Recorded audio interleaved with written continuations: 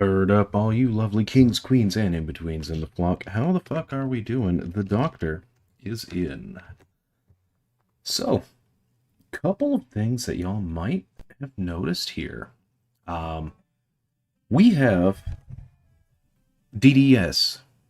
There she is. One of the lads actually managed to get it just last night. Good morning, lads, I sees. So yeah, we do have DDS.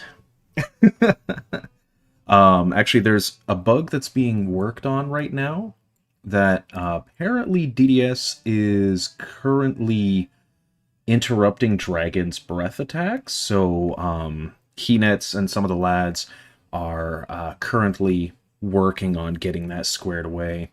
So we'll see exactly how that pans out. I'm not yet high enough combat level to head on out that way, so can't really give it a good old college try. But yeah, that is a completely custom hand-done rig for the model there. It looks glorious. I love it. I actually helped this lad here, Boo.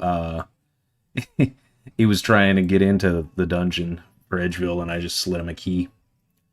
But yeah, no, the DDS is in. I seen one lad that has a Dragon Long. Unfortunately, because we don't, this is baked into the 335A client, I can't really zoom in on the weapon per se, unless I, hang on, let me do this. Maybe it'll work? Nah. I was going to try and zoom in using my OBS, but it doesn't really want to cooperate on that front because I'm using Streamlabs. But this, so the actual model here is just a reverse grip dagger, and then everything else has been all hand painted by, I believe it was Red Goof, who's on staff. He does a lot of the work. He actually did all of the custom hand painting for the armors, so all the plate bodies and that. Like, these are actually floating objects, the pauldrons are. And yeah, they've done fantastic work across the board. Is it a recolor or a new model? So it is actually a... So like I said, so what the lads are doing is, more often than not, they are taking baseline items in the game. So for instance, the scimitar here, right? There's a great number of scimitar-style weapons in World of Warcraft. So what they're basically doing is they're taking that piece of gear, and then they are rendering that in 3D editing software, and they're basically painting this customized mesh over top of it. So, like, you know, the capes here, this is literally one of the capes from, I want to say it was BFA, where they added this kind of, like, texturing to it in this. And all that is, that's just a palette swap. That's literally all that is, right? Whereas the armor, you know, the plate armors are a little bit more intensive on their custom workload as far as paint, you know, fresh paint on them.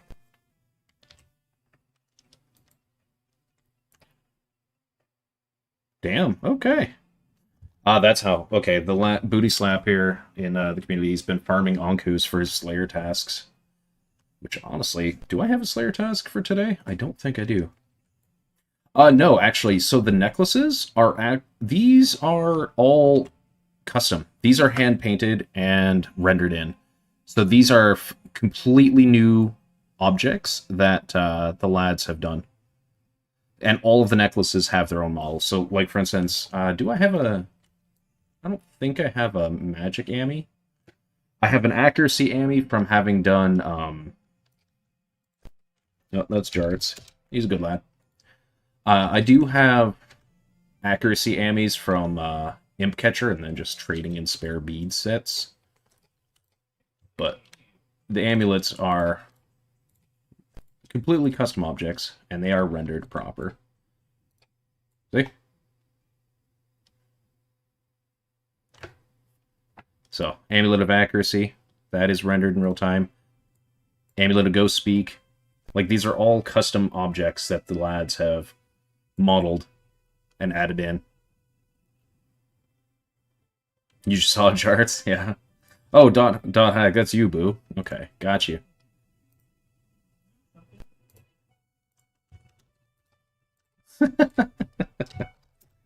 How goes it, lad? Yeah. So that's dot hack in chat here. I actually slid him a key. I have another key I managed to nab because my husband actually still needs one for when he is ready to grind on the hillies down there in Edgeville Dungeon. Now, I heard murmurings that Entrana should be added. So, we need to go confirm that.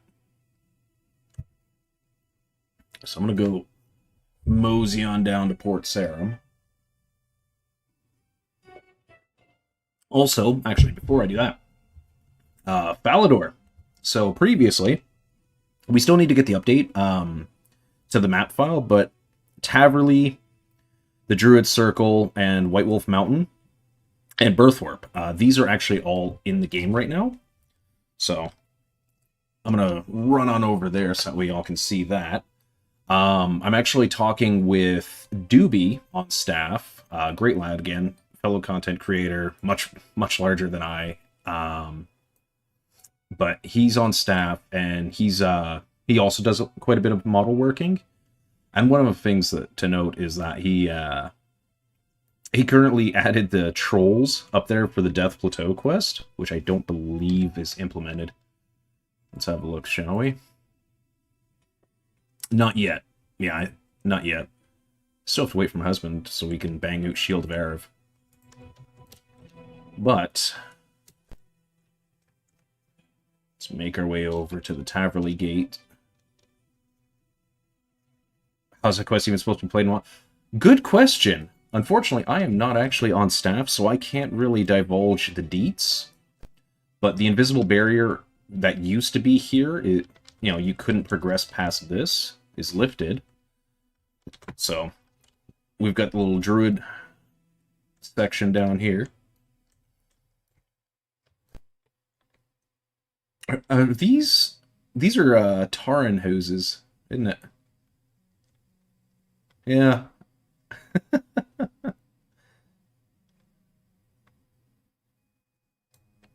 Fountains are usable. Good, good. I actually haven't come out here too often, other than I actually just checked the other day, and I went straight over to check on the trolls. Admittedly, for me, I wanted to know, what model they were using, and for now, I believe it's just a placeholder, but for now, it is currently just the default player model trolls, which kind of unfortunate, no one out here mining. Oh, there's much more accessible mining spots, so makes sense. Of course, we're not going to be able to probably get in here, eh? Or is this actually...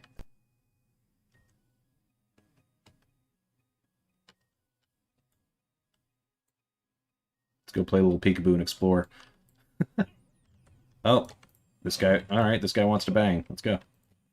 Let's get active, then.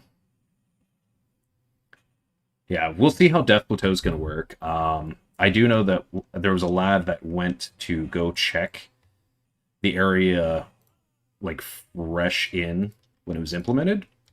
However, it resulted in him getting his cheeks clapped because he was a little underleveled. So it's safe to assume we cannot jump down from here. Yeah, they made that certain.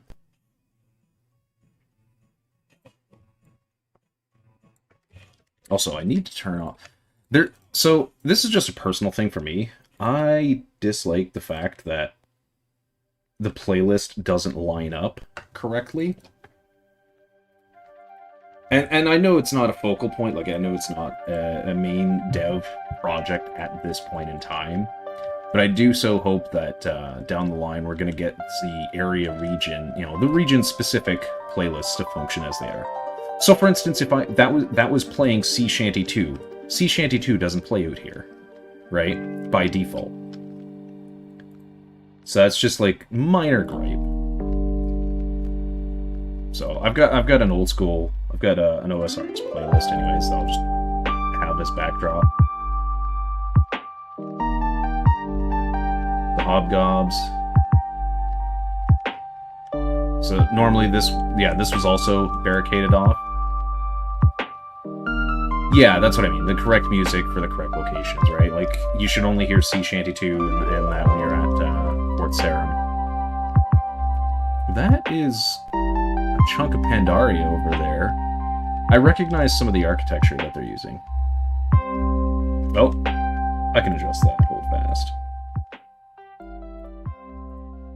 Yeah. Is that better? Sorry about that, lads.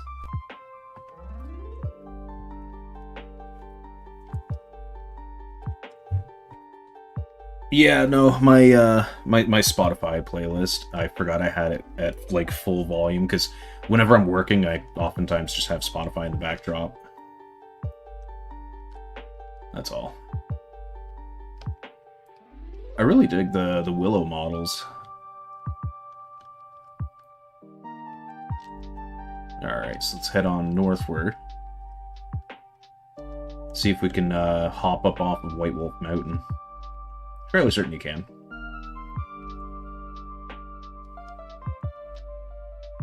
It's like, I guarantee they're going to be aggroed on me. Alright, so we're using classic wolf models here. Makes sense. Is Big Mama in here, though, is the question. I'll know because I've got low-key, like, X-ray vision where I can see their health bars. So I'll know if the big wolf's in here. I see some up top side. Good. That's... Oh, there we go. We got Ice Warriors. Very nice. We got classic regular wolf here. That's... Yeah, there she is. There's Big Mama. Okay. Big wolf. Level 73. I'm not messing with that right now. We're not combat level for that. Yeah, the Willow models are gorgeous. I love it. Let's go ahead and just backpedal here. This is something you would never do in World of Warcraft, is backpedaling. Ever. If I see someone backpedaling, man, they're cooked. Absolutely washed in PvP. Nah. That's more of a newbie tactic. So, funny enough, it's actually not too hard to, well, I don't know how to do the back-end stuff. I just know how it works, if that makes sense, right? So, for instance, making biomes specific like this, so even if you were to go up onto Ice Mountain, right? So if you go up here onto Ice Mountain by the Black Knight Fortress, it only snows up here. And then the same, you know, that we've got going on here at White Wolf. So that's not too terribly difficult to localize biome weather effects. And then, like you can see right here, there's the clear junction. Like, once you cross this threshold, the particle effects start. Like, right here's the hard line, and then there's like a soft, fuzzy line, effectively, that kind of acts as like a transition. And that's just really painting. I don't know if any of y'all played too much like World of Warcraft, or not World of Warcraft, sorry. Warcraft 3 or even StarCraft, and dabbled with the map editors. But a lot of the same logic actually applies to doing maps here in the World of RuneScape project. A lot of it is very applicable. It's kind of almost interchangeable. Like, there's triggers for events and things like that. There's logic strings for the AI, for the mobs, and so forth. So, like, it's very, very similar to how it would work in the standard old de facto map editors. Okay, so we've got the Northrend Vrykul for Ice Warriors. Very fitting. Dig that. I don't think I can glitch hop. Oh, maybe. If I can actually glitch hop here, then I will have to report this. Because we should not be able to. There we go. There's the Ice Giant up there. Okay, and yeah, so they're using the Sons of Hodir, the actual Ice Giants from Northrend, for those bad boys. So technically doing what I'm doing right now, this right here, they're going to have to erect like an invisible barrier. So, and reason being, and I didn't have any ranged weapons, but this right here, the mob, is technically classified as LOS to me, but if I were ranged right now, I could just sit here and freely shoot at dude. So give me just a moment here, and I gotta screenshot this, so bear with for a sec, lads.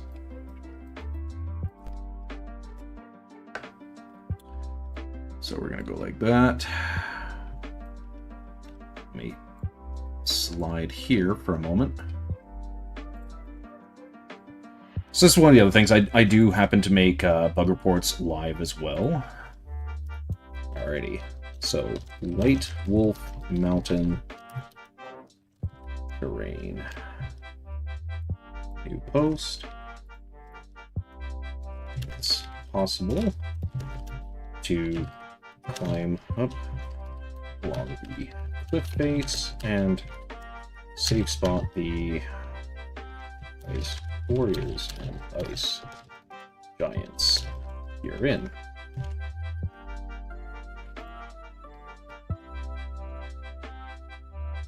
Once that post is up, give me a second here.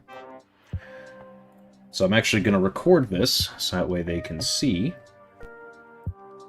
Alrighty, so we're recording right now. There we are. So we're just going to glitch hop. Of course, when I actually start recording, that's when the glitch hop doesn't want to cooperate. But the point being, it is possible to get up into the spots here. If you've played a ton of World of WarCraft, it's very easy to see how the geometry works. And this is like old exploration tech from back in the day. I don't know if any of y'all played, you know, back when it was fun to go out of bounds and find areas that were not fully implemented into the game. But let me just climb a little bit higher here. Yeah, see? So I could safe spot this guy. Morden Hewa, how's it going, lad? So, let me end that clip recording. And we're going to upload that. Upload file. And make sure that I get that posted in here for the bug report.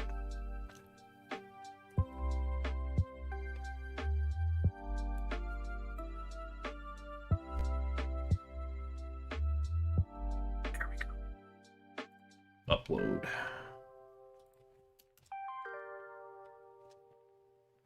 Alright, there we go. So that's going. Had to do a niece run because it's a holiday and her daycare skills. Correct! It is Veterans Day, if I'm not mistaken. Coming this, I believe it's tomorrow, isn't it? Just stopped by and say hi. Appreciate you, lad. Yeah. Let's see if I can continue this glitch hop trend. Yeah, see, he wants... Ombre here wants a piece. Let's see if I can potentially glitch hop my way. Also, there's the gnome gliders are... Oh. Huh. Might be possible to safe spot here. Yeah, we don't want safe spotting. Well, we do want safe spotting. What we don't want is abusable ones, right? Where you shouldn't be able to. This, I would quantify as one that is unintended. So let me go over here and see what the sit rep is with the ice giants. Once this wolf is done chomping on the cheeks. This guy should aggro onto me almost immediately. Yep. So, same deal. So I'm going to have a chat with the lads and see if we can get some barriers erected here. Or, you know, just to act as a buffer, because... yeah, I should not be able to... Okay, he's able to hit me. And then this technically should act like a proper LOS. So, not too worried about that one. But we don't want those in the game. Now then, let's go peep those trolls. I actually poked Doobie about it already, but what I was talking about was I would like to see the dire troll models being implemented in lieu of the standard issue playable trolls. They're, you know, skinny little stick bugs. Don't get it twisted. Oh, shit. Did I just... Huh, alright, no. I know how to get out of here. I have spent far too much time exploring out-of-bounds stuff to not be able to escape this. This is fine. As long as I can climb... There we go. You just gotta think like an old WoW head, man. That's all it is. You adapt, you improvise, you overcome, baby. That's how we do. There we are. And I'm out. We're home free. Yeah, that's Summit 2. If any of y'all are newer here, you probably are unfamiliar with the project as a whole. TLDR, World of RuneScape, for those of you that are new, this is a passion project led by Keynets, and he started solo, but has since been amassing a very passionate team of like-minded lads, and ultimately we're trying to get the entirety of the Old School RuneScape world built in the World of WarCraft engine, and it's serving to basically give everyone a 20-plus year nostalgia trip and the ability to explore the world of Gielinor from a perspective that never was possible previously. Alrighty, so Doobie has not yet implemented. Yeah, see, we need to get the Dire Troll models here. We got P-Hat, we got Rock. Where's Stick? Stick's over there. Stick. Yeah. I gave Doobie all of the unit IDs and everything to tweak these, so it hasn't been done yet, but it's good to know that he's seen the post and it's likely gonna get squared away. The Death Plateau has not been implemented as a quest yet, so won't be able to do that one, and I'm also definitely not combat level high enough to handle that, being only 45 and still rockin' myth at the moment. But for me right now, this is just all kind of exploratory, seeing what all we've gotten in the past few days. We've got the mountain goats, okay. Yeah, now we got a good view of the trolls from over here. However, he technically, I would surmise he should have the range to be able to hit me. Huh, interesting. Thrower trolls not throwing. That's also something that's gonna have to get addressed at some point. It would actually suck ass if I died out here, because I'm way too far away from my spawn, and definitely way far that my stuff would despawn before I was able to run out here.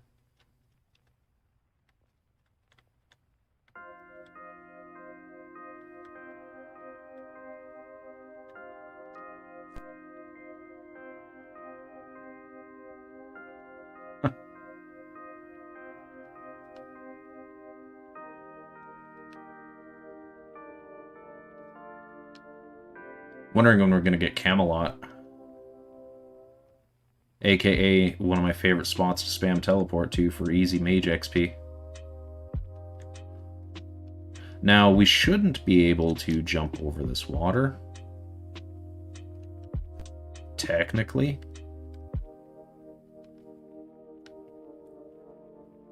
Because it's definitely not how one would traditionally get here, but... you know... Do as I say, not as I do type thing, eh? Okay, I'm guessing Camelot is work in progress at the moment.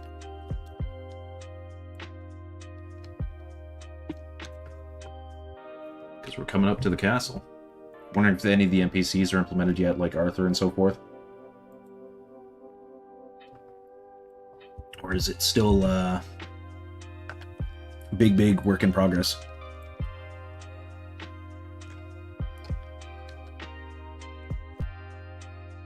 Yeah, like this should be the bank, if I'm not mistaken. So. Much like Canifis, it is incomplete for now, but you can see the groundwork is here, right? All in here in Camelot.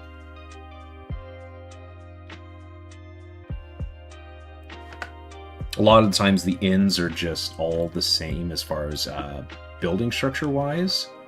And then they're usually populated with a few NPCs that just kind of hang out, you know, make the world feel alive.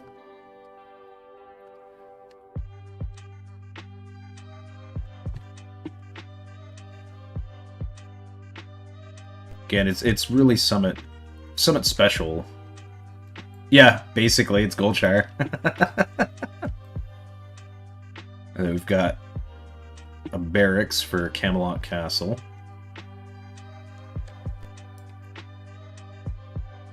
And yep, the fountains are functional to interact with them.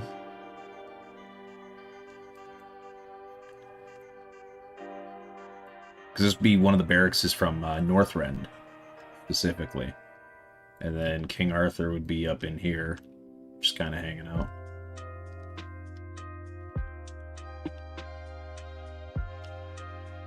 Which also means we've got the barracks chamber back here. And then there should be a brig.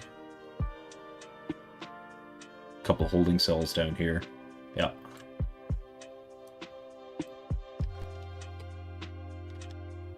So now the map is like way more open. I genuinely don't know how far out the lads have actually posted things.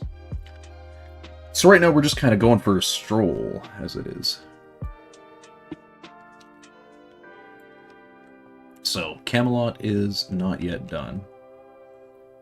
That is fine.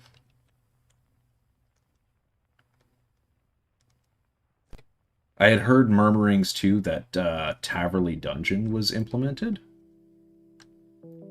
Kinda curious, not gonna lie. Alright. Yeah, we're just kind of scoping stuff out right now.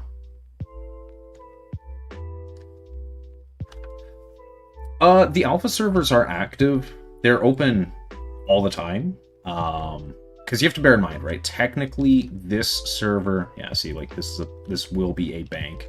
They just have to implement the NPCs and the structures, because that's custom. That's hand-done. But, as it is, the server's active and online all the time. It's just, it gets reset once major things hit, so whenever Keys or any of the team are doing things. So oftentimes you'll see server messages here in yellow text in the general chat channel there, where various objects are being reloaded, so that just lets you know that they're working on items in real time. Things like that. You know. Let me get my map up here, so I can remember my pathing. Because so this is Catherby right now that we're at. But what I'm curious is Entrana up. Because Keynets actually just went to his civvy job. He just went to work. So I have mad respect for that man, by the way. Keynets, I don't know if he ever tunes in, but brother, you're a fucking machine. Keynets has a full-time job, right? He works full-time, but he's also doing this. And I've legitimately seen that man go from, you know, around 1,100 hours, and he won't stop, clear up until... Okay, so we have an invis barrier here. So I'm just trying to swim. This could mean that Entrana might actually be implemented. So it means we'll have to go to Port Sarim and get here. But basically, he gets up around like 1,100 hours on the weekends and stuff, and I see him online clear out until... Is that a fucking Alar?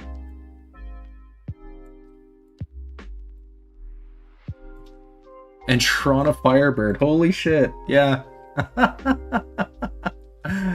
Okay. But I basically see him up from 1,100 hours clear out until like 04, man. So, alright. So, as it stands, to answer that query, the plan, insofar as Keynets himself has divulged, he would like to ultimately implement the entire world of Old School. So everything that we have on today's Old School RuneScape is in the wheelhouse, right? However, right now what is complete is all of the free-to-play world. So basically, everything from Al-Kharid all the way over to Karamja and Krandor, and then all the way up to the Wildy here. All of this is completely done, right?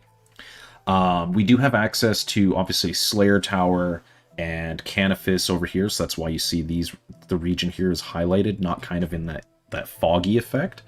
Don't know when the lads are going to lift the fog here, because, you know, as we saw, we do have access to Catherby, you know, White Wolf Mountain, Taverly.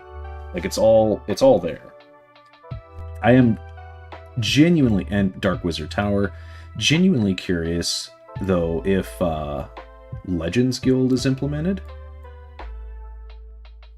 I might see if I can go down there. Yeah, actually, let's go for a field trip. See if we can go to Legends Guild, eh? See if that's been implemented yet.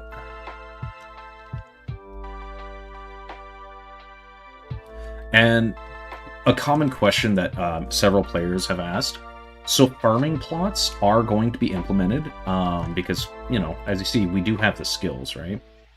Farming is a little bit tricky because the way that farming is going to have to operate is we need the phasing technology. So if you've ever played like World of WarCraft Cataclysm specifically, then you're probably familiar with it. How effectively the open world would have layered instances, basically. And so as you progressed through quest storylines, it would change the instance effectively that you were working on. And so that would effectively change, you know, the world around you, but in minute ways.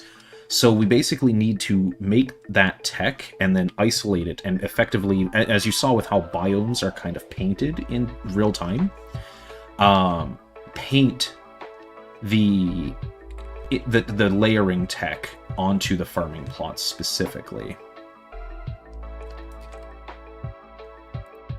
So right here would be keep Lefay. Don't think we've got anything in here yet. So that I'm not too terribly hopeful for the Legends Guild right now, lads, I'm not gonna lie. However, coming up onto it. But yeah, no, effectively it would just be the phasing technology applied to every farming plot, so that way it's a client-side rendering, right? So when you plant your seed there in said farming plot, you're not going to see the things that your friends, your guildies, or just random folks are also planting in that plot. It should strictly be just your stuff that you see on your client. So here we are at Legends Guild, which this is based off of the barrack, or the town hall in Warlords of Draenor. Is what we have here is this model. Understandable because it fits, honestly.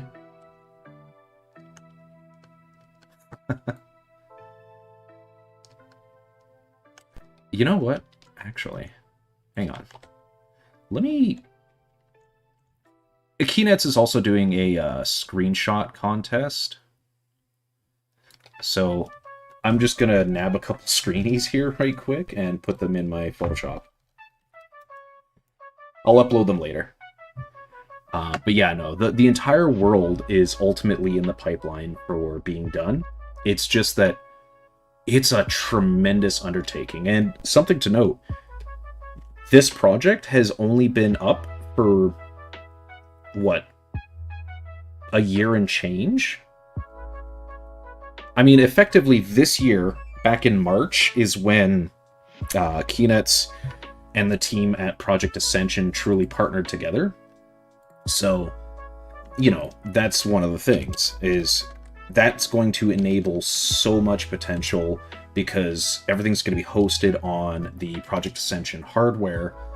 And that is, as much as we meme about it in the Ascension community, it is actually very incredibly stable.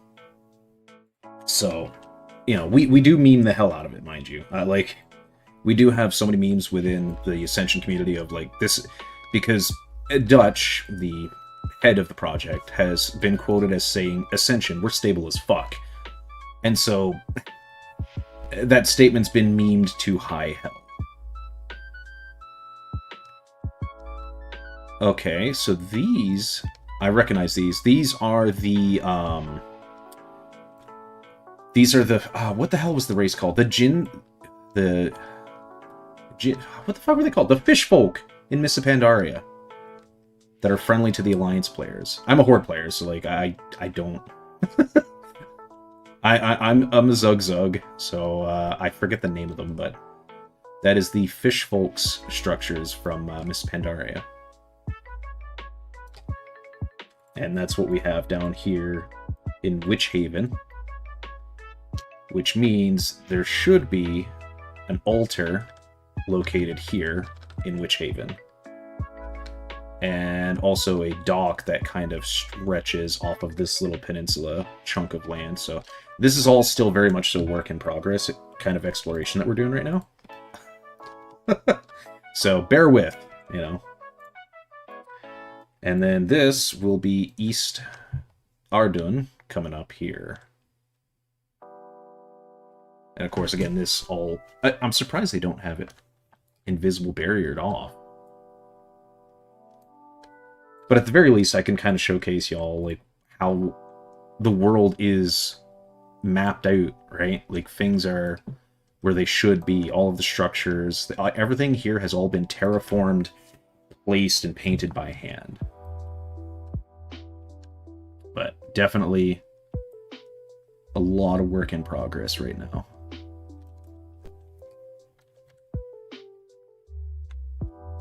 I need to take my happy hours back to, you know, we're just going to teleport.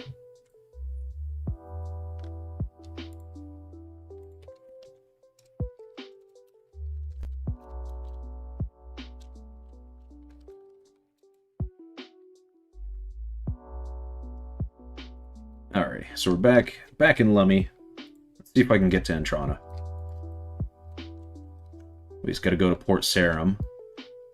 If my magic was higher, I would honestly teleport Fally, because it'd be faster. However, I've been slacking in that department, lads, I'm not gonna lie. My magic is quite a bit behind. So, I would just Fally teleport. All I can do is Varric teleport at the moment. Good old Drainer. This is Drainer. This is Drainer Village. Witch Haven was the areas with the fish buildings.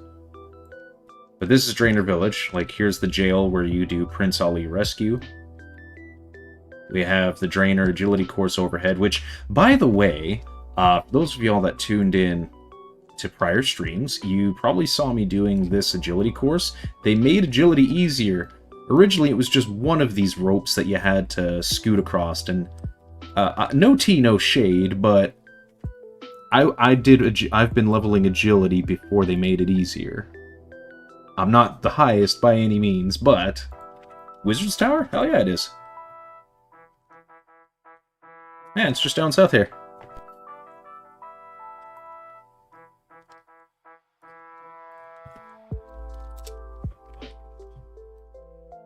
There's Wizard's Tower. Also, I have great news for those of you that have seen my prior streams. The underground layer being green is no longer an issue. Actually, with the help of one of the lads in the community, we figured out how to fix that.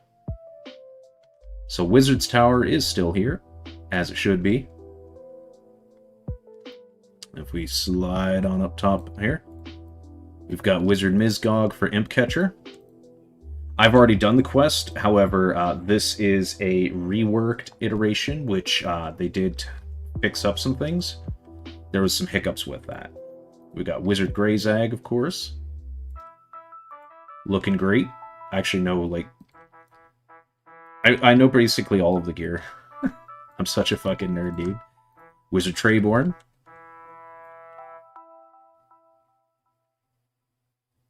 Our friendly old man wizard. That we can shoot on down to the basement. Now, I'm sure some of y'all have pointed it, probably noticed. We don't have the Lesser Demon up here. And that is more so a factoid of the structure itself, not really having the wide section up there. So the demon is actually located down here in the basement. Yeah, see? My ground is no longer green screen chroma keyed. There he is. He's just hanging out down here. We got Archmage Cedrador, who can, in fact, teleport me to the Rune Essence, if I so desired.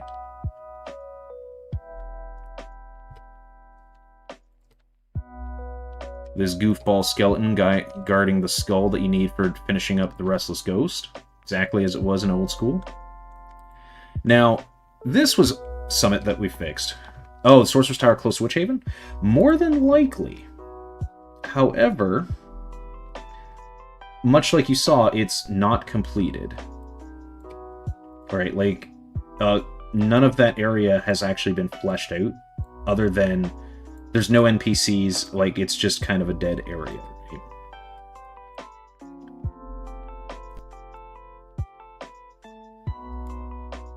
Sorcerer's Tower is northwest of Legends Guild, if I remember correctly, isn't it?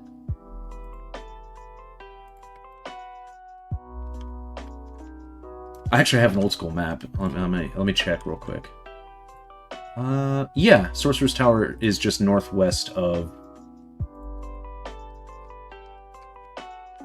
the Legends Guild, so... Again, it's constructed, however, it's just not populated, right? So there's no NPCs there as of yet. I gotta remember, which dock is it that lets me get to... It should be, if I remember correctly, the second dock? Oh, yeah, no. So, originally the lads...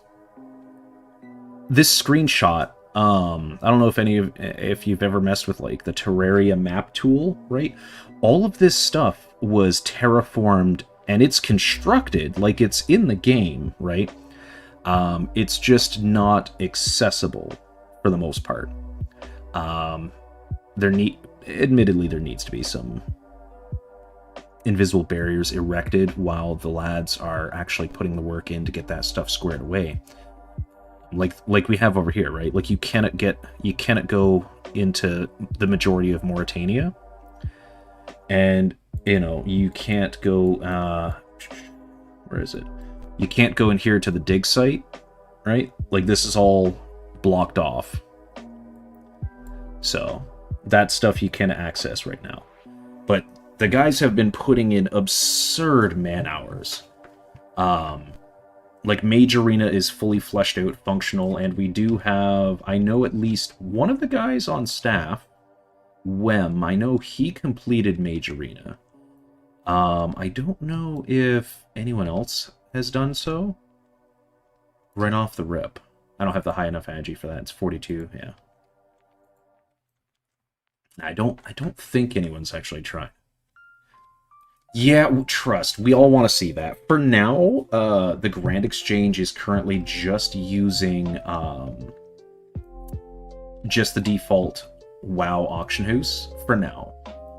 However, it is looking like it's going to be implemented, so... Okay, good, good. Can't bring combat items to Entrana. Alright. I wanted to be sure that we still had to abide the rules. Okay. Let me just go back to Drainer real quick and toss me stuff in. I always thought that funny about Entrana is like you can literally just carry materials to craft yourself gear once you're there. Yeah, the NPC knows that. That was honestly a test. Like, did they script that so that the NPC wouldn't allow me to carry gear into Entrana? So glad to see it.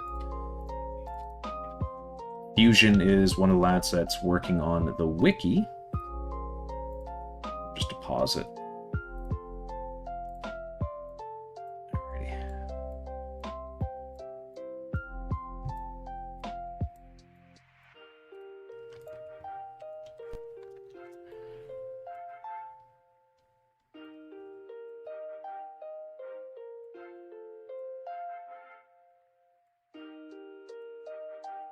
Oh, I'm indecent. Hold fast.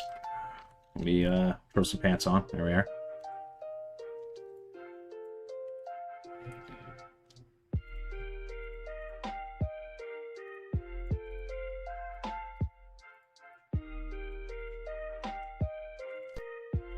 Alright. See if they'll care about the boots. We just get stuck on magic pixels. Also, that was a recent thing too. We have sprint animation from rogues.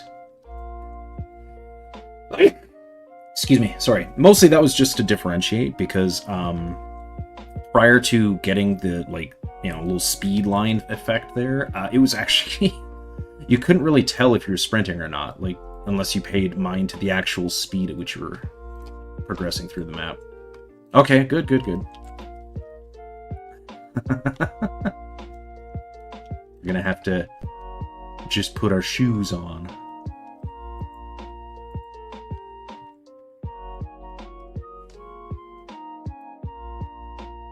I really want to test the limits of what I can and can't get away with, so that way I can report the bugs appropriately.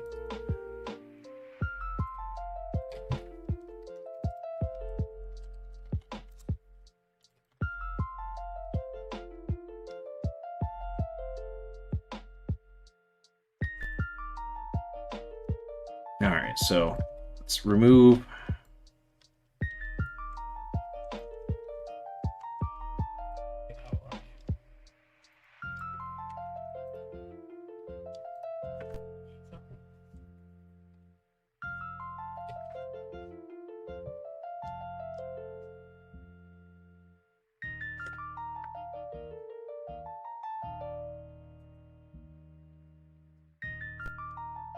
Oh, yeah, no, technically, that's not allowed.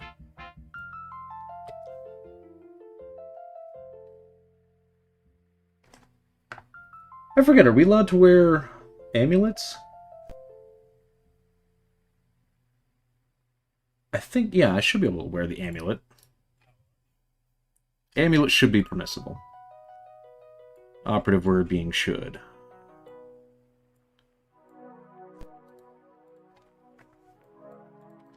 Alright. So we just got basically nothing except the amulet on.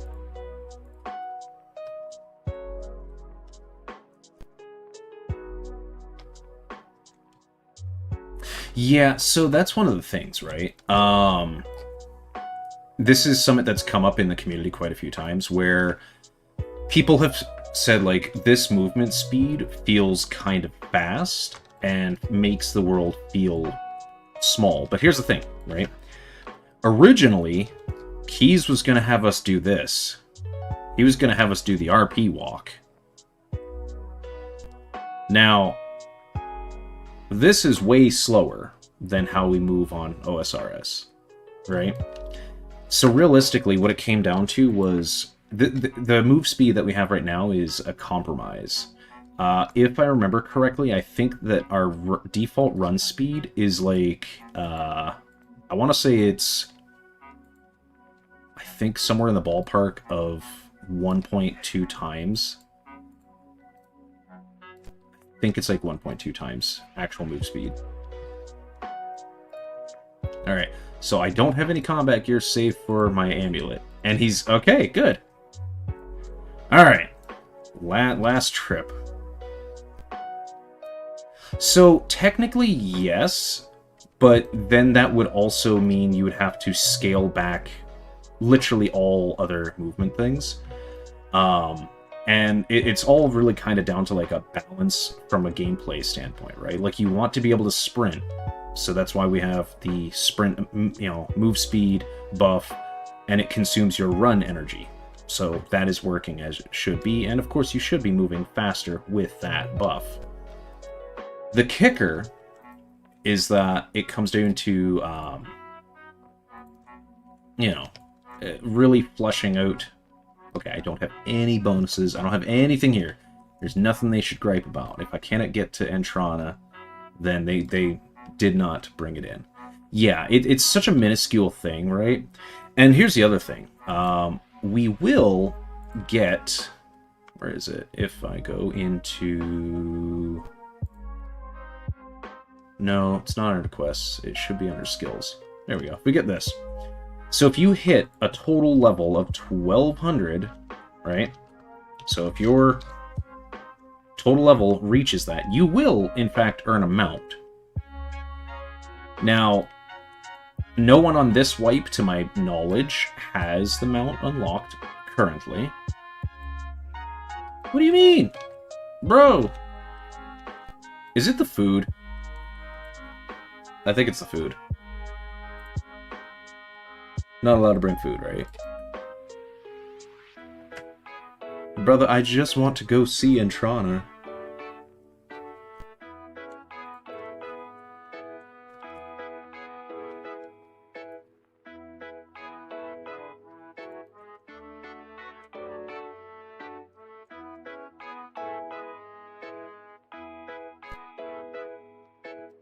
I want to go see Entrana. Let me in.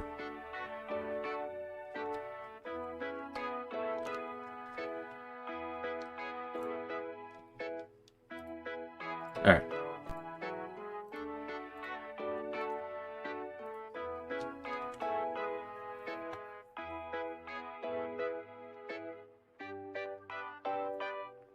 Trying to think, what... What kind of things could I do as a funny workaround here? But I should be permitted with just my amulet. I no longer have food, so he can't gripe at me about customs. And then, of course, I want to see if the Taverly Dungeon's in. That's a big thing. I know Edgeville Dungeon's in. So, we'll go continue exploring here in a tick.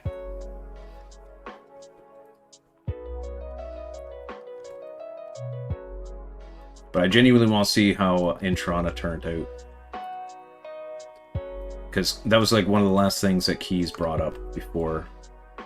Oh my god. Man, this man's gonna drive me batty. Is Entrana literally just not opened yet? Why would Keynets say stuff about Entrana? Yeah, no. Do I just go naked? Like, fuck it. Fuck it, we ball. Fuck it. I'm gonna make a nudist trip to Entrana at this point. Fuck it. We ball. And by ball, free ball. There we go.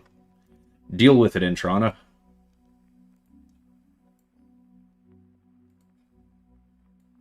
Y'all just a bunch of haters anyway.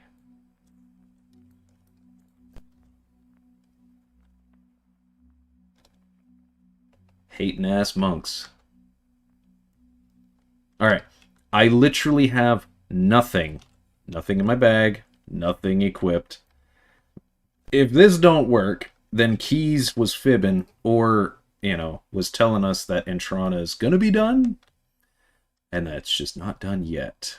But there's no shot that he turns me away unless he... God help me if this fucker says something like, oh, you gotta be decent to go. Oh my god. You're kidding. Okay. Alright, cool. Also, yes, we do have flight paths instead of the ships, just because the ships are stationary objects, and it's much easier to implement flight path than it is to throw down ships. Alright, so Entrana is Mists of Pandaria structures. I could see that already.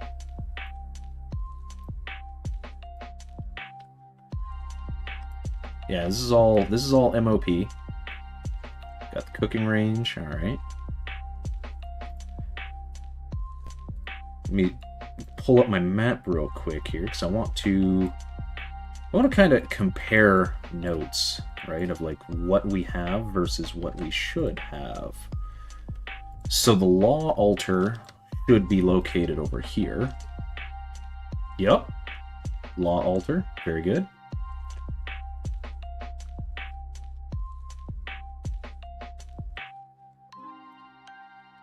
Beauty. It's really nice seeing it rendered like this, eh? And obviously, like, that's a custom object that they implemented in here. Like, these little rocks, these are from, you usually will catch these etched rocks around moonwells in World of Warcraft.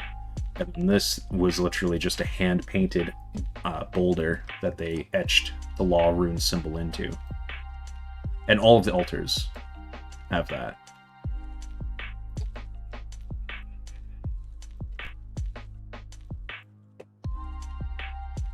Also, yes, teabagging in your RuneScape experience. That is very much so a thing that you can do if you really want to add to the layers of disrespect that you can do in RuneScape. Entrana dungeon.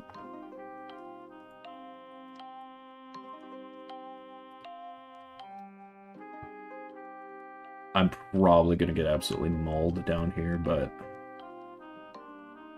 yee! Oh shit, yeah, look. We got the graders down here.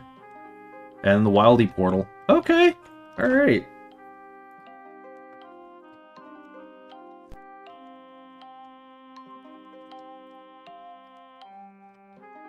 Bro, chill. Where? Wait. Wait. Wait a sec. Did they not put a ladder in for us to get the fuck out?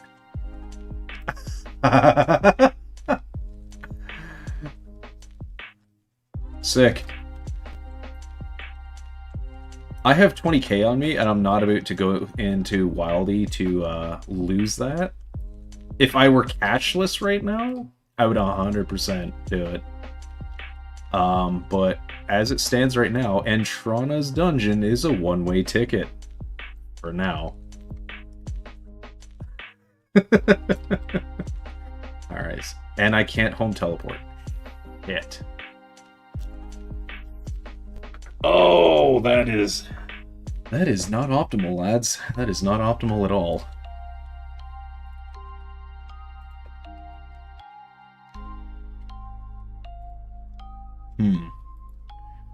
Alright, we've got ourselves in a little bit of a pickle. Ever so slightly.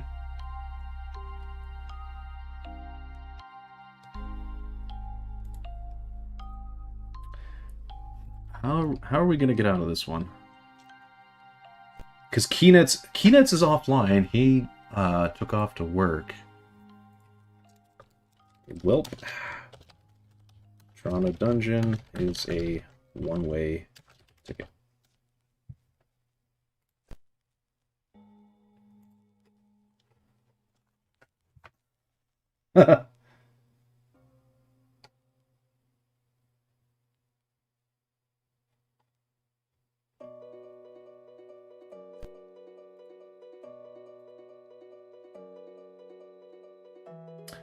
Man, part of me wants to kind of go to the Draman cave too, but yeah, I don't want to go through that magic door because that's going to take me to Wildy. That's level 35 Wildy over there on that side, and Alright, so we're just gonna have to hold fast for 9 minutes, I guess, boys, because I couldn't bring a I wasn't allowed to bring any runes or anything. So that's fair. See, if I were streaming on Twitch right now, this would get me cancelled. Can't have, you know, exposed bodies. You know, can't dance on stream or nothing like that. For half a second, I genuinely thought that my my in-game was gonna synchronize with my every bot ever hanging out there at the bottom. Yeah, I know how to get cancelled right now. Oh well. Because if I went to the 35 Wildy, that would slide me through... Yikes, yeah, no. Also, I'm noticing my prayer points aren't getting nicked here. Huh.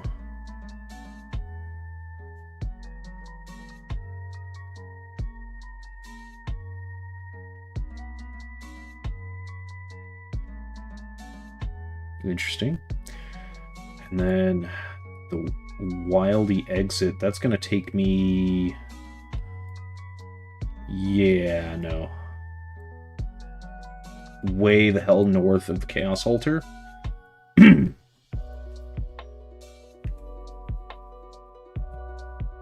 Damn. I do want to go to Taverly Dungeon, though. Definitely want to see what's going on.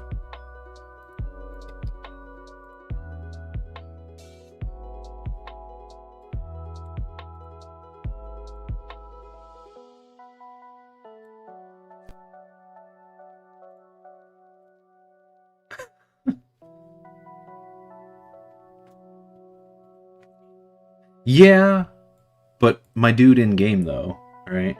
I don't know. Twitch lately has been on some shenanigans and trying to cancel folks for, you know, just about anything these days. So if I were doing this on Twitch, I'd probably be canceled. Absolutely. I'm gonna slapbox a zombie while I wait. All right. Get some. Yeah. It's like I've got 50 strength, so I should actually be able to, you know, bang. Should be able to bang with this. Pop my rapid heal up. Oh, let's go. Because I can max hit 8s.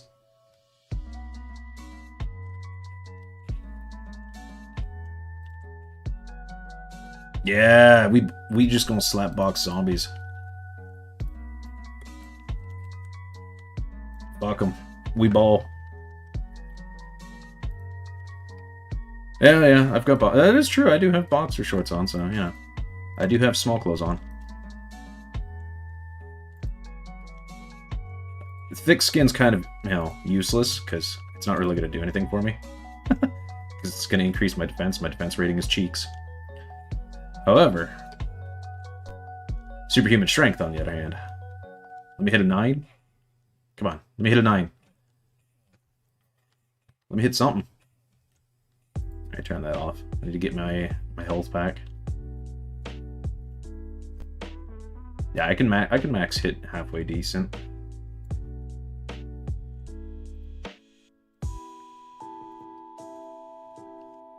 What's my ETA? About 5 minutes before we can fuck off out of here.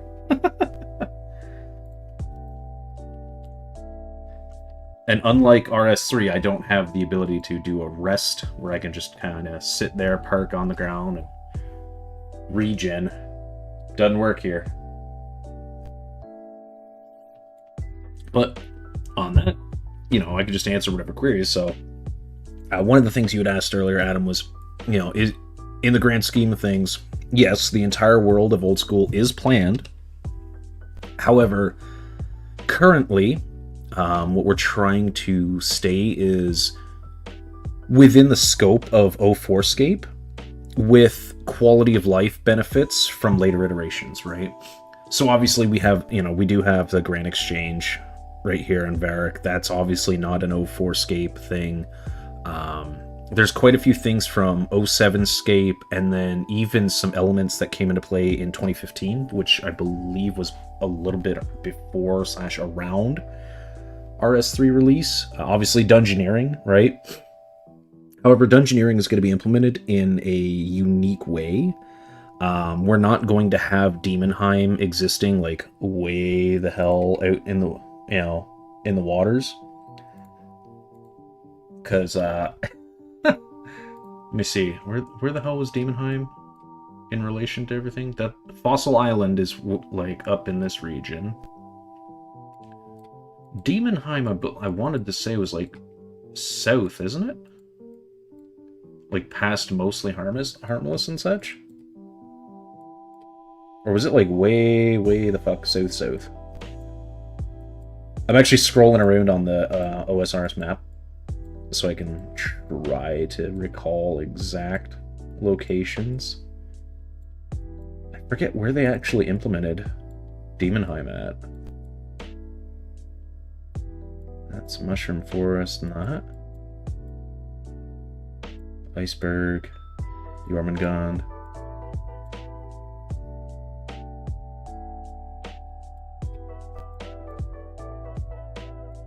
Where the hell is Demonheim at?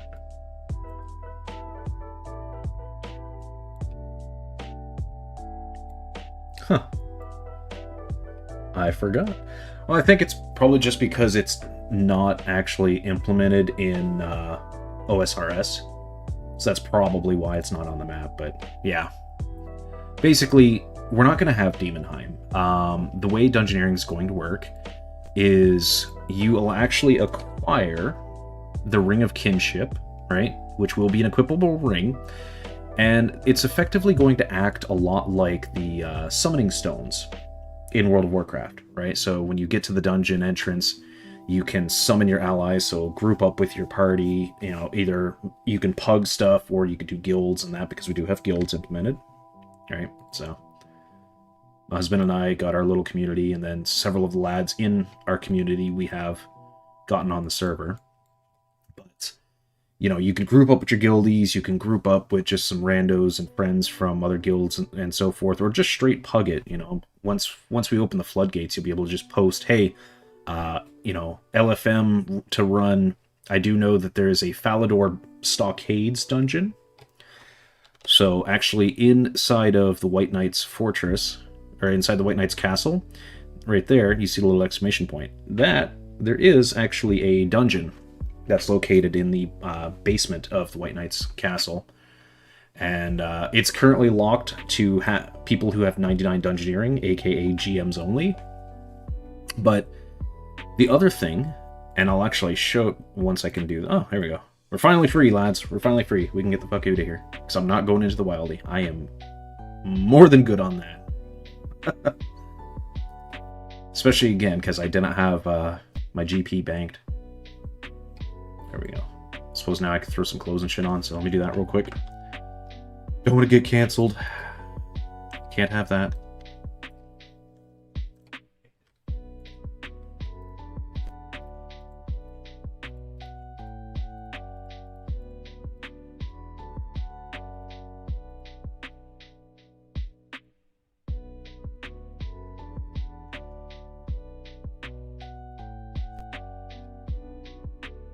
Alrighty, so why did that go there?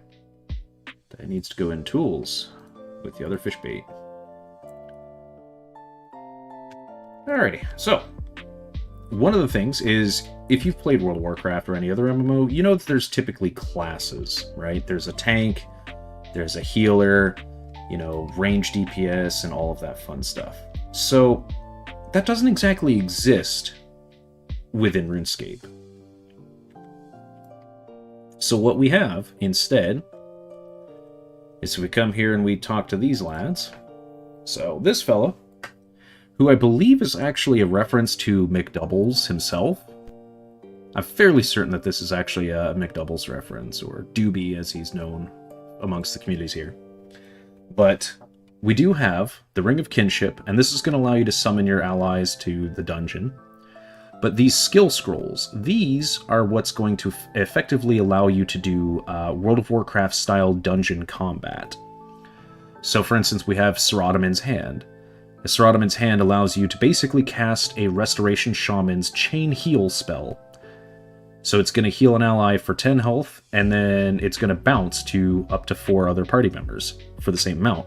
Of course, it's going to have cooldown, and there's going to be limitations implemented on there, you know, and it's probably going to cost prayer points in order to perform this action. So there's things that are going to be going in place on that. We have Zamorak's Grasp, and of course this one's actually going to let you effectively stun a target and interrupt them. So if there's like a boss that has a big cast that you don't want the party to get hit by, you want to make sure you've got someone on deck that has Zamorak's Grasp handy, ready to rock. We have Guthix Rest. This is literally polymorph. Transforms the enemy into a chicken, putting them to sleep and preventing all actions taken by them for 10 seconds. You can, in fact, break that effect, crowd control effect with any sort of damage. Then we have these two. These would be what turns you into a tank. So we have Armadill's Protection. Quite literally just a shield that, it's like, was it not shield wall? Because Shield Wall blocks all damage. I forget the Prot Warrior ability, but it basically just nicks your damage taken in half. This is like pain suppression, right, on a priest. I don't play tanks or heals too often, so I'm a DPS. I'm an Ooga Booga main. So you do have the ability to mitigate damage taken, and then of course you have Bandos' Challenge, which is a taunt. That is an AoE taunt that's going to go ahead and do a little bit of damage and force them to attack you and you alone. So right there, with these skills, we have the ability to implement WoW party compositions, but in the World of RuneScape environment. And then there's a title. So there's some cosmetics. I don't think we're allowed to look at Jax yet. Let me see if I can. Yeah, it's not going to let me inspect Jax, which is unfortunate. I do kind of wonder what kind of a pet that is. But the Dungeoneering tokens you will earn as you progress through and clear the various dungeons. The Bone Crusher actually no longer requires Dungeoneering. We do actually have that now with Slayer. So that actually is something that was brought up by the community and has since been implemented. It's like, I can literally go to Falador and show you all the entrance to the dungeon, but basically it's the barracks, the Northrend barracks, and it's basically just a trap door that's in there. And if you mouse over it, you see how the symbol turns into the quest icon? It turns into the Dungeoneering ring, and that just will say, you know, enter the Falador stockades, but you can't do anything because, again, it's blocked for now. We'll see when Keys intends to allow us to go forth and have some fun on that matter. I need to make my way. I don't feel like walking, so we're gonna teleport to Varric. I would like to get a Slayer task underway, personally. So this means y'all get to see the teleport animation.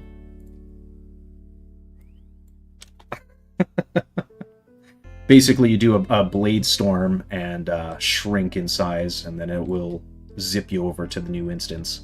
Or rather, the location that you teleported to.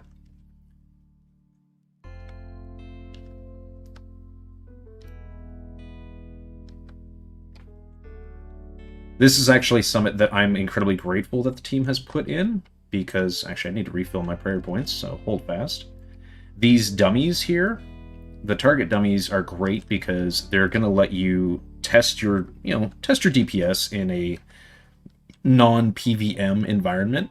But more importantly, and this is something that I feel like actual RuneScape really ought to consider, is the max hit dummy.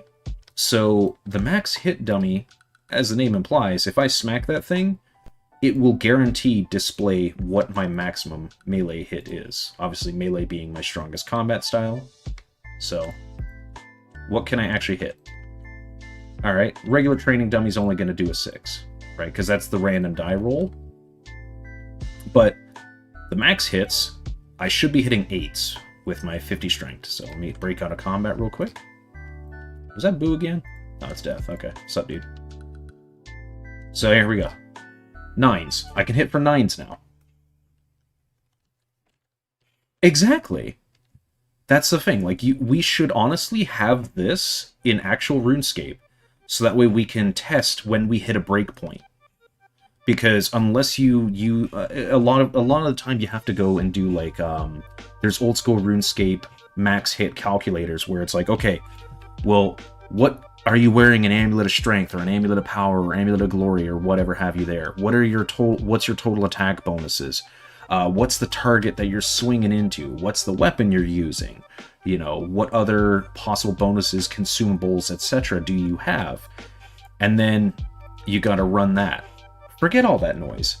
Let us just equip our gear and smack a fucking dummy.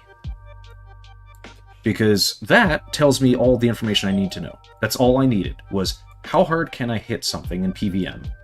Sweet, I can hit 9s. Fantastic. Moving on, right? Actual RuneScape really should add that.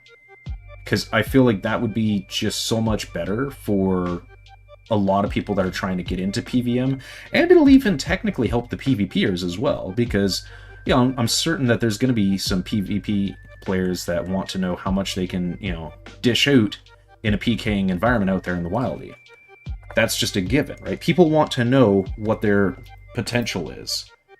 You know, World of WarCraft, we have the DPS dummies and like DPS add-ons such as Details or Skada and so forth.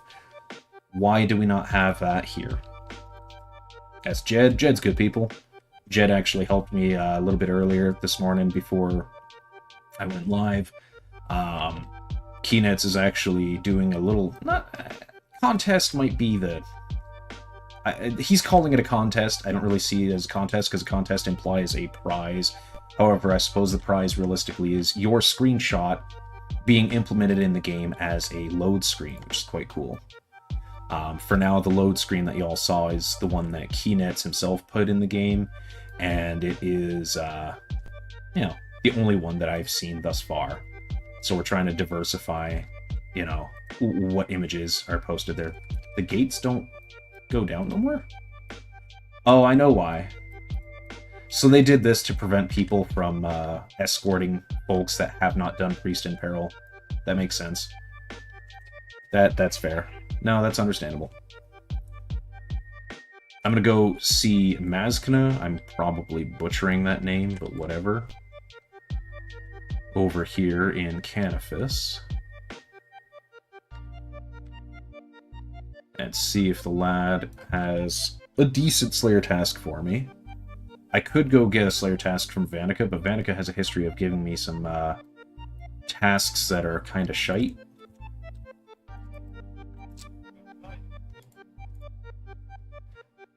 Alright, so I've already brought this one up too. So Doobie is aware of this, but Mazkna right now this is a placeholder model. He's just a Draenei. I actually gave information on like what unit IDs and so forth, and we're going to be seeing about changing Mazkna's model to an Eridar model, so the red-skinned Draenei, and also his weapon, which is a unique-looking scimitar that actually, as far as World of Warcraft assets, it's basically the Cruel Barb scimitar that you can get in the Dead Mines. So, give me a Slayer task. 41 Hobgobs.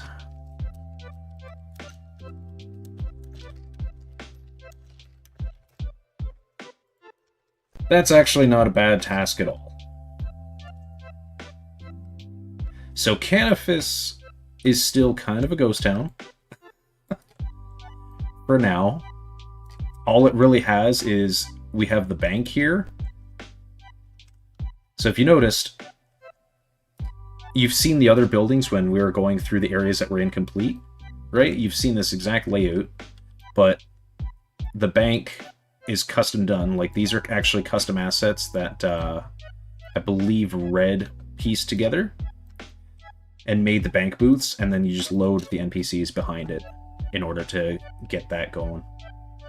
It's really smart, honestly.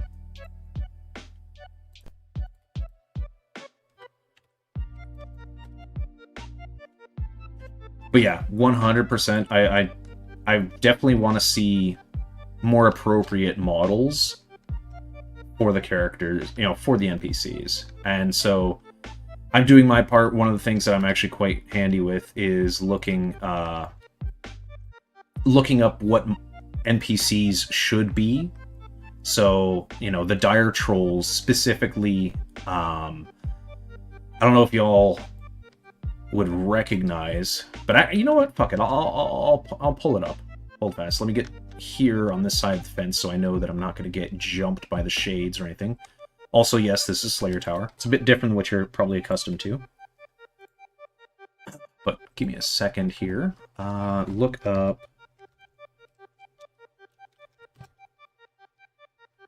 Let's see. Pull up the trolls. Okay. And then we're gonna pull this particular NPC.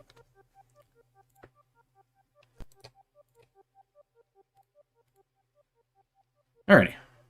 And then I will shrink that down just a bit so that we all can still see things. Alrighty.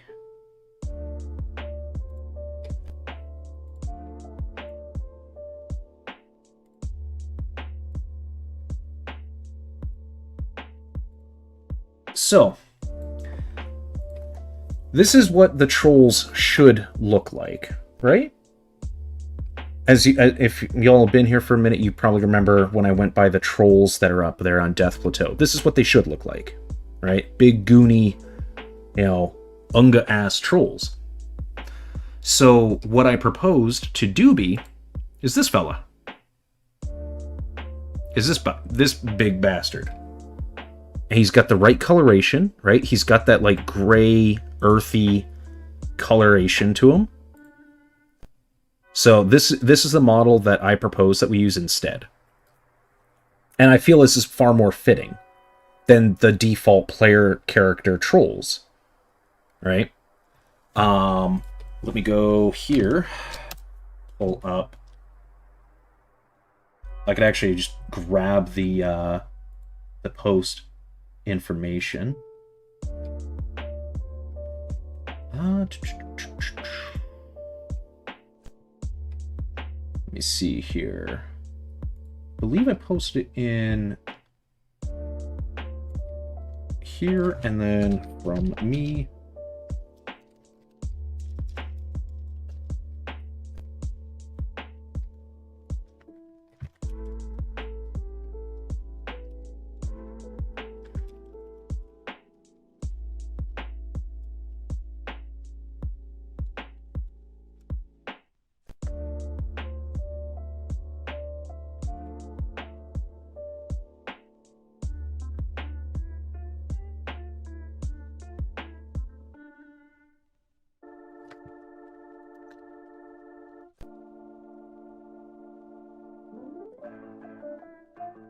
I can totally spell it, right? Eridar Deathbringer.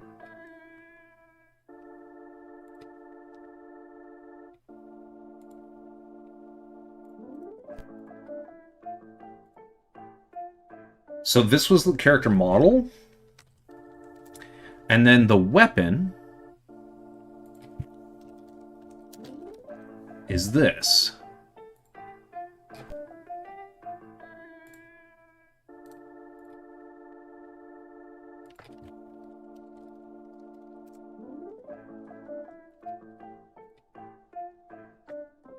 So I can show you on kind of real time my thought process.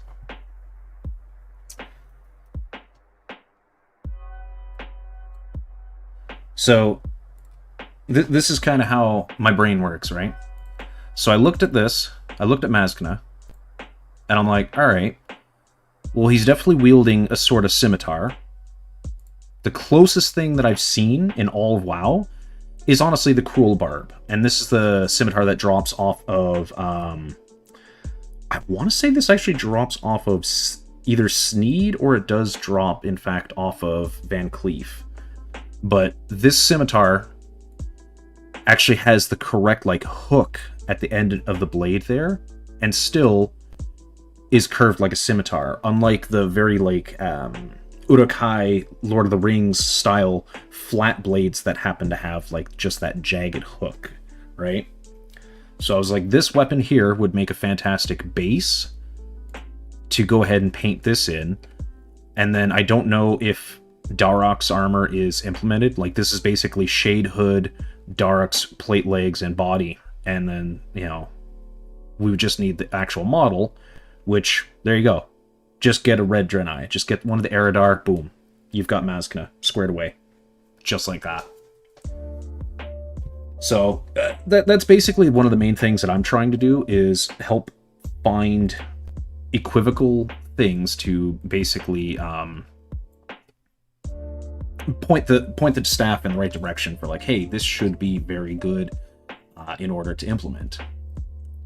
Slayer Tower, I don't remember the name of it, but there's a dungeon in BFA that was basically a prison that you had to break into. It was on an island here, and so this is the thing. Oh yeah, Cruel Barb I feel definitely works for Mazkana's de facto weapon. So, Crawling Hands, these are actually a battle pet, and this is actually something that I find a little bit quirky, is if I kill one, because I have the Slayer for it, I could totally just do it. It's no biggie. So you'll notice, he's going to have a death animation, but then he doesn't have a corpse animation. And the reason being is that this is actually a battle pet from World of Warcraft, so like that, and then he doesn't stay down. So that's actually just a funny little quirk that exists because of the fact that that's a battle pet. One of the other things that I was trying to get the lads to get squared away is the Banshees do actually debuff the hell out of your stats, as they're supposed to. So I really don't want to go up here, considering I am going to be doing Slayer, but the Banshees are, you know, as they should be. Let me see. I think I can target... Yep, Infernal Mages. Can't really see from down here, so it's going to goober up the display. Aberrant Spectres are, I believe, the same. We use the same model as the Onku, which is these giant slime skeletons. Where's the Blood Velt? / target blood. Bloodvelds actually utilize the big undead dogs from Naxxramas as their model, which is fitting, honestly. So, eventually I will be working my way up to climb Slayer Tower, and I'm really hoping that, because we do have several of the Slayer items, we do have the earmuffs, we do have the nose pegs, we do have... Actually, I could just run back to Mazkana and show you in the shop. Those were also fairly recently implemented. About, what, 3 or 4 days ago, I think, was Keys was working on that. Because one of the things, people were basically able to boost the hell out of their Slayer, because you weren't having to deal with the debuffs and the negative effects that various Slayer monsters had. Right? Like, Banshees weren't actually capable of nerfing your stats, draining your prayer and your run energy, as they should. They weren't lowering your attack, your defense, because they lower your attack, strength, defense, ranged, and magic, whilst also draining your prayer and your run energy. So that was an implementation that was done fairly recently as well. So now Slayer isn't so easy to level. But you can see we have the Ice Cooler utilized for killing things like the Desert Lizards. We have the Broad Arrow Slayer Staff and the Leaf-Bladed Spear.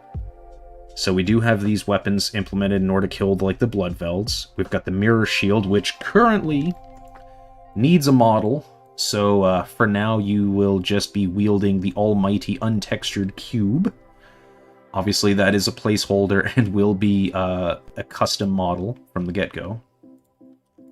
Spiny Helmet also is currently modelless, so we do not have Summit for that just quite yet. Bag of Salt for the slugs and that.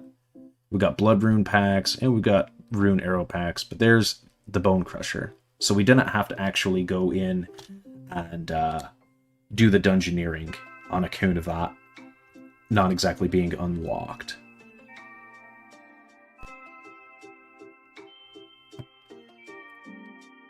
Nose Peg for dealing with the cave slimes, Rock Hammer for rock slugs, and so forth. Like, all of the things are here. We still need, oh god, what is it? We still need the Black Mask... What is it? Black Mask, Nose Pegs, Earmuffs, Spiny Helmet, and I think there's... What else is in it? The Reinforced Goggles and the Enchanted Gem. So once we get all of those things, and the face mask, once we have all of those pieces implemented, then we should be expecting the Slayer helmet to be added to the game. So, for now, not yet, however, in the works. Because Slayer is, A, fun as hell. To me it is. Maybe not to everybody, but to me I enjoy the hell out of Slayer. It's one of my favorites. It's one of my favorite combat skills, actually. Because it's technically a non-combat skill, but you level it via combat, so it's fun to me. I find some skilling to be kind of drudgery, but also sometimes relaxing, like mining, smithing. I just kind of vibe. I can literally have a Spotify playlist up for hours on end and just kind of vibe and, you know, brain off, smack rocks. You know, I could do that all day. when I'm down for just getting some skilling squared away. Oh, true, true. And, oh, that's the other thing. I'll show y'all. Skill capes. We have them. They are in the game. However, no one currently has earned any of the skill capes. And that's for this wipe, right? This wipe in particular.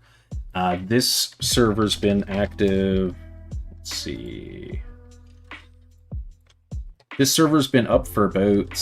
I think we're approaching the week and a half. Almost 2-week mark, I think. In that ballpark. On average, each wipe is about 6 weeks, so I still have, like, you know, basically a month in order to square my shit away. Should be done. I think we'll probably, in the new year.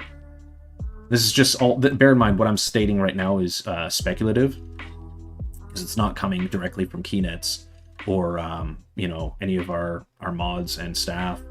I would say sometime probably expect around near the holiday season, specifically around like Christmas, New Year's and that, for the next phase of the alpha to be opened up. So that way everyone that's in the Discord that has the alpha role assigned to them should be able to log in and play. And that's something to note too. For those of y'all that are hanging out in chat here with me today, appreciate you, first off. Second of all, if you're wanting to actually get in and be able to play the World of RuneScape, you know, to go ahead and explore Gielinor from a new perspective, by all means, you know, I have 2 links that are below in the stream information. The second link is my, you know, husband and I's community. If you want to hang with us, game, find folks to shoot shit with, or join our community and guild on here and other games, then sign up for that. However, the first link that I have posted is actually the official World of RuneScape Discord server. You just join the server. You go ahead and you will fill in an app, because there is an application for the alpha, and all that basically does is that's going to ask you some simple questions like, hey, you know, what's your experience with World of WarCraft like? What's your experience with Old School RuneScape like? Or did you play more RS3 than Old School? How much of an MMO player are you? Basically, simple stuff like that. And it's not like a filter, right, by any means. Like, what it's basically serving is you are just kind of telling us where you're coming from, like, you know, what kind of stuff you're into, and, you know, get a rough idea as to how you'll engage. Basically, that's really the main point. But the skill capes, oh my goodness, the skill capes. So these were custom done. These are all done by hand.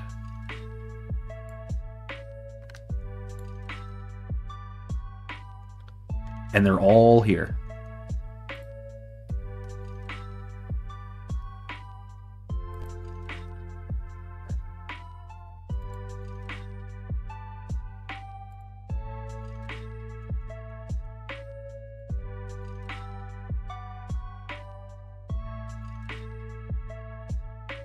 I do like the Agi cape. Matches the myth armor quite nicely.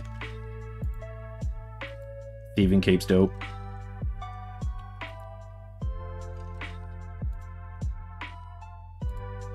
Slayer cape. Absolutely based Slayer cape. Mining, smithing.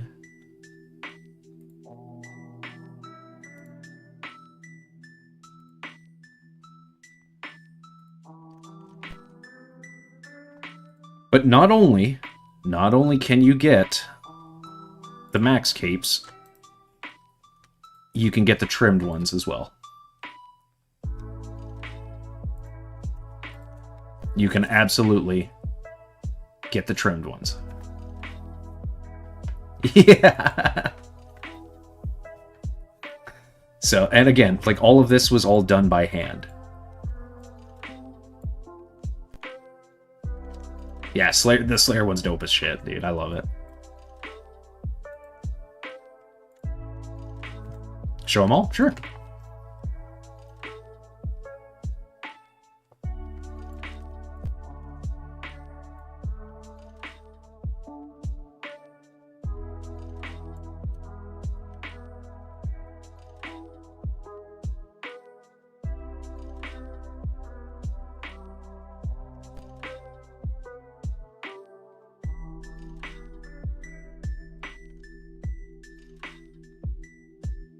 It's like I like the HP cape. The mage cape looks good if you have Mystic. Also, Mystic is in the game. Infinity is not. We don't yet have the mage arena, or sorry, not mage arena, the mage training area. That is not implemented to my knowledge. No one's leveling RuneCraft, dude. There was one lad, there was actually one mad lad that was working on runecrafting, because he was buying up a bunch of runes, and his guild was actually funneling the resources to him. And I think he quit. But I won't get into the specifics, but there was a guild on here, even on this alpha, right? Like, this is an alpha, bro. This is not even, like, fully out yet. And there was a guild of people that were just being shit disturbers. And when their guild leader said and did some stupid stuff, it resulted in him getting banned. And the only dude that was actually leveling rune crafting, unironically, wound up quitting because he was just, you know, just kind of a butt buddy to the guildie, or the guild lead, so it is what it is. I like the smithing cape, honestly, over the mining one. I feel like, because this is just kind of a personal thing, right? To me, like a personal taste bit, but like, this blue doesn't really mesh well with the and I know it's based off of the actual RuneScape stuff, but like, who at Jagex was like, oh yeah, these colors, they complement each other. Whereas this works. This is fresh as fuck. I like the smithing cape. I do. I like the smithing cape a lot. Hell, the fishing cape even works, which is jokes, because it's just like the same blue that's the trim on the mining cape.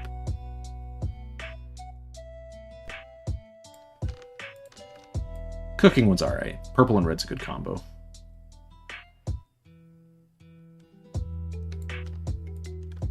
Fire making, I mean, come on. How many bots do you know have maxed out woodcutting and fire making, right? And then lastly, the woodcutting. So yeah, you can totally get, if you earn them, you can absolutely get your max capes and get the trimmed iterations as well. I don't know if the NPCs are going to be staying here or if they're going to be moved. But for now, you've got max and you've got max trim in order to purchase your skill capes up.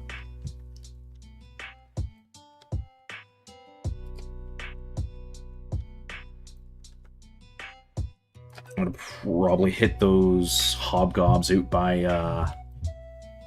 by Remington, past Melzar's Maze.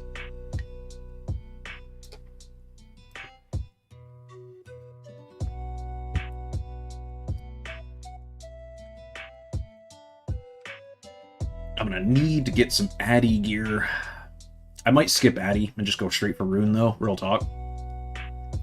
Yeah, I do like the Thieving one, right? That black and purple, that's a really sick combo. Like, that actually, that goes hard.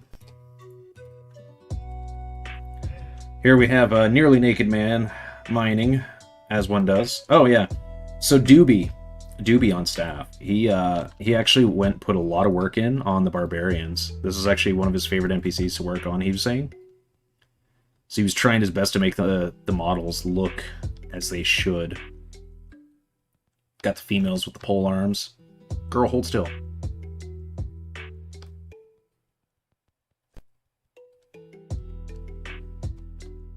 We got the dude with the fucking squiggly sword. Hold still, man. Jeez.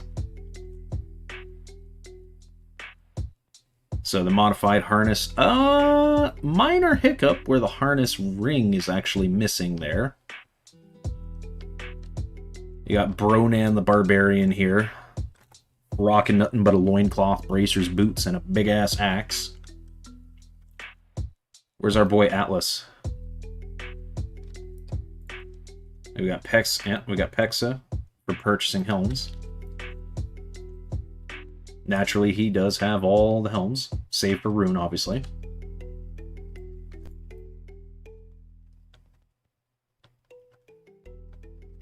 Where's the boy Atlas at? Isn't he in here? Actually, I'll just do this. /tar Atlas. Okay, he should be in here. He's in the Great Hall. The absolute unit himself, Atlas.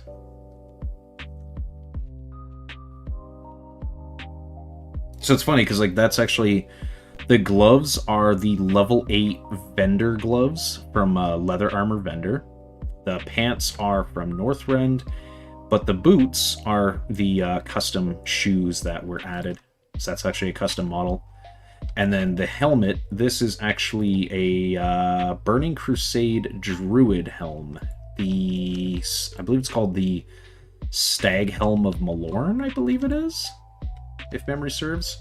It might be mistaken, but I'm fairly certain. I'm fairly confident that that is what that item is. The thing I love personally, like this is one of my kind of things about the game, is being able to take in the whole scope of, you know, the world of Gielinor. Here I am on the ridge, just, you know, northeast from Falador, and yet I can see clear as day big-ass Draenor Manor in the distance, right? Things like, you don't really think about that when you're way up here like this on Old School or on mobile, right? If you're a Chad, you play RuneLite, let's be real. I think all of us play on RuneLite. Let's keep it a buck, shall we? I don't know. My husband actually recently started playing on RuneLite when I turned him onto it, and he cannot play Old School without RuneLite now. He's gotten too accustomed to the wonders of the plugins. I thought that was just the funniest thing ever. One of the changes that I've actually spoken on behalf of was this one. So for pickpocketing, right, we actually have a 5% increased chance to successfully pickpocket the target if you are behind them. One of the things that I thought would be neat, personally, is if we implemented, again, this is going to be coming from a WoW player perspective. So if you've played WoW, you already understand that if you melee attack something, right? So if I attack this dude from here... Oh, absolutely. RuneLite is fucking based. I love RuneLite. So if I were to get into combat, let's find a guard that's a little more stationary. Yeah, sure, we'll go with this guy. So if I were to get in combat with this... I love the second I get up to his face, he starts moving. Whatever, we'll go back to, you know, Jerry the guard here. So Jerry. Asshole, cooperate. Jerry the guard here. If I'm fighting this dude, right, head on like this, he can block, dodge, or parry attacks from the front. However, if I'm attacking from behind, he can no longer block or parry, only dodge. So, what I proposed is that we implement a change for thieving to make it feel a little bit more engaging instead of just mindlessly having an NPC targeted and just spamming your keybind for a pickpocket, which for me is my 7 key. But let's be real, I'm using an MMO mouse, so I don't actually use my keyboard for that. But yeah, no. My proposition was that we make it feel a little bit more lively, right? So see, I got decked in the schnoz there, right? So my proposition is that the guard here would get a buff called Alert. So he can no longer I can no longer pickpocket from him, right? He knows that he knows my shit. He knows I'm up to some, you know, ne'er-do-well type beat. And he's not going to let me pickpocket from him. And if I try, it's 100% fail. I need to move to a different NPC. So I'd have to come over to Gerard the guard here. Okay, well, Gerard the guard said, fuck you, punched me in the face. All right, fine. We're going to come over here to, I don't know, pick a name, chat. I don't know, fucking Randall. Randall the guard. Okay, I pickpocketed it off. I can do it again. All right, good. We're still in good. We can do it again. Oh, shit, he punched me. All right, fine. But by now, Jerry the guard over here, his buff will have dissipated, so then I can go pickpocket him. Right? Does that make sense? I kind of... What I would like to see is thieving to be a little more engaging than just stand at stall, right-click stall. Like, you know, Secco over here. This guy's a maniac, by the way. He's actually our highest Slayer. And as you can see, he is wearing the Mirror Shield. And full rune, so he's already finished up his D-Slayer. I'm just doing this so I can heal up, admittedly. There we go. Sick. We got some chalky cake. Nice, nice. All right. And now we're gonna do a funny. Juke the guards, because they can't really cross terrain, but we can as players.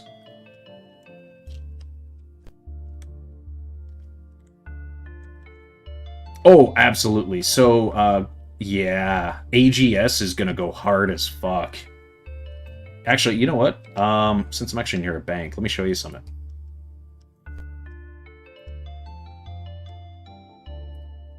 I do look forward to seeing the God Swords, dude. 100%. Let me scooch this over.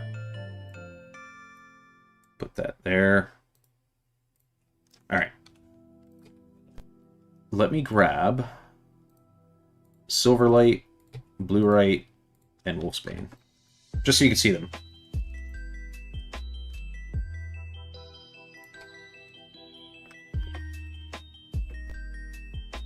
Wolfsbane Dagger.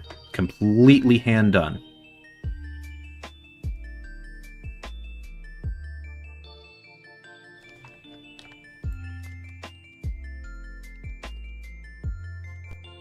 Honestly, the Bluerite Sword's probably my favorite. No lie. This one is, honestly, this goes hard as fuck.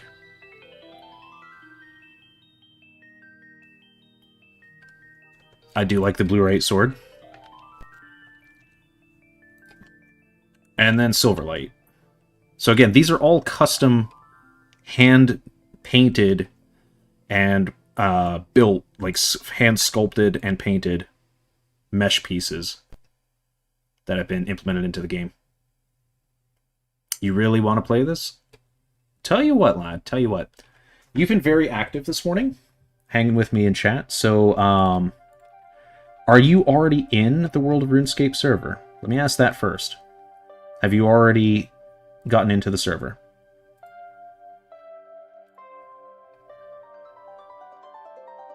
Okay. What's your name in the Discord?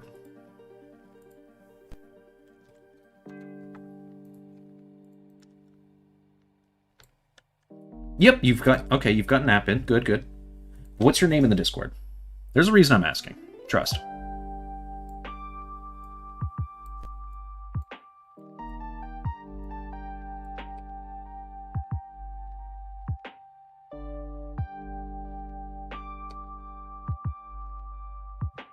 Because I do have rapport built with Bossman Keys. So I can poke him. Obviously he's at work, so it wouldn't be, you know, for a while. Divide? Okay. Wait, you've... Oh, shit. Lad, you've been here since, like, I first started streaming this for y'all. Alright. Give me a sec here. And I will poke Keys. Because again, he should be, operative word, should be off of work here. Hey Keys. Lads from stream. OSRS. Pet.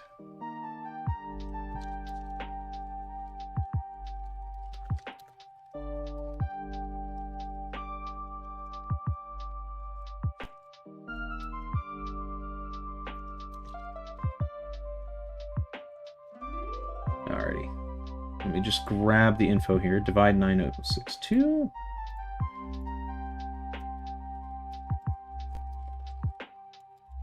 And is that also your Ascension name? So the name that you use to sign into Ascension is also that? So, alright. I'm gonna poke Keys. Oh, it's not? Okay, what is your screen name on Ascension?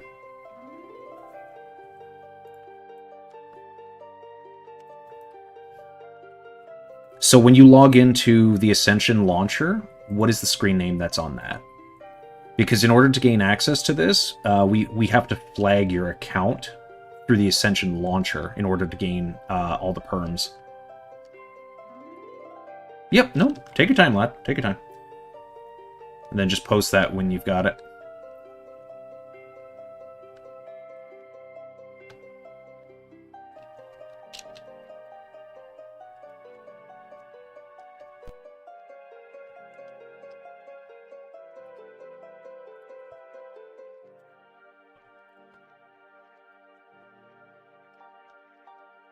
It's been a while since you played Ascension. That's fair, dude. I still actively play Ascension and Koa, so I also play Conquest of Azeroth. So my name is, the name that you see on here is pretty much my everything. If you ever Google this name, it's me.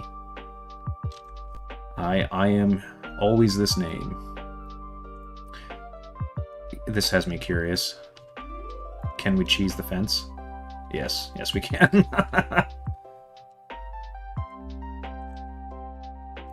Oh, were you hot hands? Were you doing hot hands, or were you doing was it flame burst or whatever it's called? Harbinger of Flame?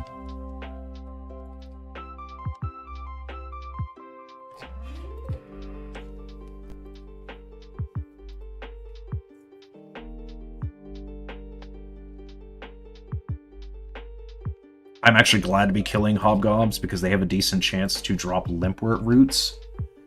And I need that so I can up my herb lore. It's gonna be big. And thankfully I'm not fairly certain this is way too much food. This is probably hella overkill on food, but I could just hop the wall, the Falador South Wall shortcut. Oh, no biggie, lad. But once you get me that your Ascension account name, I will DM the information to Keynets, your Discord tag, and your Ascension name, because he, insofar as I understand, is the only one that is capable of updating permissions and giving folks access to the server. Now, obviously, he's at work right now at his full-time, so it will be probably after he's done his shift, or this is a possibility, because he's done it before, he might actually be able to, like, just zip you access, and then if you need help getting set up and squared away, I have no problems making sure that gets done for you, lad. Oh, dude, fucking mint. Chaos and natties. Yeah, dude. Like I said, you've literally, if I remember correctly, you've actually been hanging with on these streams since I started streaming this content, like last week. So you've been here, man. You in the trenches. So I will see about getting you access here today if I can. Again, I do have a decent bit of rapport with Big Boss Man himself, so it's not far-fetched for me to be able to just get folks access. I just gotta talk to Keys is all.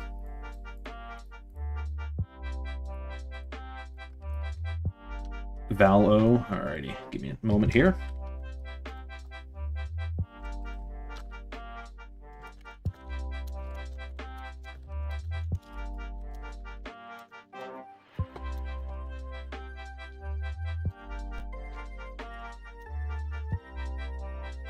Now, one thing that I do want to stress to you, lad.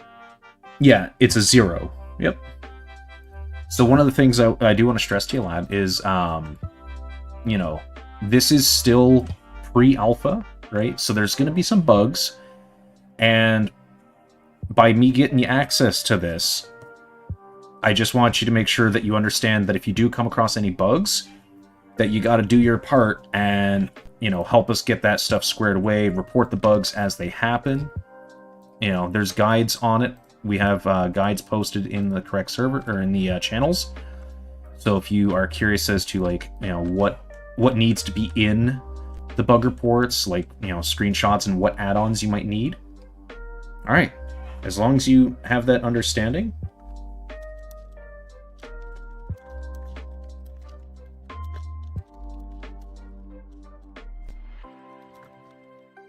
There. I have just poked Big Boss Man Keys. So, if he gets back to me while I'm still live here, I will let you know that he's giving you access. And then, like I said, if you need it, I will walk you through on how to get everything underway so you can start playing today. That is a non-issue. Like I said, you've been active, hanging with, active in chat, hanging, eager to... I mean, I'm gonna be real, a lot of folks are very eager to get in here. That's just a, understatement of the decade, is people want to be in here, kicking it in the world of Gielinor in a way that's never been thought of or possible. Well, people have probably thought of this, but I don't think anyone's ever actually done it. That's where Keys comes in,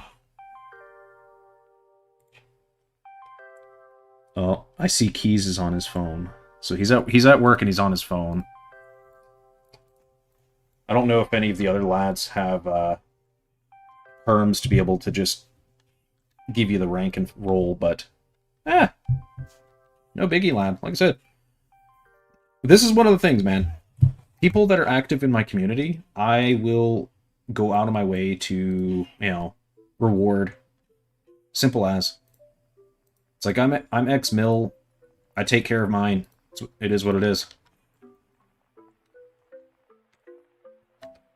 And it's like, you've been pleasant in chat, really, wanting to learn and check shit out firsthand, and that's all good signs in my books, Because again, we also want people right now, this wipe, right? So again, roughly 6 weeks on average is what it's been. But we really want people to just kind of play through the game as you normally would, right? To just skill up, do whatever it is, level up your combat, however you yourself would traditionally play through the game. Because honestly, this is the most effective way by which we're catching bugs that were not caught in prior wipes, because the other wipes realistically had a goal in mind. Like the most recent one that happened before this one was mostly for testing PKing in the wild. So everybody was basically given like 99 HP, attack, strength, defense, ranged, prayer, magic. Like all of your combat stats were cranked up to 99. That's good. That's what we're looking for, lad.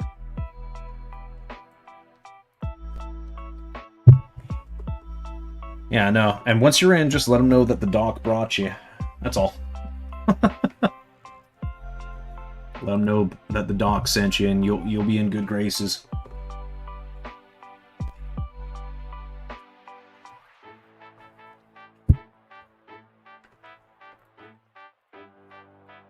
Yeah, the second I see a ping on Discord.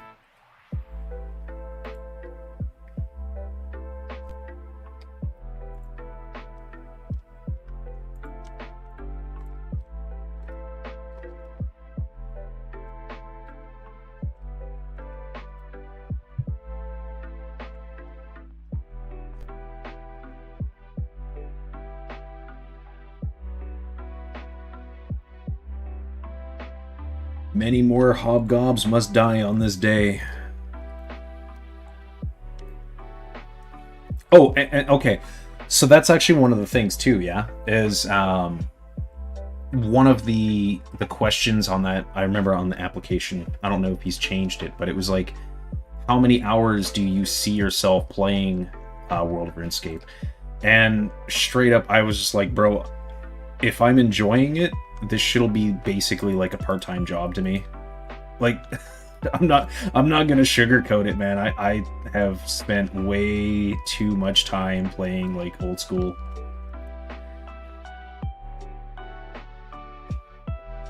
And WoW. And that's the thing, like I'm a longtime veteran of, well, I'm a vet IRL, but as far as both of these games are concerned, right, I'm a veteran of old school. I played back in I played classic RS1 near like the very ass end of its life cycle.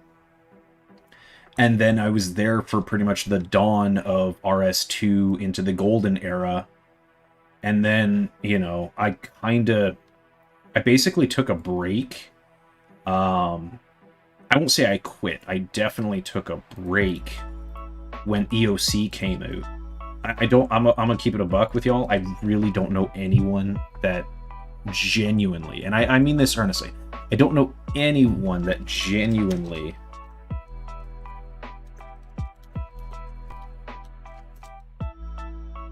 the hell? Jackie Boy says he cannot see chat. Weird. I'll help him troubleshoot that here in a tick.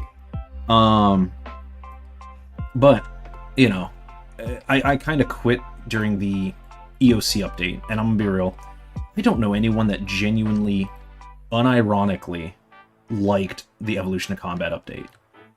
Like, that shit didn't happen in my books. EOC was not a real thing. It didn't happen.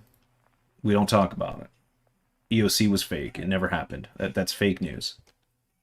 I probably shouldn't make that joke of fake news, considering recent events.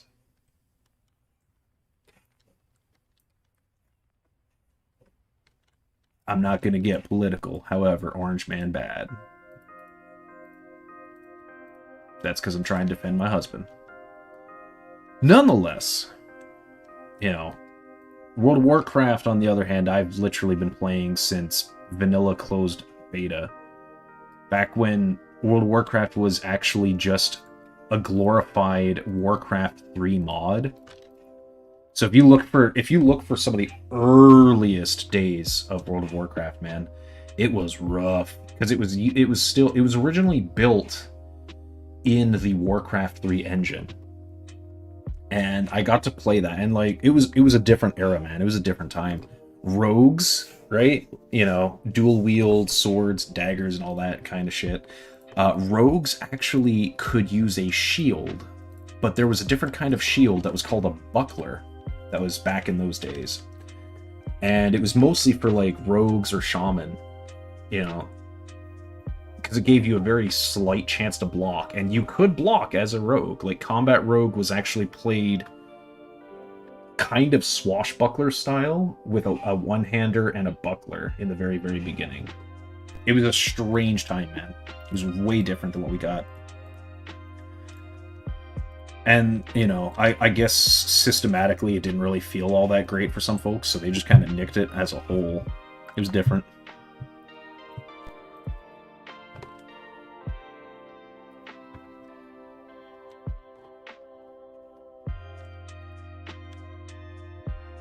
I think I might actually put some work in on Dragon Slayer today. Ooh, Chaos Runes fucking mint. Let's go. Any Chaos Runes that I'm getting off of these dorks is Chaos Runes saved.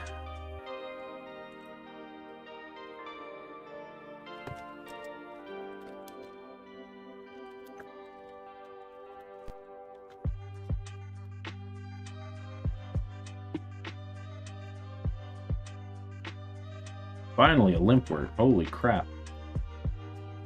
Beginning to wonder if they even existed.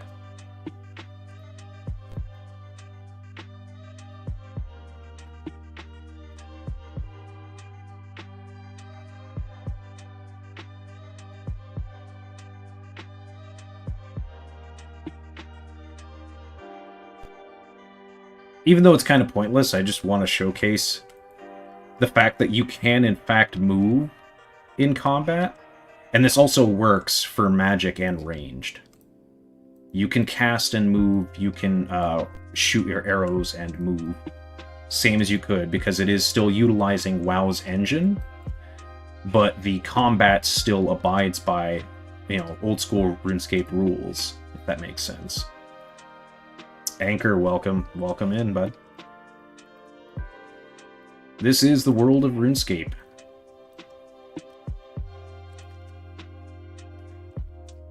When I'm not in combat, I'll show the map a little bit better. Let me kill this dork right quick.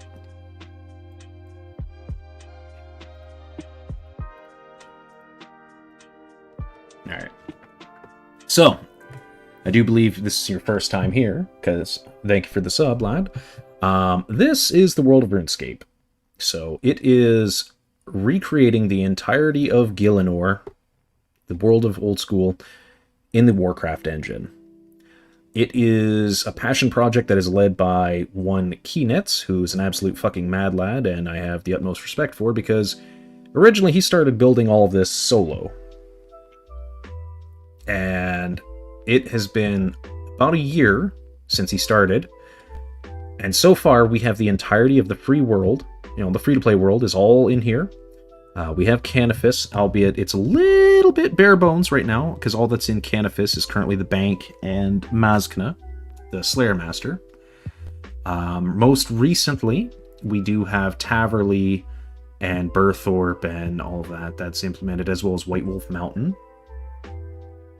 So, a lot of work has been going into this. All of Falador, the GE is in, the entirety of the wilderness is in. You can go over here. The Fountain of Rune is here if you have the wherewithal and the cojones to go up there and not get PK'd. Chances are you'll probably get PK'd. Lava Maze, the dungeon is there. Mage Arena's in. The Wildy Hagi course is in. All of it is in. All of your skills are in. And all of the skills are currently functional, except for construction, hunter, dungeoneering, and farming. These skills are currently work in progress at this time. And I already know the reasoning. Hunter, it's mostly because the areas that you need in order to level up Hunter are not fully implemented in the game just quite yet. They're constructed, but not implemented. Like, there's no NPCs, there's no kebits and things like that added just yet. Dungeoneering is going to basically be the World of Warcraft experience in RuneScape, while the rest of the game is effectively RuneScape, but in World of Warcraft, right? So we're kind of flipping the script here. That's kind of the ideation that's going on for that. Farming is not implemented only because it is a tech issue, where we're trying to get the layering / phasing tech that is utilized in Cataclysm to work in isolated farm patches, right? We only need it on the farm patches, so that way you can plant your seeds in there, and then you're not going to see what your buddies planted or random people have planted in those farm patches. Only your client will see what you have planted. So that's kind of the hiccup there, and the reasoning why farming isn't implemented just quite yet. Construction, well, congratulations, y'all just got gnomed. Construction is under construction.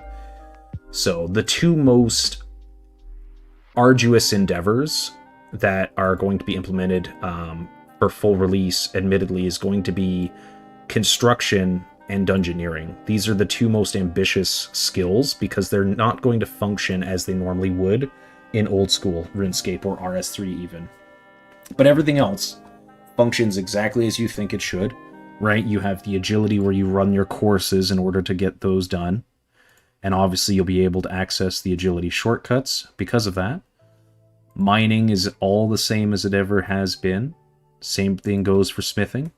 All of that's exactly as it should be. Fishing, we don't yet have... Yeah, we didn't have Karamja because we don't have the region accessible at this time. And I believe... we didn't have sharks yet. So... there's a few things that are still work in progress for now, as far as fishing is concerned, but the skill is fully functional. Cooking, much the same, right? Like, we don't have monkfish or shark just yet, so those are not available at this time. But you can go all the way up to sorties.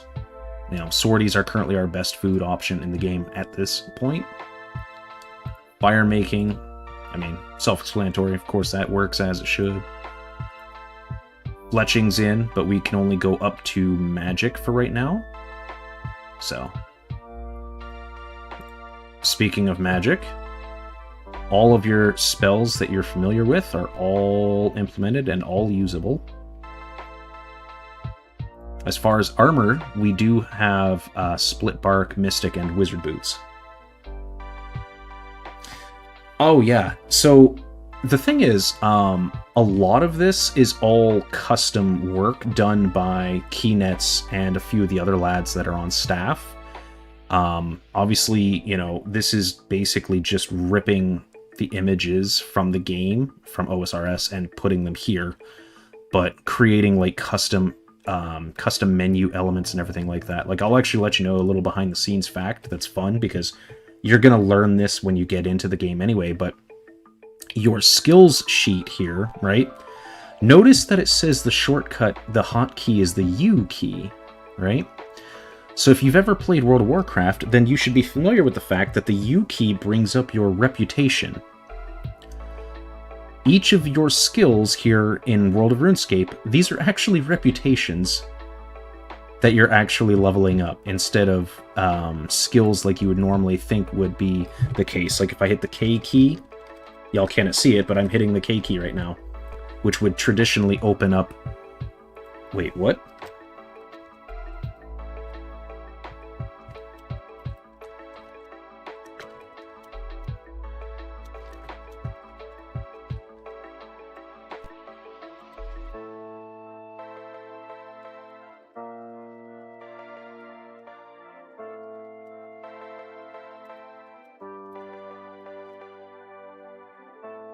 Speaking of, one of our staff is online right now, Andrew.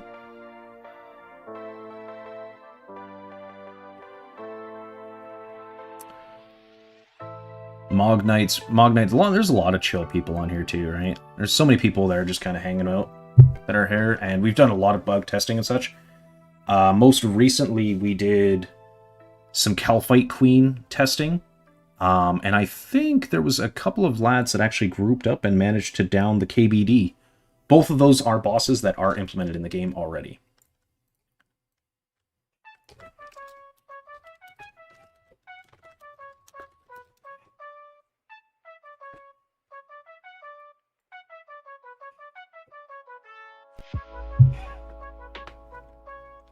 Andrew, I know, is one of the guys that has done a lot of tremendous work as well. Him and Keys are, I think, are like the primaries, if I'm not mistaken.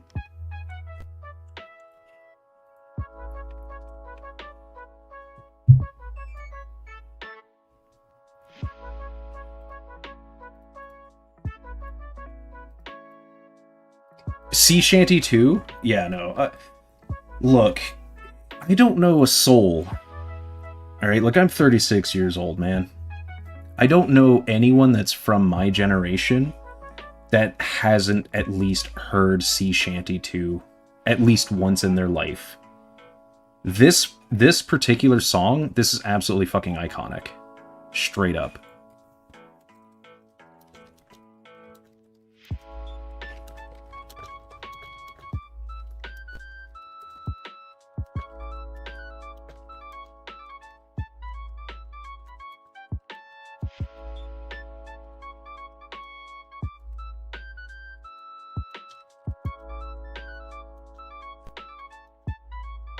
Answering some questions in chat real quick.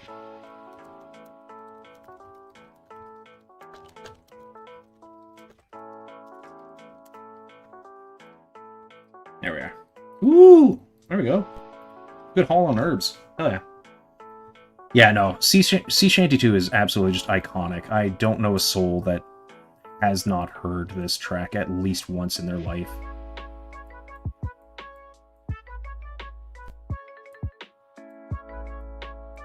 It's so good. Whoever the Mad Lad was that composed this is a fucking legend. Pseudo Bagel. Ah, I recognize that one. How's it going, Josh? You can't bagel me here. You don't have that power. That only works on Twitch.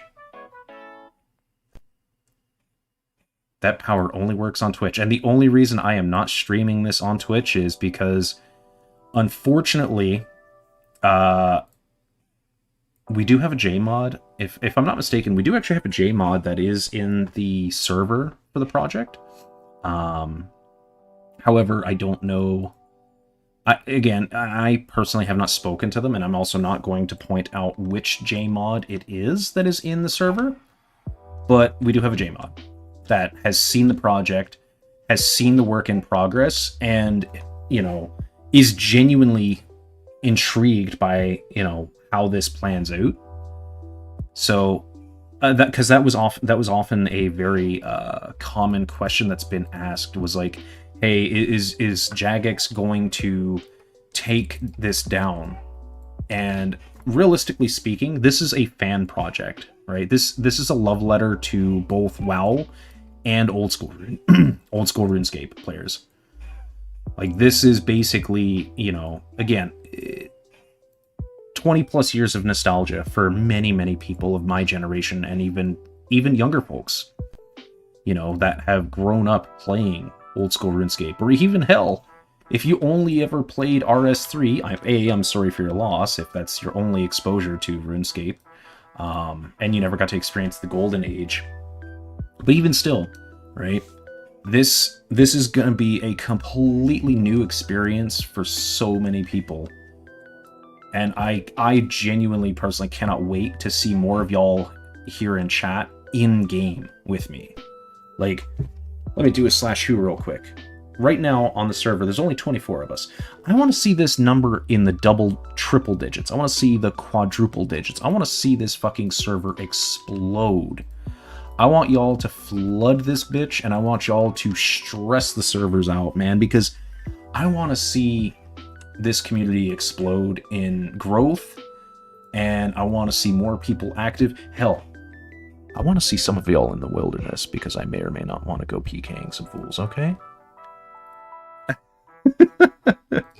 Like, honestly though, like, memes aside, you know, I genuinely do want to see a lot more activity in here.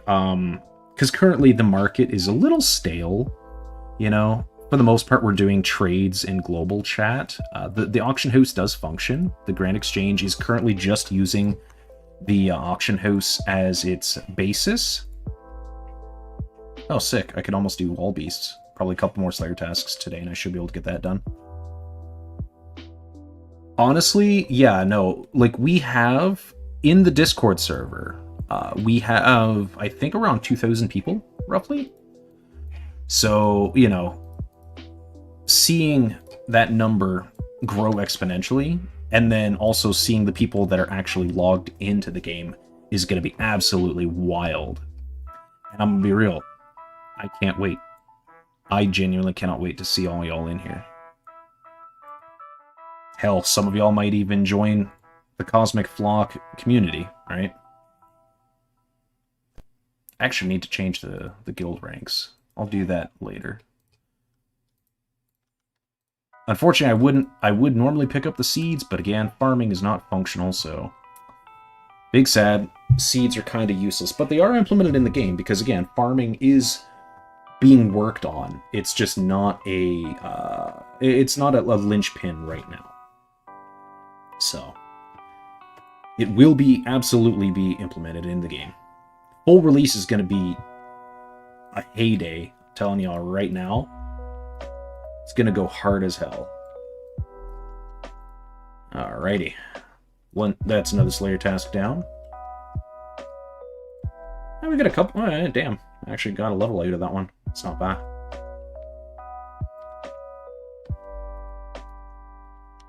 Let's go use a shortcut here.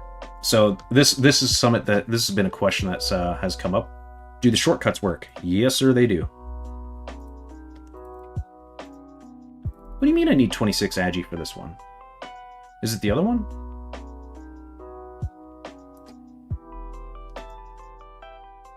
Oh, bugger. I knew I should have did a few more laps of Alcarid.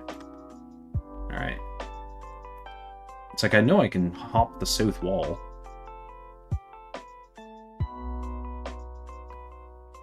The joke is I was actually able to hop that one previously. I think they had that set for 22 agility. So that was actually a mistake, and that got corrected, which is good. Sucks because I can't hop that part of the wall anymore. Oh well.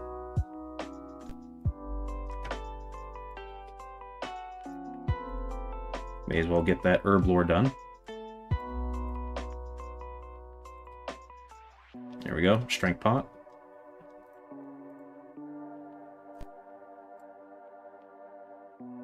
Why did that only brew... Oh, no, it didn't. I thought that only brewed a partial pot.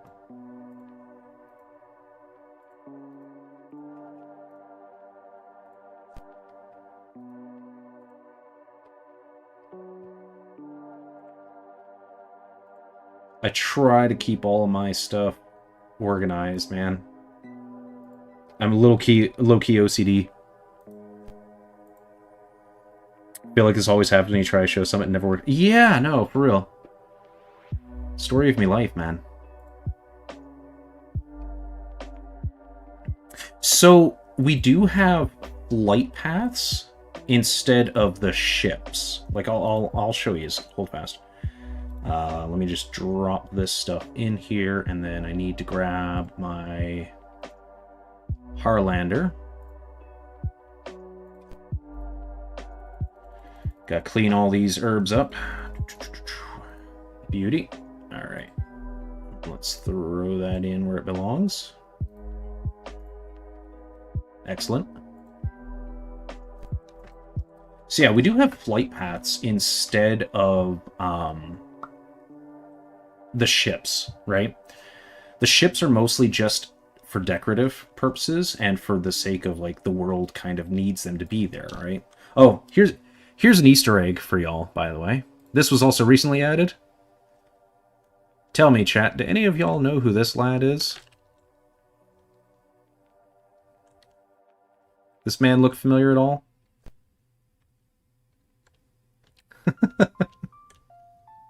He's a recent addition and Easter egg. Also, yes, that's going to be the temp model for Fire Cape until we can get the custom paint done.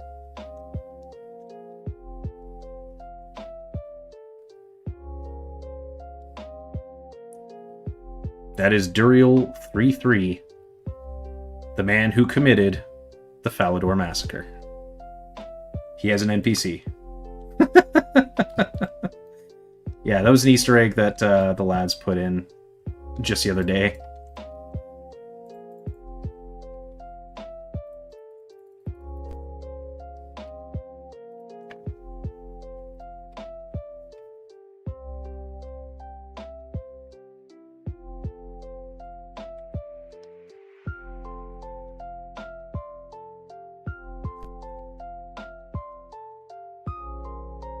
Let me head down to Port Sarim and I'll showcase the flight path.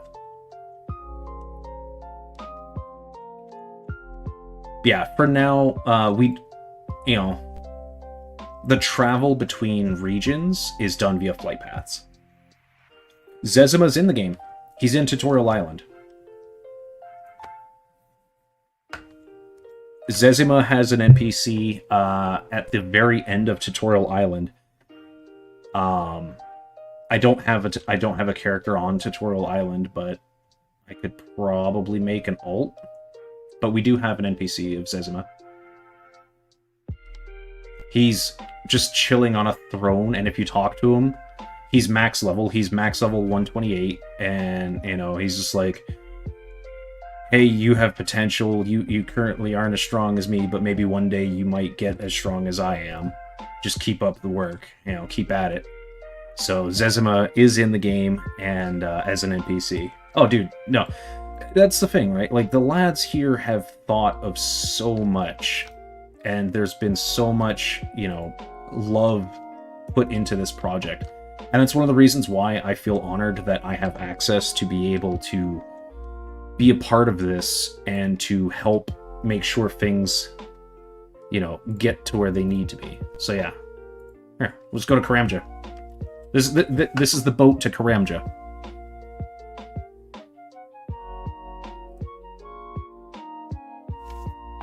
Isn't that a sick boat?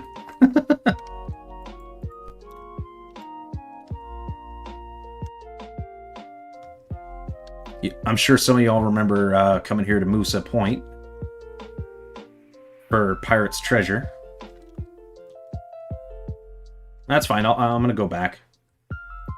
I want some bananas.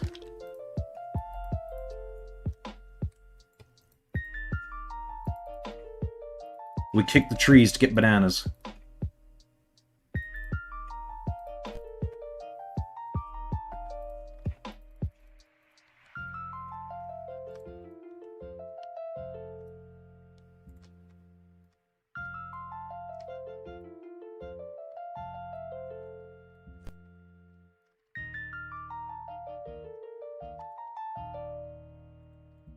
Ah, snakehide. Sick. So, yeah, right now it's just kind of a system limitation for now. We'll see, you know, if that can be remedied later. Ah, the tree's fine. Don't worry about it. Up here atop of Karamja Volcano. And I trust you all know what lies down here. Oh, look! A dungeon. See how it turned into the ring? This is a future dungeon. The Karamja Chasm. You can see it down here at the bottom right, near my gold. So this is an example of what one of the dungeons will be.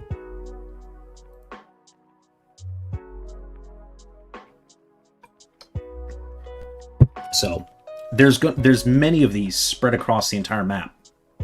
Do we take lava damage, by the way? Okay, we don't. I would have been sad as hell because I would have lost all my shit. Fall damage isn't a thing, by the way. Don't have to worry about that. Where's the scorpions? They're on this side.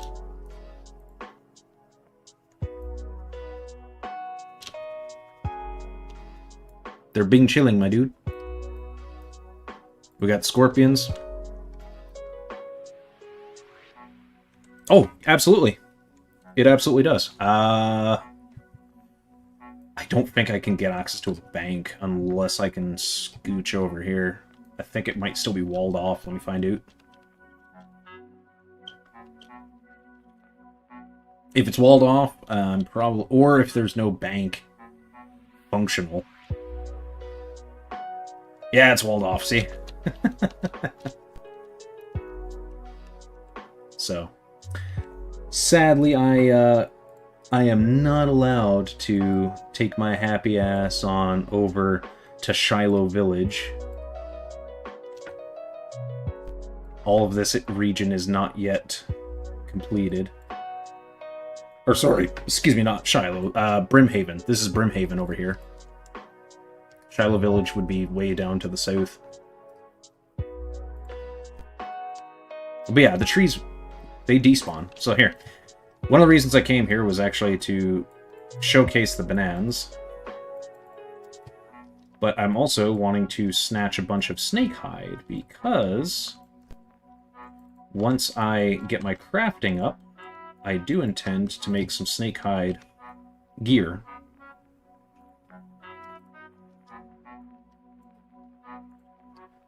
Or is it snakehide I can make? Yeah. For when I start leveling my ranged, I want to have all of this gear ready to rock. When I start leveling ranging. I'm basically low-key treating myself mostly as like an Iron Man. No farming bananas for me? What do you mean no farming bananas? Brother, I literally kicked the hell out the tree and got bananas. You're high. What do you mean, Josh? Here, I'll go kick the fucking banana trees again. And we also have monkeys. They're actually kind of cute.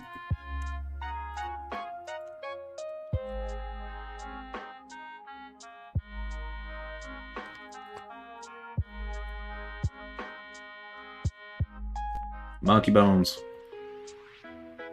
They bury the same as any other.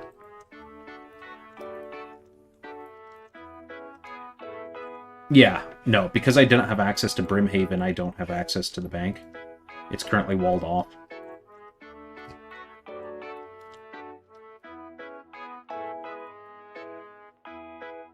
Yeah, no. You just straight up walk up to the tree and kick it. That's how you get the bananas. Yeah, boom. Just kick bananas. Boom. Kick the tree, get bananas. This is the way. This is actually something that I thought was very interesting. Question, is it possible to note items? Yes, actually. Good question, and absolutely you can. Let me fill my inventory.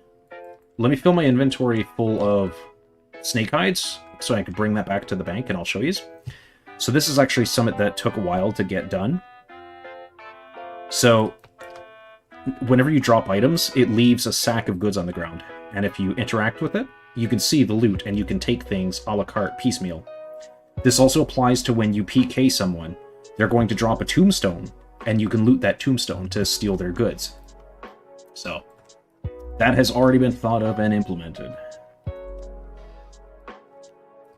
But that was actually an interesting thing to implement into the game. I won't lie. That part I know took a bit because you have to bear in mind, this is hosted by Ascension, Project Ascension, the custom WoW server, you know, the classless, build whatever kind of crackpot style of play you want, and, you know, let it roll. And this is no, like, hashtag sponsor or ad or anything by any means, but I've been playing Ascension for like 3 years, and admittedly, I've had a blast on it, and I'm actually very pleased to know that Dutch, who is the head of the project... Sup, Atlas?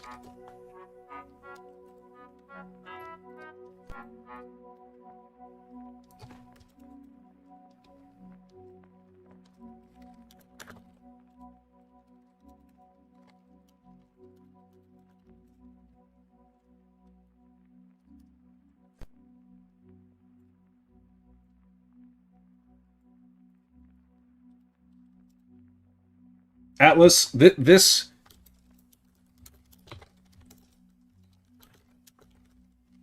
He is the king of smiths.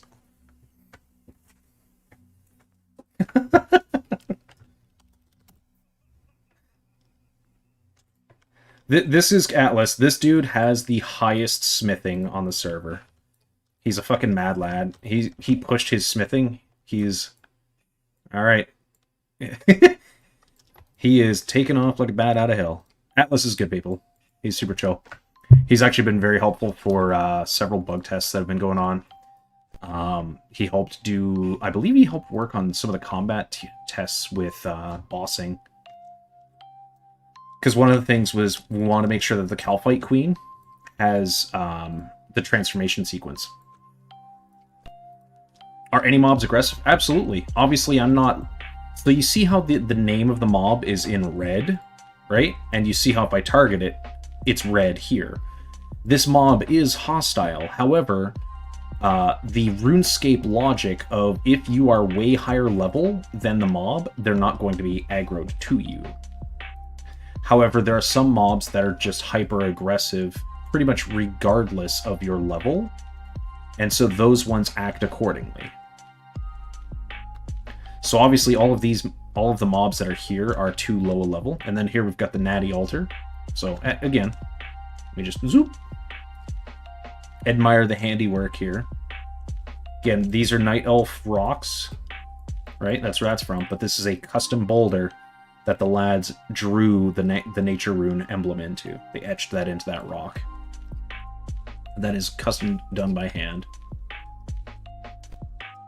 Yeah, I'll actually go to Edgeville Dungeon, and I'll begrudgingly take a Slayer task from Vanica. However, Vanica's Slayer tasks have been kind of cheeks for me for the past few days. Dude's literally given me shit like kill 80 shades, you know, or 50 shades. One of them was 50 shades. Haha, funny joke. 50 shades of Slay. You know, honestly, I feel like I should make a guide called that, 50 Shades of Slay.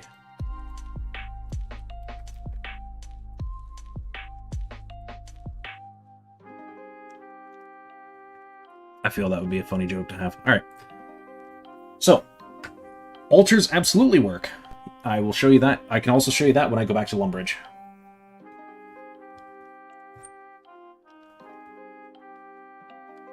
Alright, so we are back in Lummy. Let me go in and deposit all this snake hide here.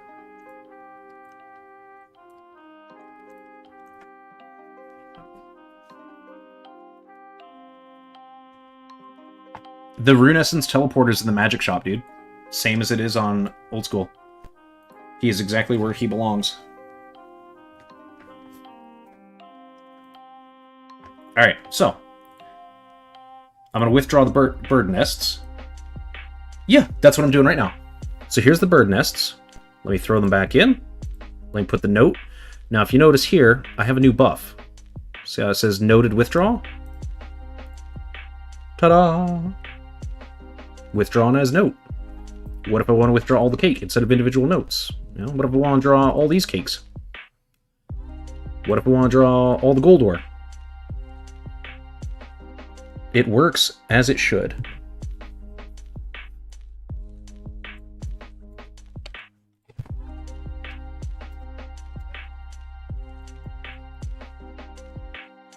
Has there always been a bank in the basement? I believe technically the bank down here is meant to be linked to a quest, if I'm not mistaken.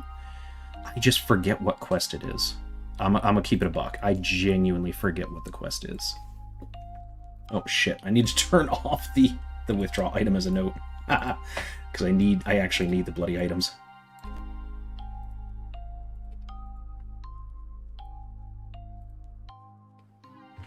So let's see, we go grab one of these, 1, 2, 3 of those, and one of these.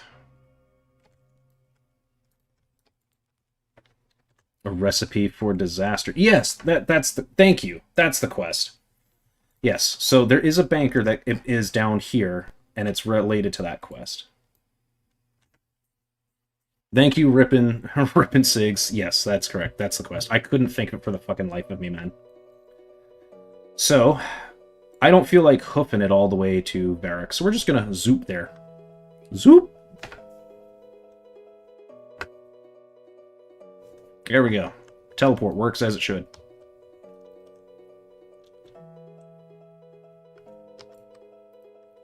Unfortunately, bird nests cannot really be crushed because we can't make brews yet. Operative word. Brews way down here, right? Bird nest, so I can't make Ceratomin brews. I cannot make, Zami brews and stuff, mostly just because several of these things are not added in the game yet. Toad Flax is not available in the game, so that's the reason why we don't have access to Sarah brews. Funny enough, weapon poison can't be crafted just because of the Blue Dragon scale not being implemented. But, what do you mean? I withdrew the runes from my bank. do you need to review the footage? I have the runes in my bank. But yes, same as you normally would, you have to have the runes on your person in order to do the spells. So teleport and all that stuff works exactly as it should. I'm going to do train some stats here in Edgeville Dungeon right quick. However, before I hit that dungeon... Oh, this was actually Summit that was asked. My apologies, I nearly forgot to show you this, but you had asked if the trees disappear when you cut them.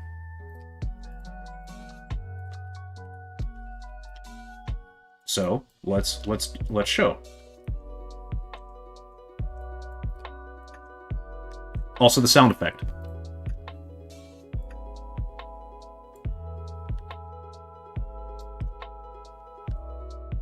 Where's my fire making?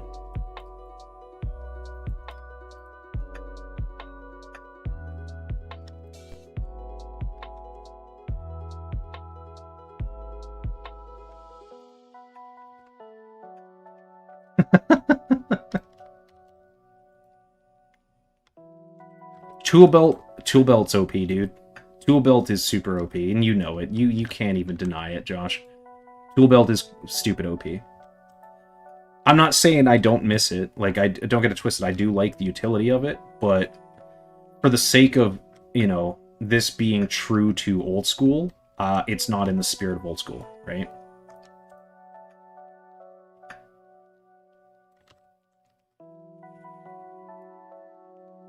And you can even hear the like here, I'll pause music so you can hear this. The original sound effects are there, and then you can even hear the tinderbox, the little lighting the match. Oh, too close. Yeah, try again.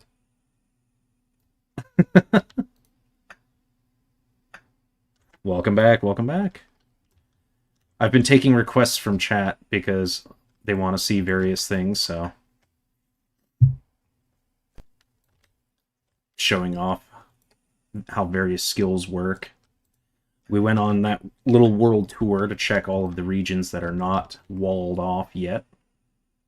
Probably will be at some point. There, see? The tree finally dissipated. So I'm going to light the fire here. And now we wait. And just like original RuneScape, the tree's going to respawn, as it should. And again, this is all custom scripting. Did I show... Look, I have the fastest speed. I have the fastest run at 15 seconds on the Lummy Agi course. No one has beaten it. Josh, you have access to the game, buddy. Yes, yes it is. It's in the basement, though. Just log in. I was like, you have access. I got you in. You got to 17 seconds. Good. I'll show you the 15. There it is, see? And now the trees respawned. Just like it's supposed to. The trees will respawn. Fishing nodes do the same. They all utilize the same scripting.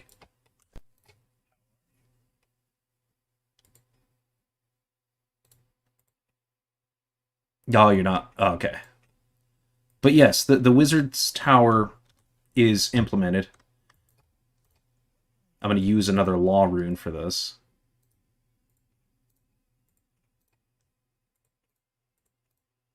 What do you mean my inventory's full?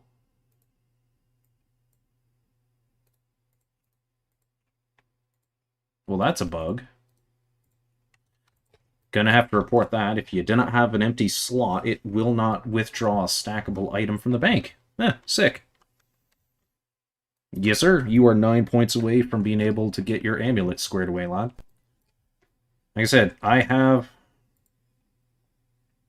Do I have the crafting? Yeah, I have the crafting. I can do it. Because it was 34 to cut the ruby. And then... Oh, it's 50 to make the amulet of strength. I'm not there yet. Oh, no. He's in the basement, so... Getting free food out and waiting. Fair enough. Yeah, understandable. Runecrafting is absolutely going to be profitable. So here's the thing. I think I already told this story, but like we had one dude that was actually Cosmic Altar. We had one dude that actually was leveling runecrafting, and he was like, I think he was in the 40s. Like he was basically doing chaos runes, and he was close to getting to natties, right? The guy was a fucking maniac for it because, my god, leveling runecrafting sucks. I genuinely don't know anyone who actually unironically enjoys leveling runecraft because, yeah, no.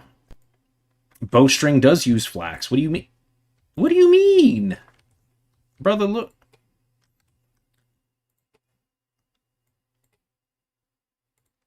Say that again. Josh, say that again. Bowstring requires flax, buddy. You gotta spin it. You just gotta bring it to the only spot that I personally know of off the rip. Up here, right, in this little region just north of outside of Falador, there's a little flax garden that you can pick all the flax up. Also, I just realized the music's turned off, so let me just boop, turn that back on.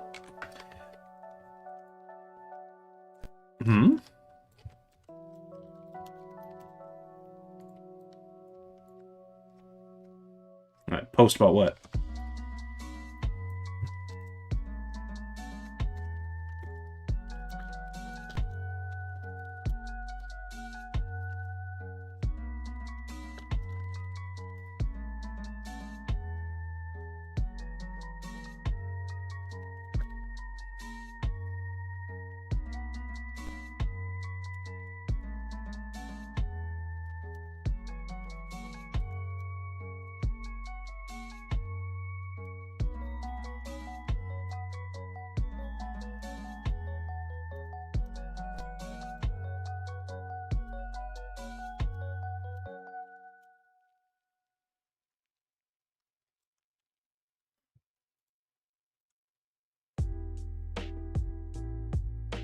Oh. Okay. Wait, the forge is gone? Oh.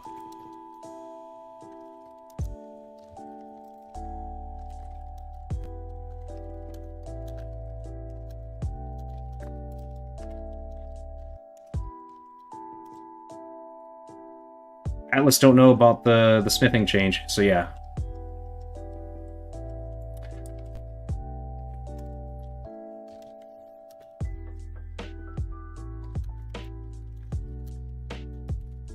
And let me answer Atlas real quick.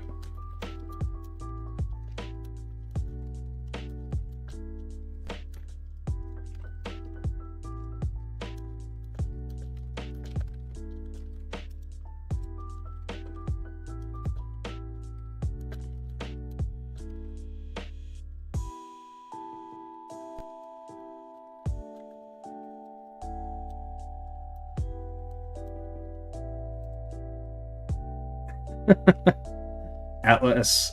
So Atlas, remember I mentioned Atlas is literally our resident smith. The dude can smith adamant stuff right now. So he's like up here in his 60s on his way through his 70s. I think he recently got to like Rune Kite. So he's probably, yeah, he's like low 70s. Bro is a maniac for smithing.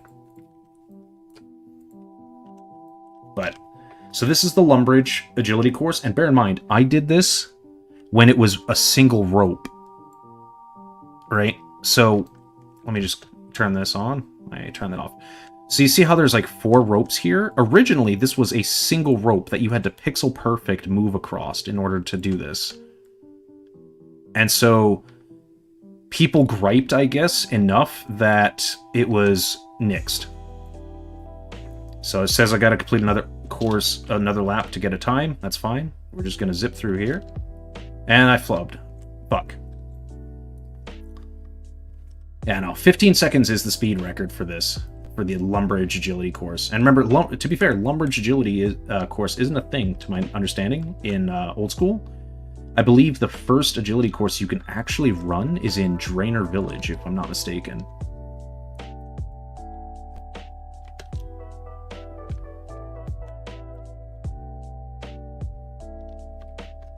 Alright, so this is going to be a dog shit time.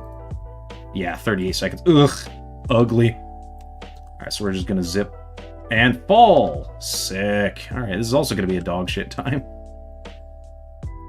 Anytime I want to showcase stuff, it doesn't pan out, man. I have the antithesis. What would be the antithesis of streamer luck? Because I have that. Legit. Anytime I want to show summit on stream, never pans out, man. Ever. You know what? There you go. Josh, you wanted a bagel? That's your redemption right there. Me trying to do the fucking Lummy agility course and showcase the speed. Alright, so we're just gonna zip, zip, zip. There we go. Let's go, let's go, let's go. Zoop. Click that plank. 15 seconds, baby. That's the record. If you can beat that, then you are faster than me. I just turned off the sprint. I need to actually do the Alcarid course in order to actually level up my agility. I'm not really going to get much from this. Yeah, no. My agility is... Actually, you know what? We'll go do a couple laps of Alcarid. Because that should actually ding me to 26 Agi. And then I can use the South Falador shortcut. And then I'm going to head to Edgeville Dungeon. So I'm going to TP back to Varric. And go into the Edgeville Dungeon. And of course I can't buy an Addy Sim, which sucks. So the agility course here starts on this little rock pile. This one's a good deal longer than the Lummy one. So we zip across here, all Assassin's Creed style, running along the roof.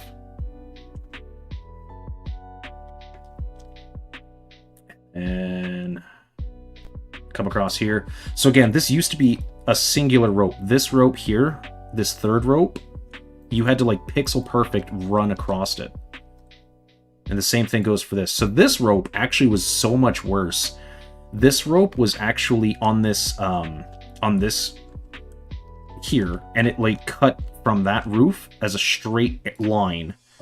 So you would constantly be getting knocked off and have to like jump over here in order to get over to that roof. So this agility course sucked. It was a slog, dude. It was a terrible agility course. The rope here cut through this tree, and so this rope's also been moved because it was originally like over here, and it shot to the roof over here, so it would cut through this tree. This rope, however, still is the same. Like, it still cuts through the trees, so, you know, whatever. If you cannot see it, then I'm sorry, but that is what it is. This rope, again, was just a single one. Same thing goes for over here.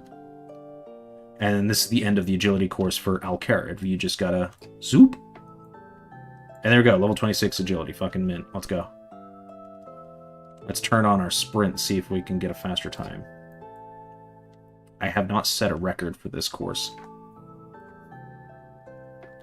There is a community, not really a community event, but like a challenge to do courses as fast as you can, as just kind of a fun little, you know, thing amidst the player base.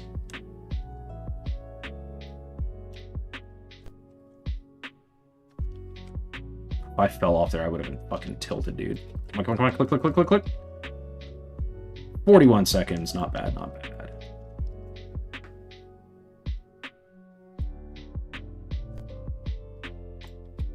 Let me just post that in the thread for it. Rippin' Sigs, I see you are in the server, so make sure that you have your application squared away, lad. I just saw you join the server not too terribly long, actually, like, I say not too terribly long ago. You joined just a little bit before 1500, so.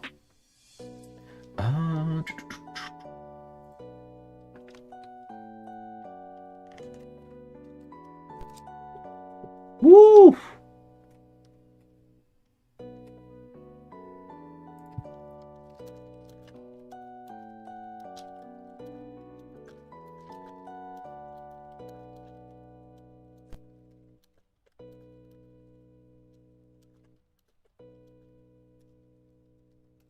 There we go.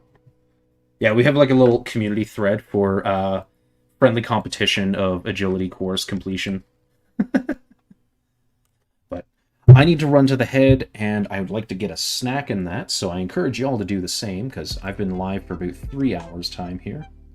So, y'all take 5, get some rest, get some drinks, hydrate, because, you know, I'd rather y'all hydrate before you dehydrate, baby. And I will be back in a while.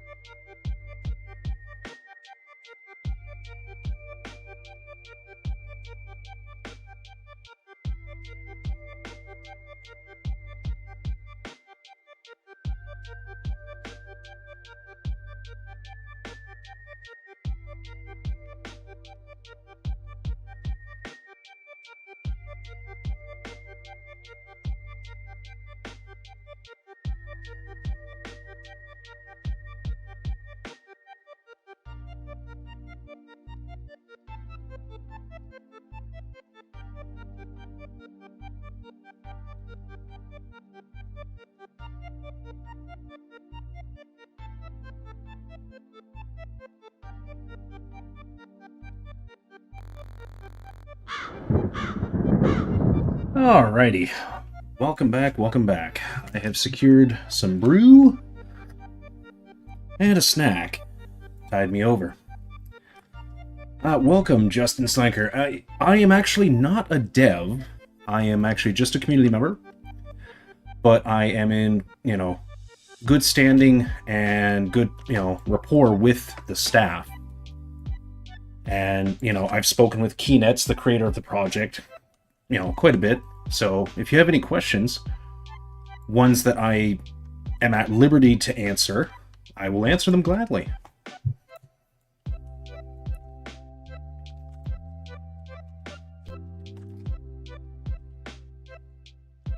Oh, that's right.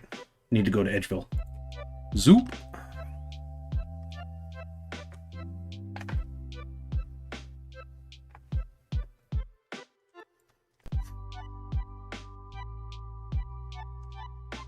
Yeah, whatever questions you have, like I said, go ahead and shoot them at me in chat, and I will answer to both the utmost of my ability and also what I am actually allowed. You're finally home now? Fair enough, lad, yeah. You're just now seeing this? Fair. So, understandably, this project has been in the works for roughly a year.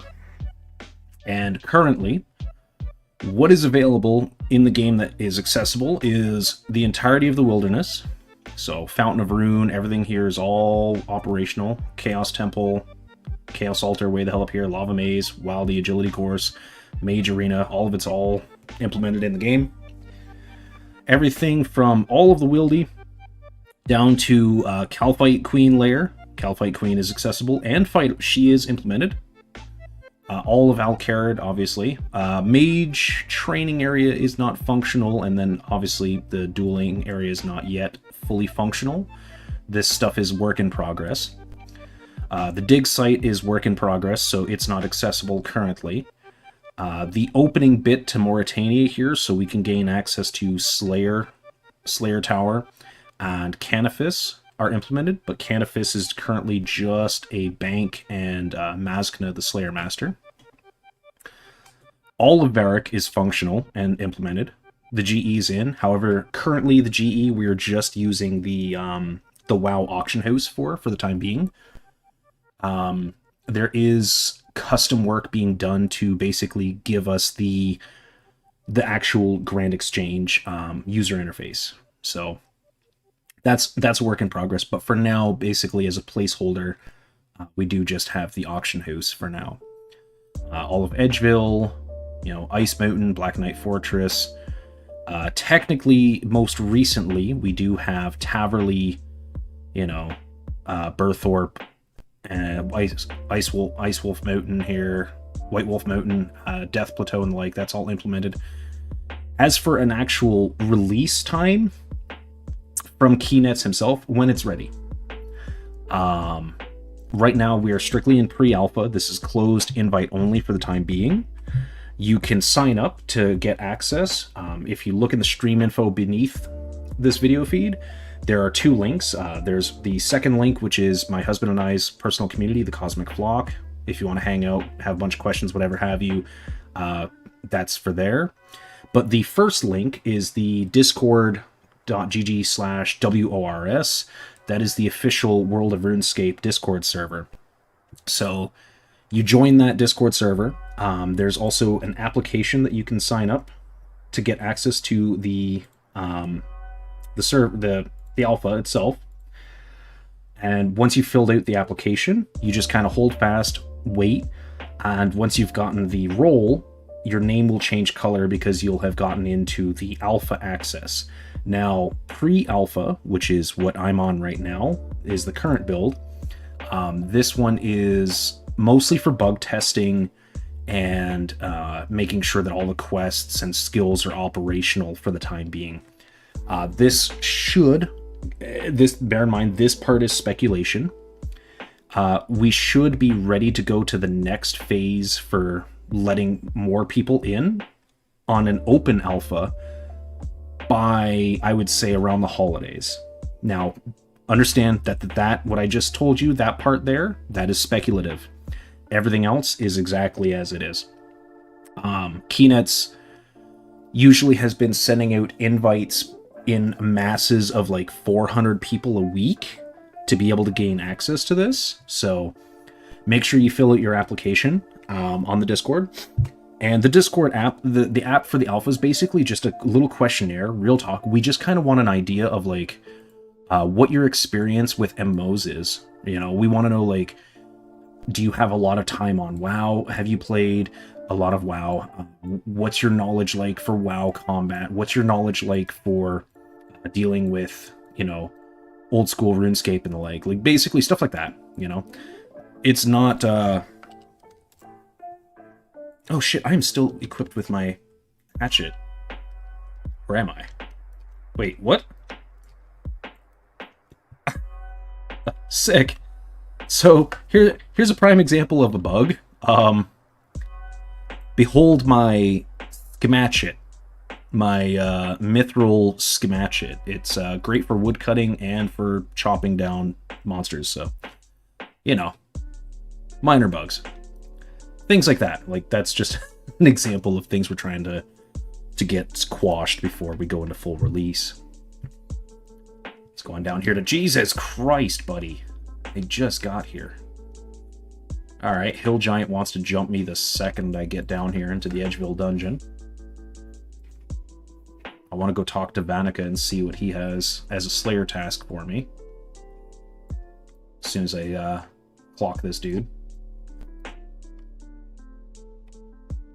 There we go. Come on. Beauty.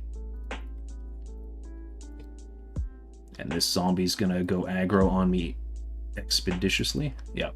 Figured as much. Hobgobs. We've got our Addy. Addy rocks, iron rocks, coal rocks. All down here. Let's go see Vanica, shall we? Taverly, yeah. So, wait. Did Keys put a changelog out? Entrana flight path, no weapons or armor. Okay, yeah, Entrana has been added. There's also a greater demon down there, obviously, because it's the Entrana dungeon, but of course the only way out is via teleports or via going into the Wildy. There we are. There's Vanica. Alright. What do you got for me, Chief? Oh, kill Hillies. Oh, bitchin'. Let's go. You're asking about RS Logic. Maybe? Hold fast. Let me check.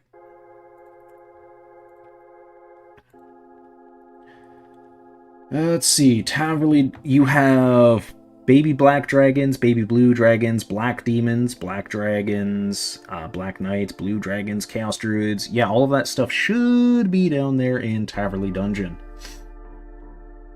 So yes.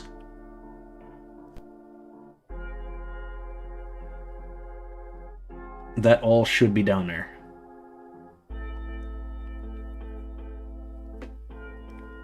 However, all of that stuff is like way past my combat level.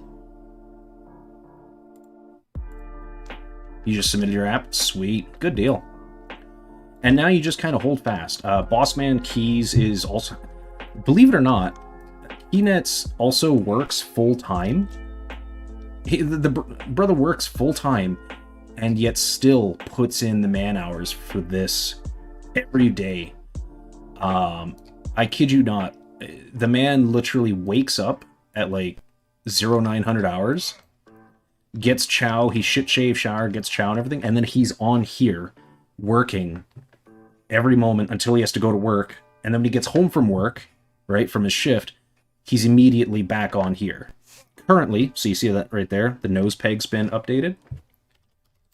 That means that Andrew, who is one of the other big guys in... Oh, we got a few guys in staff. So Red Goof and Andrew are both online right now.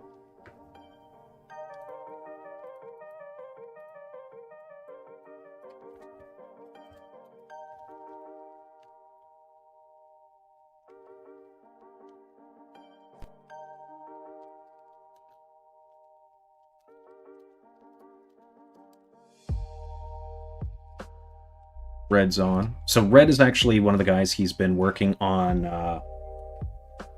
you know, getting a lot of stuff squared in. What the hell? Runedag.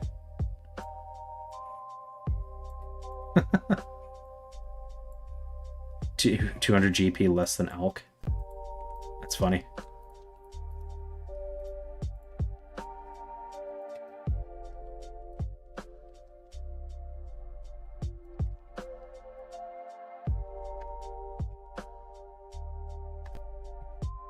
People trying to... Oh, are they actually trying to group up to do Kelpite Queen? Bro, no.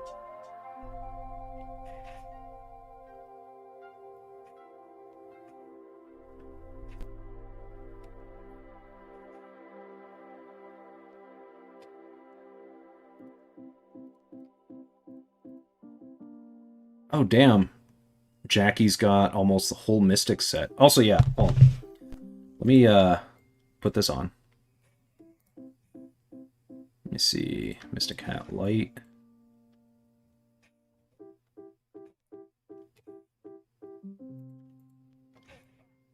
Dark Mystic Gloves. I do want to get a full Dark Mystic, honestly. I like the Dark Mystic gear. I kind of wish I had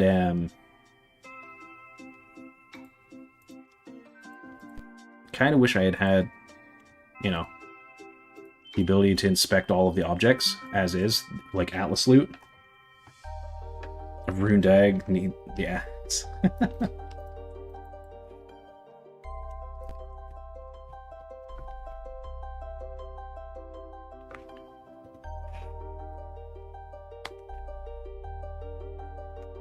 Apologies, I'm also munching because I'm hungry as hell. So I'm also eating here.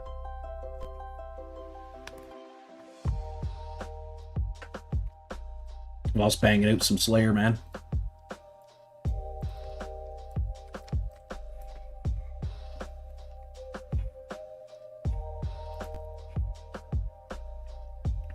Wait a sec.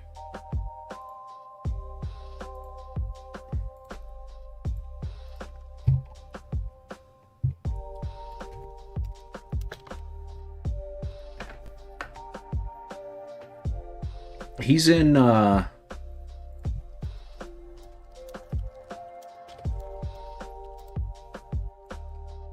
Crystal... Wait, is the Crystal Chest in? When the hell did the Crystal Chest get added? Oh, sick. Okay. I'm just now learning about that myself now.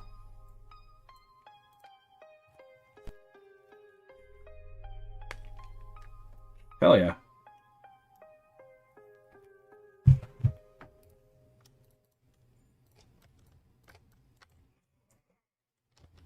Not sure why this dude was humping that stalagmite, but alright.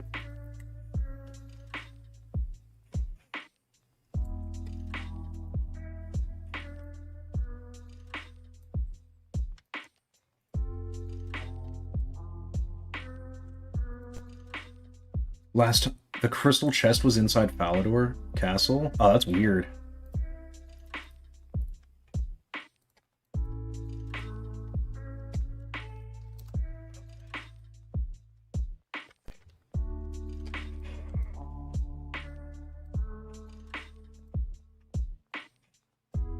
Bro's rocking the mirror shield. I need to up my Slayer level so I can actually get the other Slayer. I can start getting the Slayer equipment underway.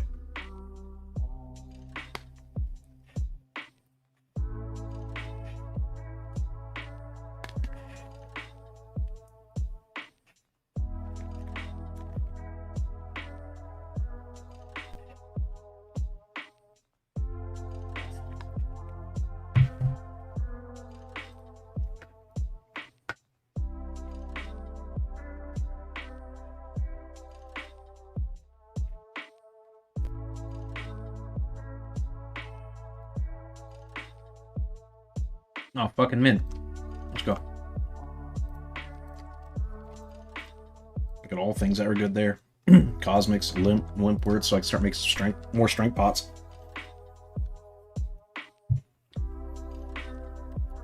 I need to go grab more vials of water. So I can definitely start bumping up my herb lore.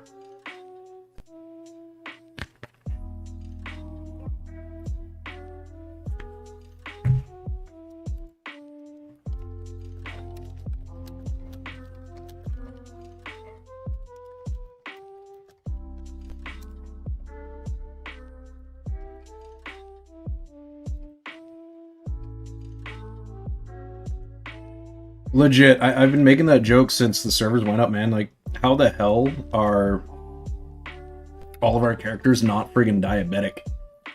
Because, like, the #1 food source is thieving cake. Straight up.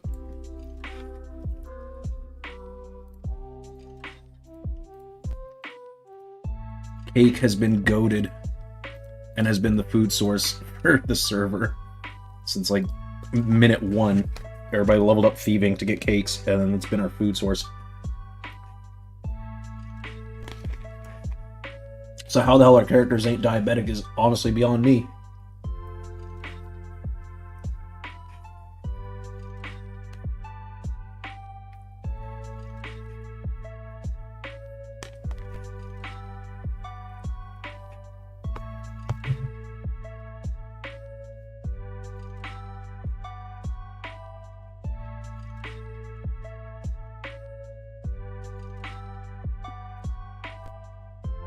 Man, come on.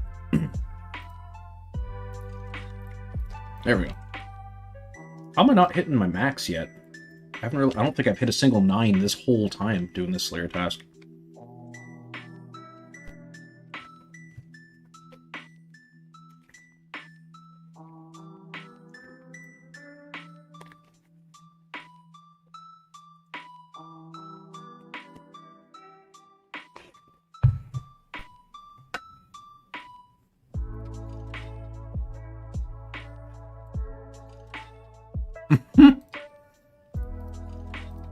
Bro, why is there infighting going on in chat? What the hell?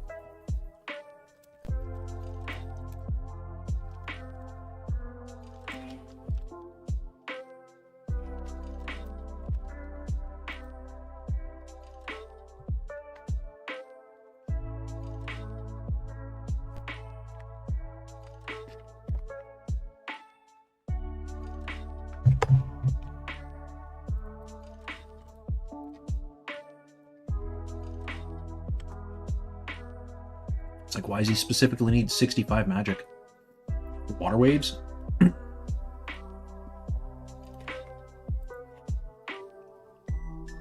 Yeah, Ring of Wealth currently does not work. For now. The jewelry has been worked on the past few days, so like Ring of Forging is implemented properly. Games Necklace. I mean, like, the functional ones, right? Not just the passive ones. The passive ones have been in since, like, day 1. But the activated ability ones. I don't think anyone has Dragonstone yet, so we don't have anyone that can make an Ami of Glory to test that yet. Okay. I say that, and then immediately Mog Knight loots a damn thing of uncut Dragonstone, so sick. And that's why he was asking about the enchanting.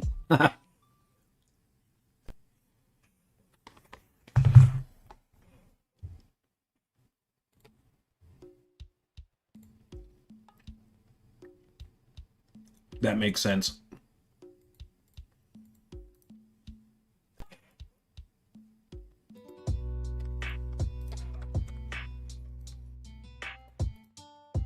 Yeah, no, I'm more than happy to answer any and all questions that y'all might have. Again, as long as it's within my ability to disclose it, or it's within my wheelhouse as stuff that I know. I'm not going to give y'all any bullshit, sugar-coated info, or whatever have you. It's not how I operate. I didn't sugarcoat nothing when I was active duty, and I'm not going to start now.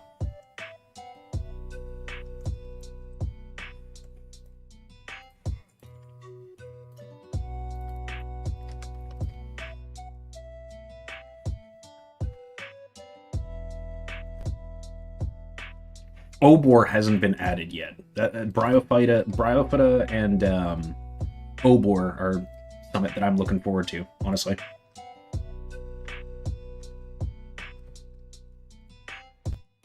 How about that? Does that answer your question?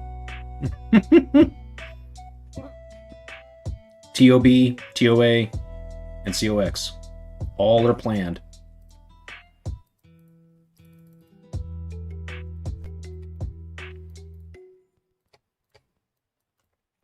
It's in the pipeline. Ooh, nice.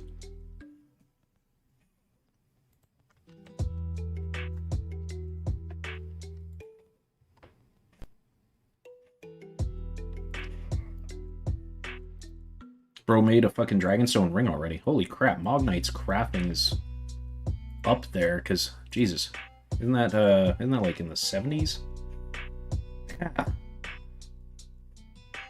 Like, bro's literally... Oh, Dragonstone ring's 55. Okay, I was thinking of the other Dragonstone jewelry. I was like, fuck, bro's been ranking his crafting out. Yeah, Calphite Queen is implemented in the game. King Black Dragon's in the game. And then raids are also work in progress.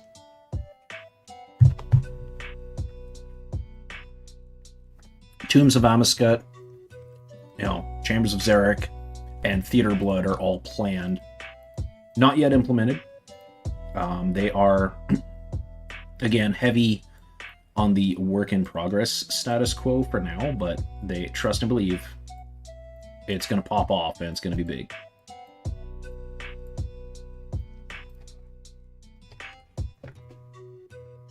So one of the things I'll actually touch base on, right? So obviously you're noticing this is Old School RuneScape, but built in the World of WarCraft engine. Well, we're going to be flipping the script a little bit.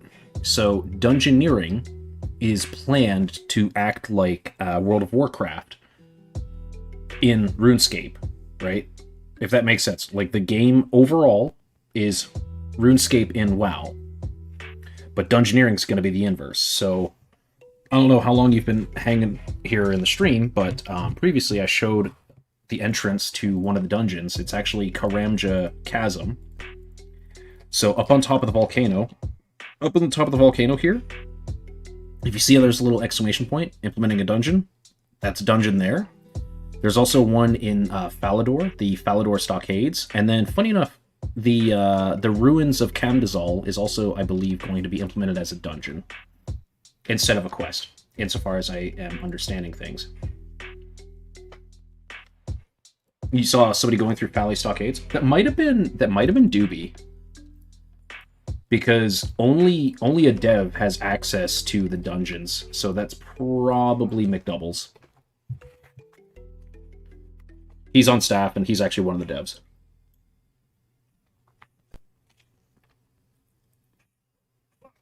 Mm-hmm. Yeah, I don't have access to it.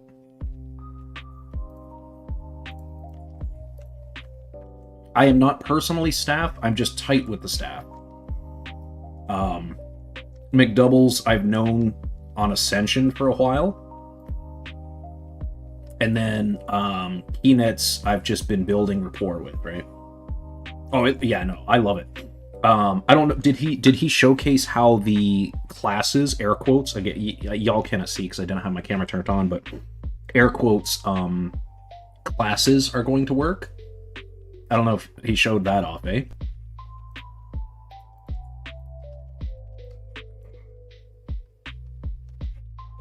Because basically what's going to end up happening is we're gonna make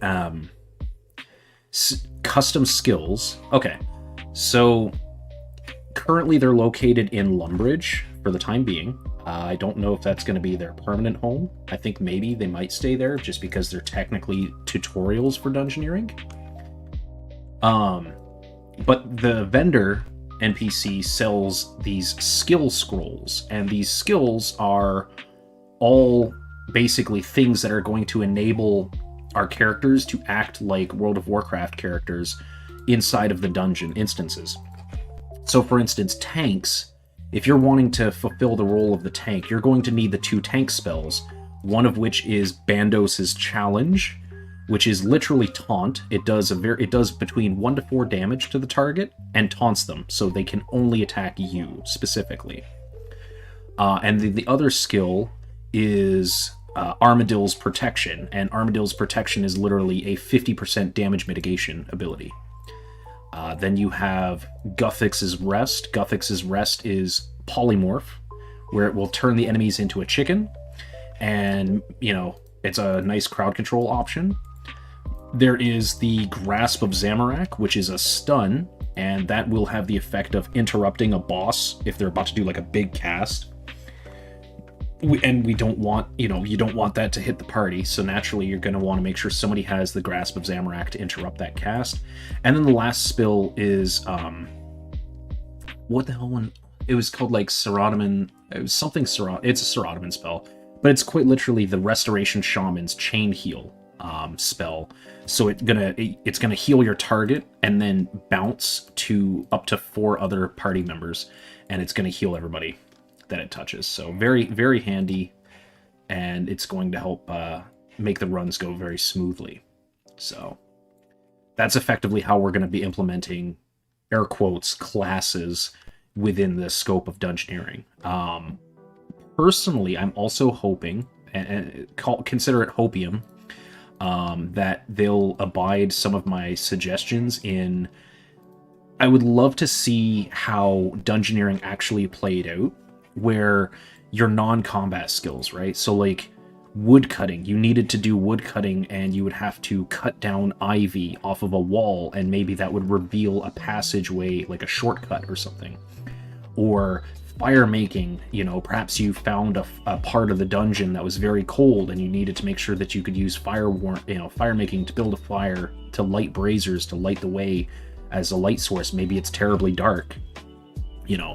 I would love to see implementation of the non-combat skills be relevant in the dungeoneering experience, because to me personally, that was one of the things that really made dungeoneering in Old School before RS3 came into being.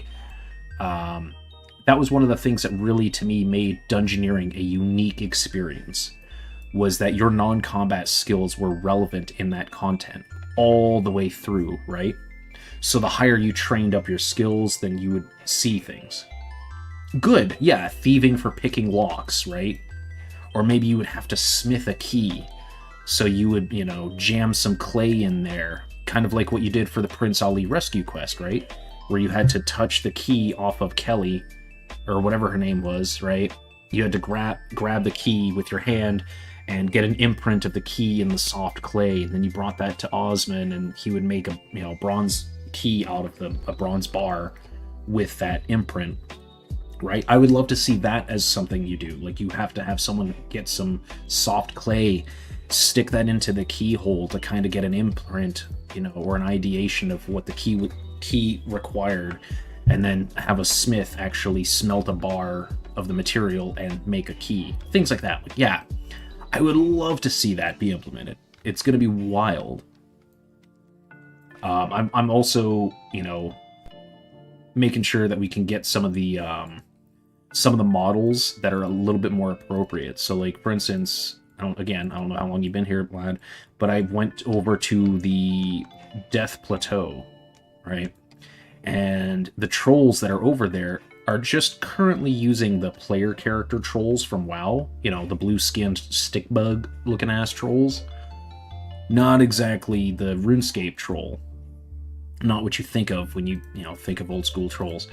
And so what I've been doing is ripping the unit ID and stuff like that and digging through to get the lads the dire trolls specifically, the big fucking hulking monster ass trolls, because those are far more fitting to the trolls that exist in RuneScape, not these stick bug ass player character trolls. So things like that. And like Mazkana, the Slayer Master, I advised that we get an Eridar model, right? Because Mazkana, the Slayer Master, is a half demon, right? So currently we have a placeholder of just a generic Draenei dude. And honestly, it's okay for a placeholder, but we need him to be an Eridar model, so that way he can actually, look proper instead of looking like a chud. Because currently he just looks like a dork. As well, I've also been trying to find like weapon models that Red and Doobie can work with, because Red Goof is actually one of the lads that's responsible for model work as well. And basically a base item that you can utilize and then render in like Blender and stuff like that, and basically hand paint. Because like, if you look here, right, my Myth Simi, there's many scimitar-like weapons within World of Warcraft. So the way that they do things is you effectively take the base item, right, off of WoW, you rip that, render it in the 3D space, and then you just paint over it in Blender. Oh, you're absolutely able to move and fight, dude. You can also move and shoot, or move and cast. I'm just not leveling my ranged nor magic right now, but yeah.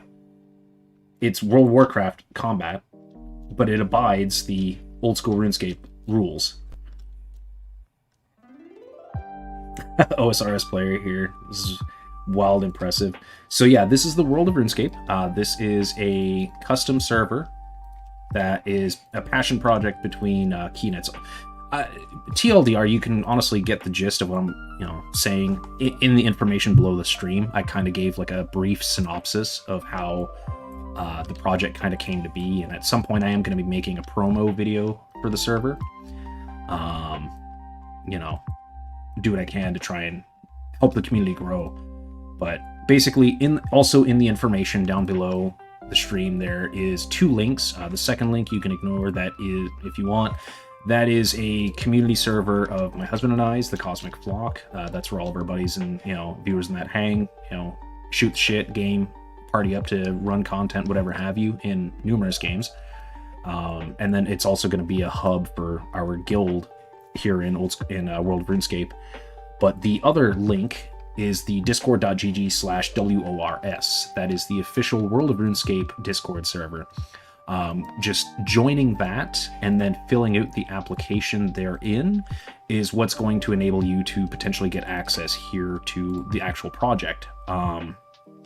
For now, we are still currently in, as listed here, it is currently in pre-alpha.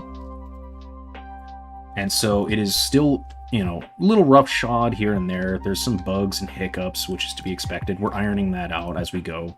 And it is going to be invite only for the time being. But the open alpha, don't quote me on this is pure speculation, but I can say with a decent amount of certainty that we can expect the open alpha to take place, I would say roughly, give or take, around the holidays, around Christmas time. I would honestly say that would be a fair and astute estimate as to when to expect open alpha access to this project. Of course, it's all ultimately going to be up to Keynets.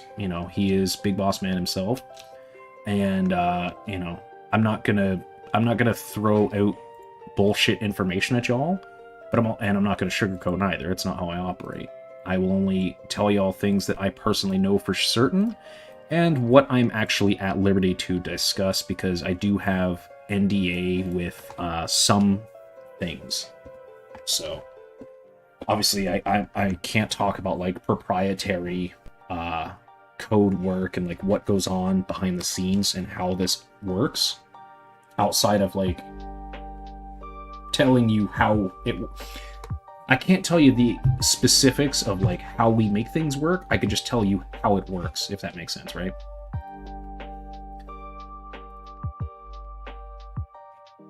So like, for instance, obviously the backpack here is literally just, your standard bag is just a 28 slot bag that replaces your default backpack, right? Stuff like that. Like, I can explain shit like that.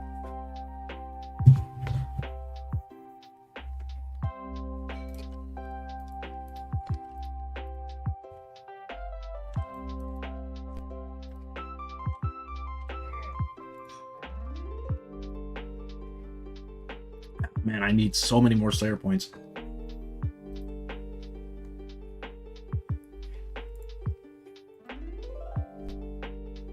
Also, there will be mounts implemented in the game. but they're going to be earned. They're not simply thrown out. That's actually one of the things that is right here.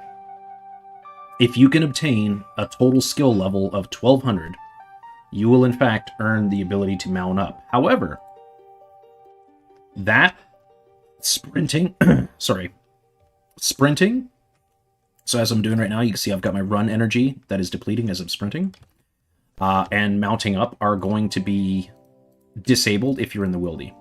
Yes, currently the experience rates are a 1-to-1 ratio, so I'm leveling attack right now, so you can actually see, the numbers popping up right over here. You gotta go for now, but you catch the next stream. Message on Discord. Yeah, absolutely, lad. Appreciate you stopping by. And I still haven't gotten a response back from Keynets yet, so I would say keep tabs on... Oh, wait. Hold up. Face mask. Alright, we're definitely getting Slayer home this week.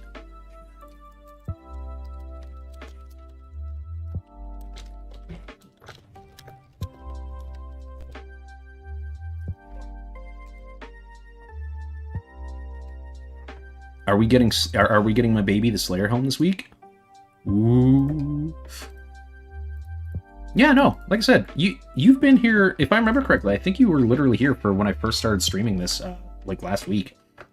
You've been active in chat, kicking it and hanging out. So, you know. And you've been genuinely curious.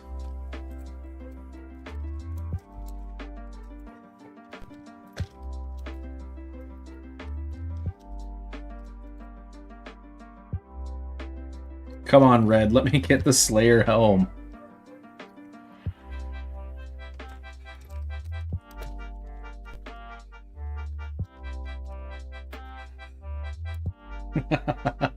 Fair enough, brother. You take care, stay hydrated, and enjoy yourself out there.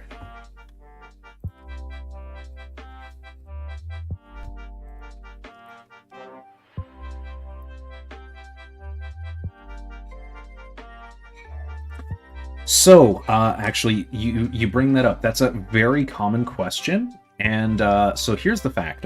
Here's the facts here. All right. So first off, number one, this project is being hosted by Project Ascension. Project Ascension is the big custom WoW server which has classless features, so you can make a generic character and build your own class fantasy and just kind of go ham, right? So that is kind of how that is. However, this is separate from it in that it is obviously World of RuneScape. So there's a reason to this tangent. Bear with. Project Ascension is over 8 years old, and currently we operate on the 335A patch framework, which is the Ruby Sanctum patch of World of WarCraft. And that patch is the most thoroughly emulated and completely scripted patch in World of Warcraft history. All right, hold fast. I need to take a sip of me brew right quick, because I'm about to do a whole lot of yapping. Alrighty. So, that being said, as it's a WoW private server, and the rule of thumb is this. Number one, the project is not for profit. Okay? So if you have a paywall, if you have to purchase access to the project, that is bad. That is not kosher, and Big Papa Blizzard will shut your shit down. Okay? So, number one, the project is free. Number two, fair use. And what I mean by fair use is that it is utilizing the IP, yes, but it is transformative. It adds to the narrative and experience therein that you normally would not get otherwise. So number two is that. Number three, we have a JMod that is in the community server for the World of RuneScape. And not only is the dude, I'm not going to say which JMod, because I'm not going to oust them and, jeopardize their professional anonymity, but the JMod loves the project, loves to see the work that's been and passion that's going into this, because again, at the end of the day, this is a passion project. This is a fan project. This is a love letter to people who, much like myself, my old crusty dusty 36-year-old ass, grew up playing these games, grew up playing World of Warcraft, grew up playing Old School RuneScape. I mean, like I said earlier in stream, brother, I started RuneScape back at the ass end of RS1, just before RS2 came into existence. So I saw the, the birth of what we now know and love as Old School RuneScape, and played through the golden era, hey guys, want to, doubling money and all of the fun little splash text and that was going on in Varric, West Varric Bank being the trade hub on every world. That was the golden era. Grew up through all of that, right? And then I also played World of Warcraft since the vanilla closed beta, back when it was originally still basically a mod for Warcraft 3, because originally it was built on the Warcraft 3 engine before they did some proprietary work. So, I've been playing the shit out of these kind of games my whole life. And the other thing, and one last point, right, is that number 4? This being on that 335A patch, it's nowhere near recent expansions. The rule of thumb with private servers is you do not do you don't bite the hand that feeds you, right? You don't go after more recent servers, right? So you'll probably never find, or if you do find it, it's going to be a short-lived one. Like Dragonflight. Dragonflight was the most recent expansion. Now we're obviously in the War Within on retail. You're not going to find a War Within server, and that's twofold. Number one, it's stupid. It's risky. Magic is absolutely implemented. I'm just not leveling it at the moment. But magic and range, everything works except for these 4 skills here: farming, dungeoneering, hunter, and construction. Those are the only things that do not work at current. Construction, we're waiting on some tech, coding and the like, and the same goes for farming. Hunter, we just don't yet have all of the areas of the map opened up just quite yet. We need to get like way up here into Fremennik and such. Those areas are not complete, so we do not yet have those skills yet. But yeah, no, magic is absolutely implemented. Ranging is literally god tier. Someone didn't finish the job here, so let me just kill this goblin. Also, this is a fairly recent bug. I don't know what exactly occurred when they were finally adding weapons to these dudes, the goblins, but their ears and nose are missing, so that's just a minor hiccup, I guess. Not entirely sure what exactly caused that.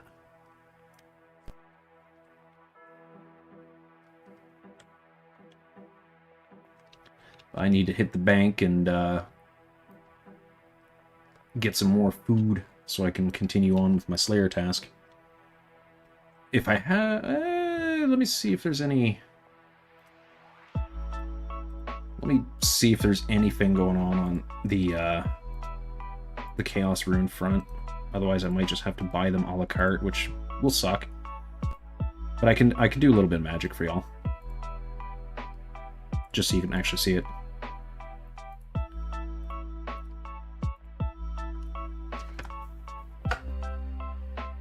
Oh yeah, dude, 100%. So, your enchanting, your magic is here, so you can actually look at the spell book. But your prayer, they are all there. Oh, dude, no, it took a long while to get coding because a lot of this, again, I can't say some things, obviously. Like, for instance, right now I need a heal, right? So let's just turn on our rapid heal. So I'm going to be getting, you can see there, right? So rage, so we have different resources, right? Mana is acting as our prayer points. Energy, like rogues, is our run energy. So for sprinting, so let me turn sprint on. Why is it not letting me turn sprint on? Am I lagging? No, I'm not. Okay. Huh. Odd. I guess we're not allowed to sprint here in the GE. Fair enough. But your run energy, works there. The rage, that's your spec meter. So if you have a dragon dagger, that's actually your spec meter. So that's how that's been implemented. I know that was something that a couple of lads in chat the other day had asked about, was do we have spec implemented? Yes. I just don't have a weapon that actually has a spec currently. Yeah, no, absolutely. This is always what happens. This is always what happens every time I need to show something, It is what it is. I've kind of gotten used to it at this juncture, I don't really need all of the cake. Hang on. So if I'm just going to be... If I'm just going to level magic, I'll do this. I'll put my mage gear on.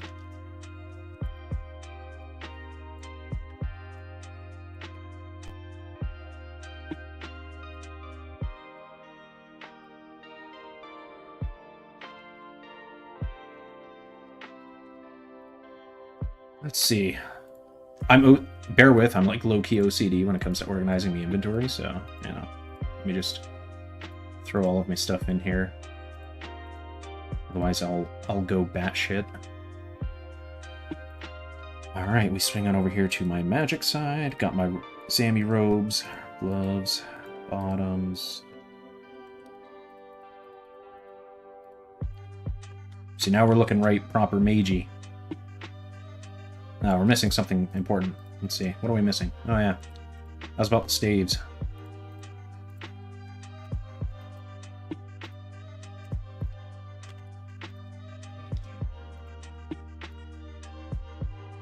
Let's get our staves up. Ready to rock. Let's see. Grab all but one. All but one. What's up, Mog? Mog Knights is good. Mog Knights is good people. That guy's great. Dude's also a chat. He's like one of our highest level lads that's a player, not including staff. We do have some staff that are like, I think Andrew's online right now. There you go. I can turn off my prayer. And we go to the church. Actually, I can keep my my D shield, my anti-D shield up. That doesn't affect my magic. So, yeah. Also, it might be a little bit hard to tell on the stream, but maybe if I put the fire staff on instead. The staves are actually translucent. The orbs are. You can actually see through them. Like, you can see the line. So, kind of sick. Not gonna lie. Prayer flicking... Okay, so prayer flicking, that's actually a hot topic that you're bringing up. Prayer flicking is... It's tricky, right? Keynets doesn't want us to do prayer flicking, because you could totally just put... You can see here, like, I've got my hotbars. You could totally set, like, flick, have prayers on, and you just flick the prots and stuff. It's a balancing thing, and Keynets does not want us to do prayer flicking, but it's currently in the game. He doesn't want it to be, but it's a matter of like keeping the players happy and then keeping true to his vision. So it's one of those things of it's a balance game. So you see here, my mana's not restoring. Here's the altar. Boom. You pray at the altar, you get your prayer fully restored, as it should be. I need to go down to the magic shop. Before I do that, I do need to grab another drink real quick. So I encourage y'all to do the same, and then I'm gonna go hit up the magic shop, and we're going to hydrate, come back, and we're going to zip on down and train magic on the hill giants. So give me just a tick, lads. I'll be right back.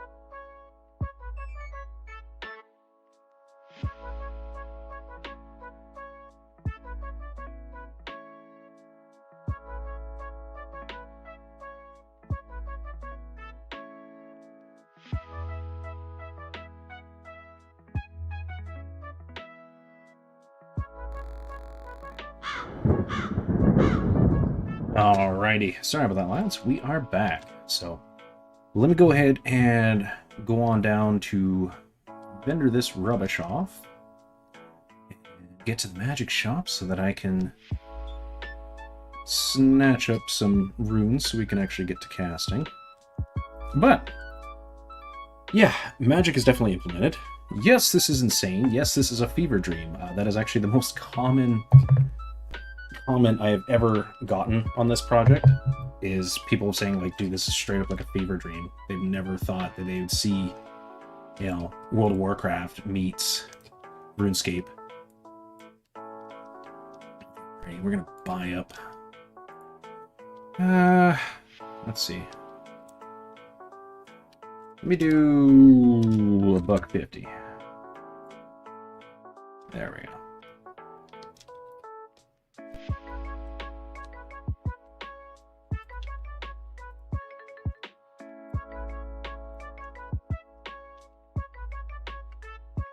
Alright, so we got our ability to cast Wind Bolt. Also, what you're seeing up here, that's actually the agility course. So, these tight ropes and that is all part of the agility courses. Some of them they've been nerfed. So originally, as you can see here, there's 4 ropes that are jimmied together. Originally, it was one singular rope that you would have to tight rope walk across, and a sufficient number of people had. I'm just gonna call it what it is. It was a proficiency predicament, my dude. Skill issue. They couldn't, you know, walk along the tightrope walk to do the agility. You know, it is what it is. I don't really mind, because it'll make people, you know, that are less coordinated have an easier time leveling agility. And that is, you know, kind of the ultimate goal, is to make sure that everybody can experience all of the content, and that does include agility leveling and skilling. So, yeah, I can see it. It is what it is. So I'm gonna get jumped immediately upon zoning in here, as always. But we're gonna safe spot this dude. So we're just gonna take him for a little walk here. And safe spot. And something you're gonna notice is I can move and I can cast at the same time. You don't have to sit still. That's one of the things that, you know, is very important to know, is you can move and cast. Same thing goes for ranged. Which means PvP is very dynamic, because you're going to be having people running around in the wildy trying to chase you down, you know, and they're going to be gunning for you, bud. So, let's get this goober.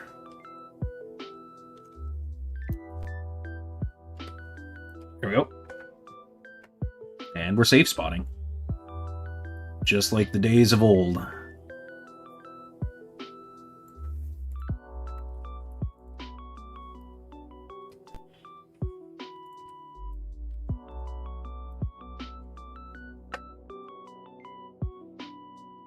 Oh, that was a flub. That sucks. That was a flub. Damn. Oh, Dragon Slayers. So, I'm actually working on, funny enough, I'm actually working on Dragon Slayer. I will stream the process of Dragon Slayer. Oh yeah, prayers are all working. All the prayers, even the prop prayers, they are all working. I just don't have the level for it, obviously. But yes, prop prayers work. Everything up here, this is all working.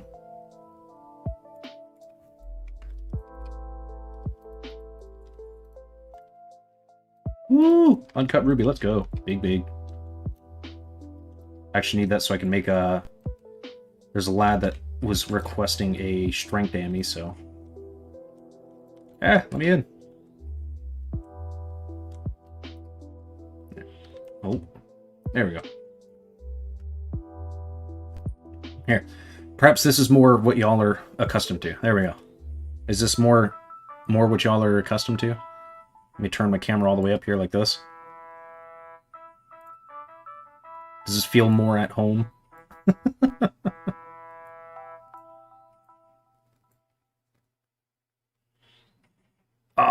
God, those zeros.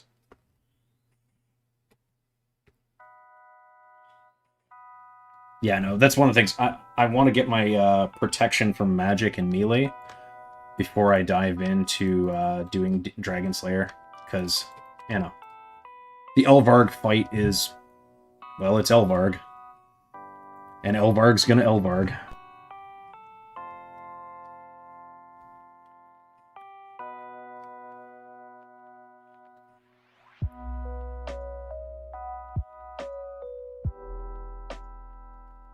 I do know that the key... Let me double check here. Yeah, the giant key is in the loot table, but Obor is not in the game yet. So, basically, if I do happen across a giant key, I'm just going to have to save it. And then at some point when he gets implemented, Obor, the Hill Titan, will be available to fight.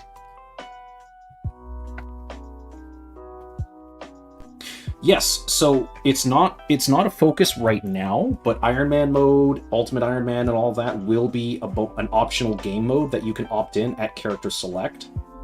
That is planned. Right now, we want to get the entire game functional, like all of the map and all the quests, everything working. And then after that is when we'll look into turning the switch on those. Here's the joke, right? So, Project Ascension already natively has Iron Man mode baked in. So all we really have to do is just plug that scripting in here.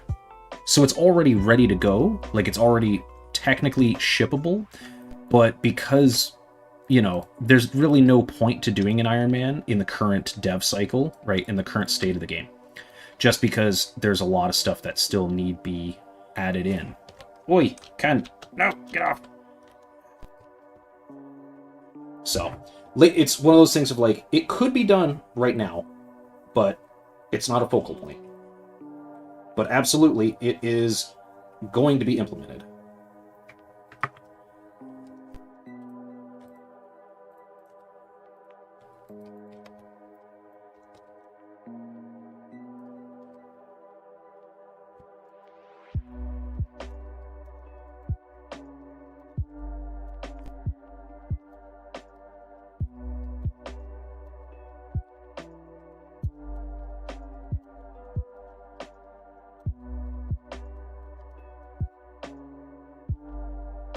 How can you play this in the future? So, glad you asked.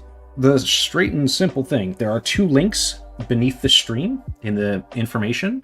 The second link is the community link for my husband and I's Cosmic Flock. So if you want to hang with folks and game and whatnot, there's that. But the other link, the first link that is in the description below, that is the discord.gg/WORS. That is the official World of RuneScape Discord server. You have to sign up, follow the directions that are listed there.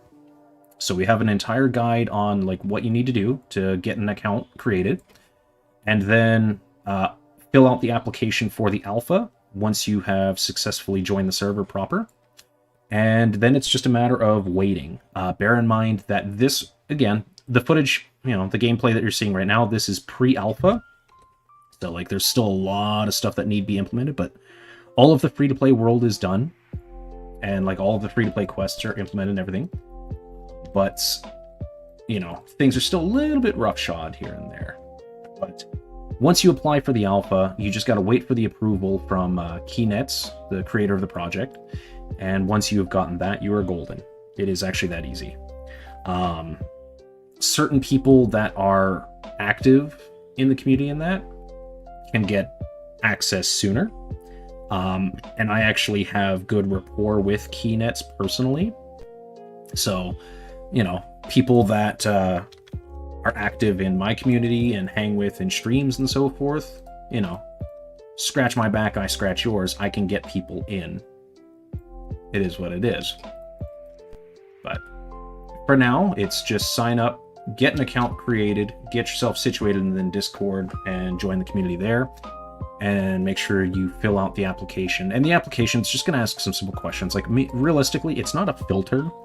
It's just a basic thing of like, hey, what's your knowledge with MMOs? Like, what other MMOs have you ever played? Specifically, obviously, it's going to be like, hey, what kind of experience do you have with World of WarCraft? And obviously, what kind of experience you have with RuneScape? Because this is a marriage of the two games. So there's going to be a lot of similarities, but then, of course, there's going to be a lot of things that are different. Like, obviously, you're seeing me traversing the world in Warcraft fashion. Like, I can jump around and, you know, I can move and cast and do all sorts of stuff like normally you can do on World of Warcraft that you can't really do in Old School RuneScape. So, and a lot of the differences are actually covered in Tutorial Island. So, there is that as well. But a lot of the questions that I'm at liberty, I can and will answer. There are going to be obviously some questions that I am under NDA that I can't answer. So those ones, naturally, I will just defer, you know, can't really answer. But everything else, it's open season. Ask whatever you like. I can't share, like, obviously, proprietary info and stuff like that, but anything that is not amongst that number, I can definitely, you know, answer all those queries. Not an issue.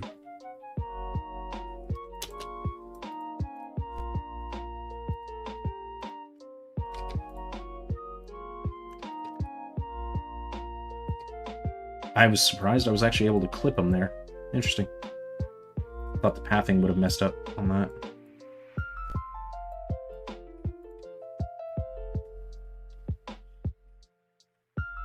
I'm gonna run out of Chaos Runes. Man, I need to get my thieving up so I could just stop buying Chaos Runes.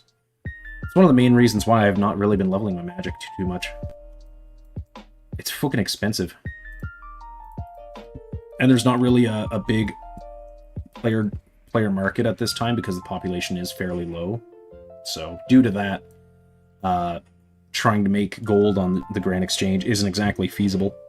So most of the economy right now is basically low-key, like Iron Man mode. Because if we look here, do a /who, there are only 20 people online. And of those 20 people, let me see, no staff. So all players for now.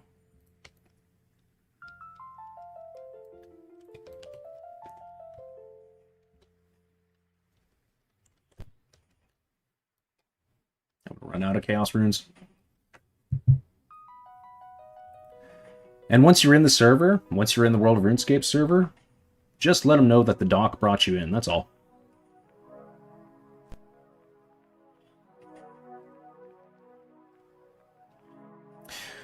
So, that's actually one of the questions that I can say yes, but I can't give specifics, and that's a twofold reasoning. Number one is I am not, again, I'm not, excuse me, I'm not staff, so I don't have access to all of the information. And then the other things that I do know, I'm not actually allowed to divulge, right? So unfortunately, that is a question that I can't really give a whole hell of a lot to. Again, we are still very early on in this project's lifespan. Yeah, like I mean, the project's been going for like a year. So yeah, I'm pretty much out of Chaos Runes, so we're just gonna have to call it there. I need to get a damn Amulet of Magic. That's what I really need. Can I can enchant. Yeah, I can enchant. I just need to make one. Make an amulet.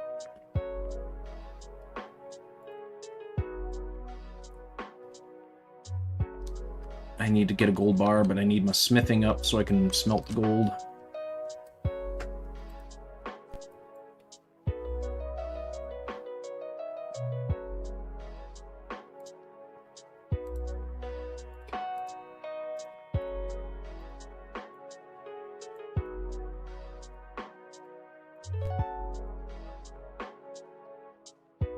Tools.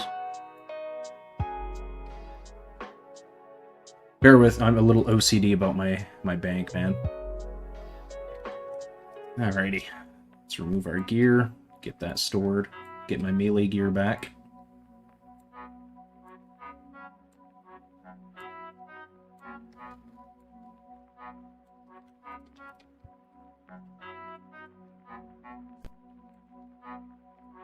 Throw that in there, throw that in there. My husband needs to collect his Zamorak robe set that I farmed for him. My man's been slacking.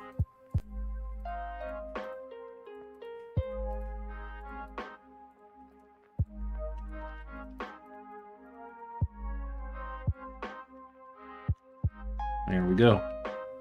Back to familiar gear.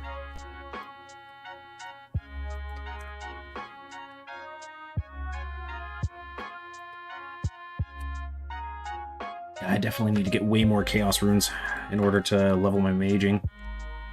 So at some point I'm just going to have to bite the bullet and do hella thieving until I can do Paladins. Because Paladins typically have Chaos Runes and raw GP. I think they give you like 80 GP plus a couple of Chaos Runes, so that's going to be a very big source for me to actually get my magic actually leveled up. Oh, and that's actually, so this is actually good that these are here, so I actually want to show you that. I'm going to go to the Grand Exchange and show you all something. So let's turn our sprint on and leg it to the GE right quick.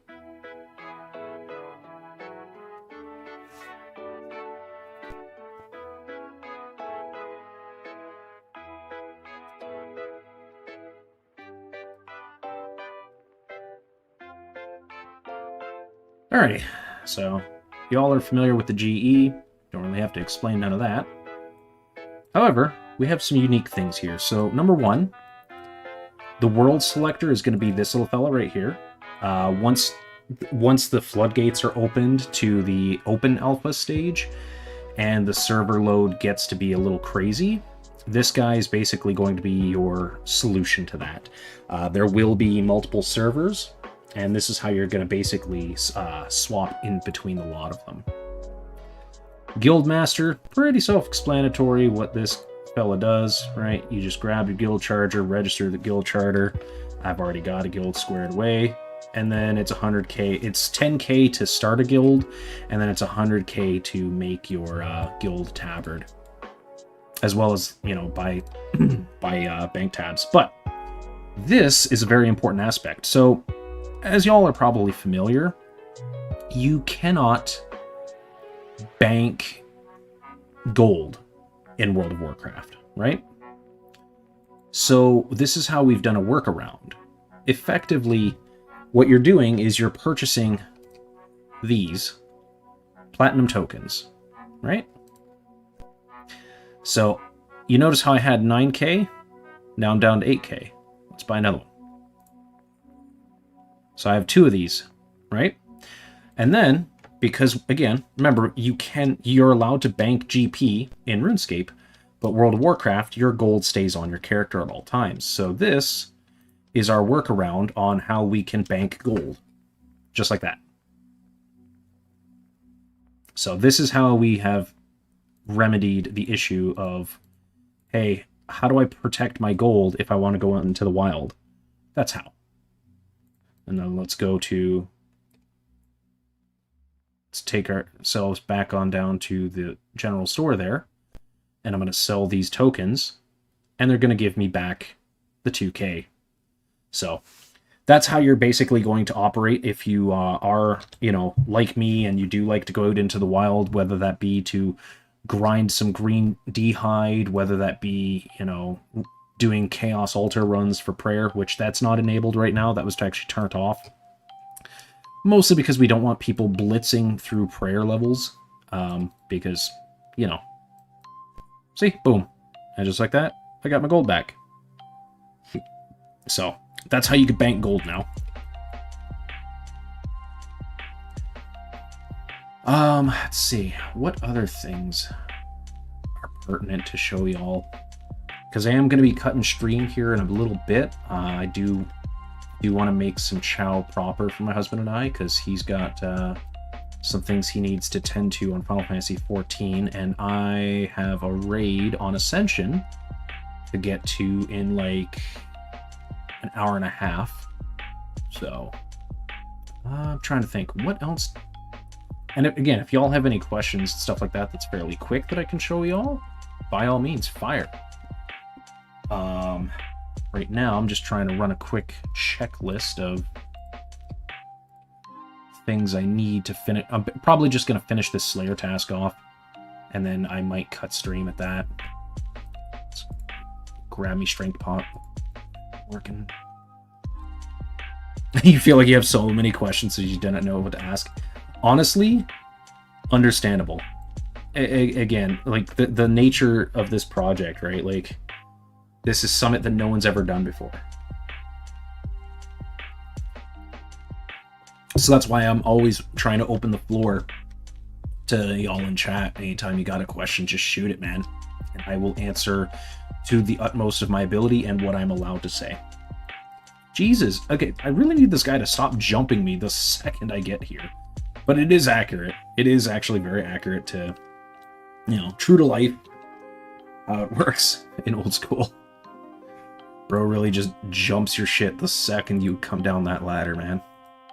Let's pop strength pot.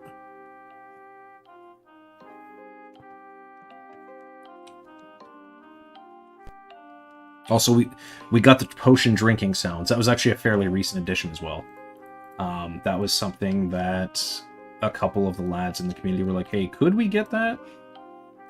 Spoiler alert, yes. Yes, we can.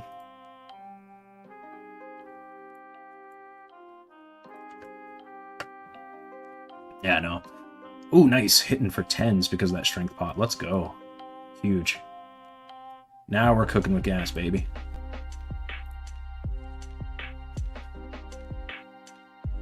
I should probably get my strength up to like 60 so I can just hit 10s. Because honestly, that'll make killing Elvarg a good deal easier if I can hit 10s. Because she has like a... I think she has like what? Like a buck 30 in health? If I remember correct? Something like that. I think she's got like a buck 30, buck 35 in HP. It's been a red hot minute since I've done Dragon Slayer, so. But I'm definitely gonna. I'm gonna stream the entirety of that quest. So, you know, once I start getting that all underway, I would like to be in full rune before I do that quest. So I'm going to get my attack up here to 40, and then I'm going to have to do a bunch of defense training. But once I've got all my melee stats where I want them to be at, and hopefully some higher prayer so I can at least get prot magic, I will definitely be streaming the Dragon Slayer quest. I've pretty much started the essential pieces. So, like, you know, I've already talked to the Oracle on Ice Mountain. Nothing really exciting there, right? And that's to open the door down in the Dwarf Mine. So, there's a few things. Also, unlike what you could do on Old School, you can't really skip and sequence break quests. That actually is something that Keynets was kind of keen on making sure was a thing. You can gather all the items ahead of time, but like you still have to do each of the steps of the quest. You cannot like just skip past talking to NPCs and whatnot.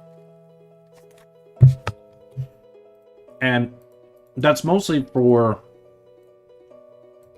staying true to the experience, right? Like, yeah, nowadays we have guides.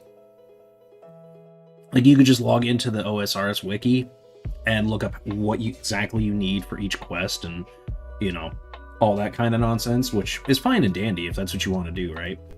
But there's going to be a lot of people, veterans and newbies alike, that are going to come in on this project when it's open and want to experience the quests through this lens with untainted, you know, no guides and all that stuff. So props if you're one of the lads that's going to do that, because I want to see more of y'all.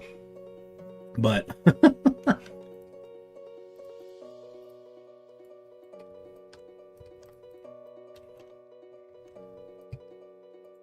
And I need to get my combat levels up higher. When... yeah, there we go. Infernal Mages. Once I get to this, then I can start getting some Mystic gear to drop. That's another thing. I'd like to get Mystic gear so I can start training magic as well.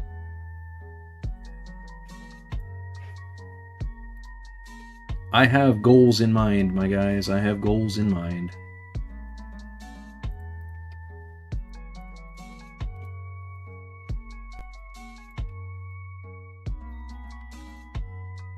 So 13 more hillies, and then I'm going to go ahead and call stream for the day.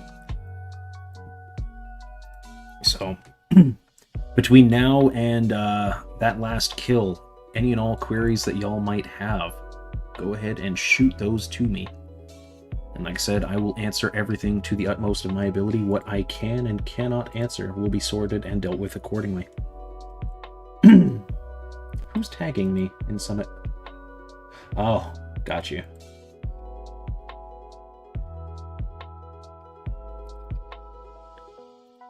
One of the lads in my personal server was poking at me.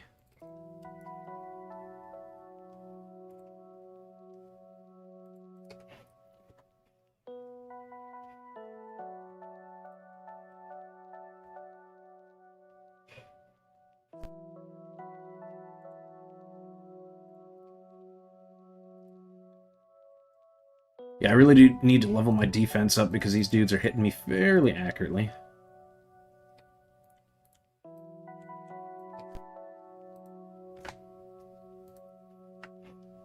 And I do so look forward to when I have better food than just cakes, man.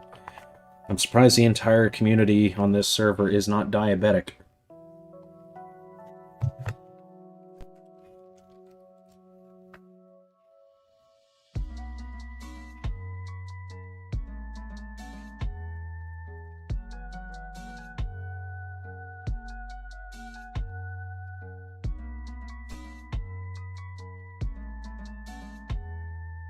And more kills, come on.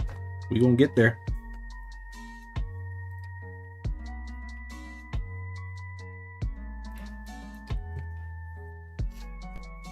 I do look forward to doing D-Slayer for y'all, though. It's gonna be a good time. It's gonna be a little bit more stressful, too, because due to the fact that this is built in the WoW engine, not going to be able to flinch.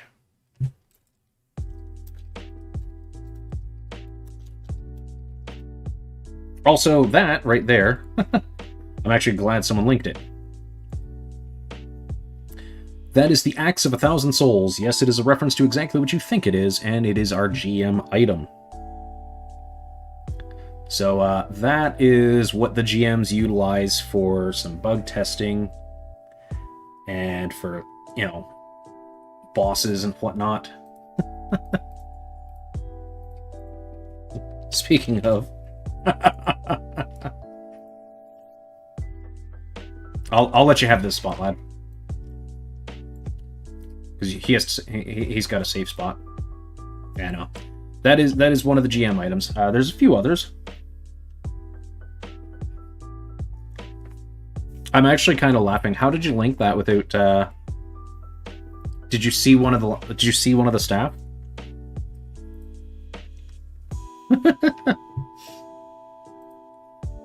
I thought none of the staff were online right now, unless they're on an alt. They might be. A couple of lads do make alts fairly frequently, because some of the things are, you know, little hiccups and bugs on Tutorial Island. So obviously you would have to make a new tune in order to be able to test anything there.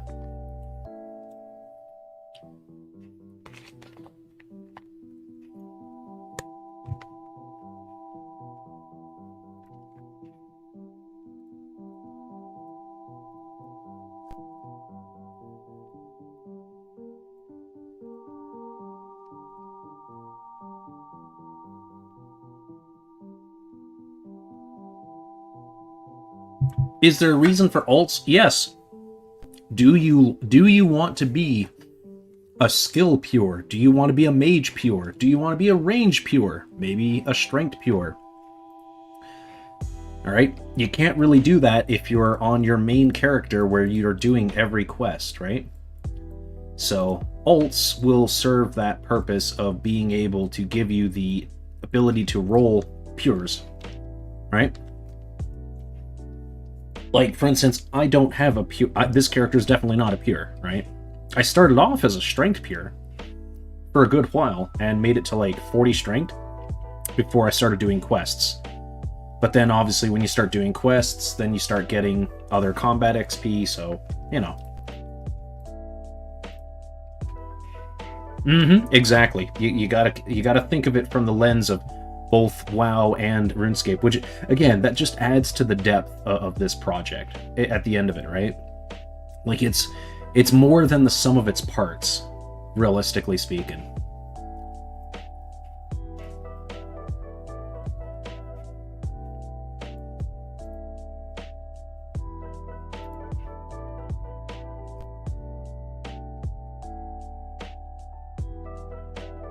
Wait. Deathwing's flying over Crandor?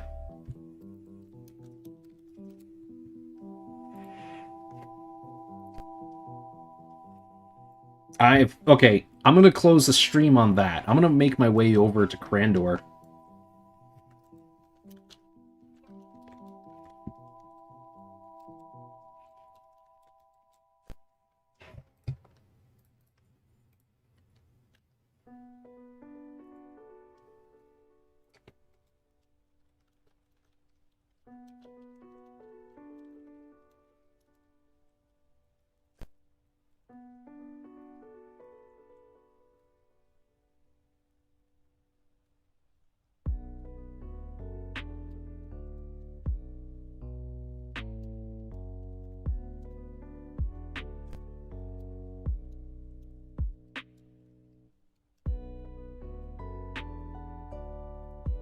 If I have gold, if I can get gold bars, then I can make magic ammies.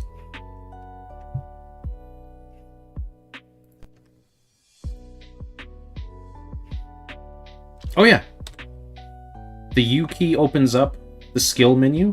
So remember, like I said earlier in the stream, reputation is your skills. There we go, Slayer task complete.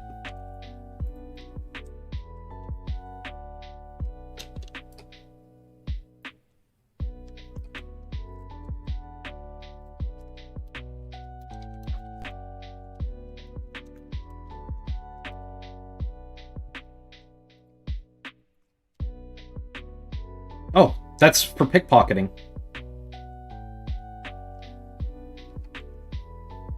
So I level up smithing quite frequently. That is my sprint. Don't really use Earthbolt.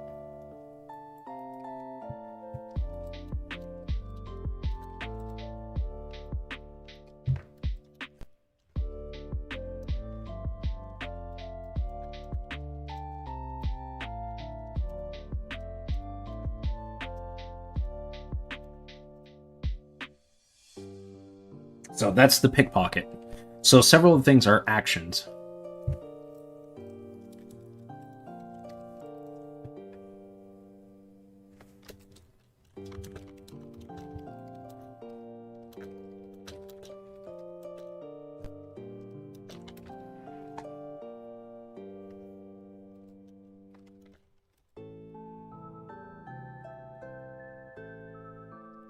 So if we look here, fire making, this is going to teach you various logs. So like, if I level up my fire making here, this will be oak logs, right? And then from there, it's going to go to maple and so forth. Like all of that's going to learn.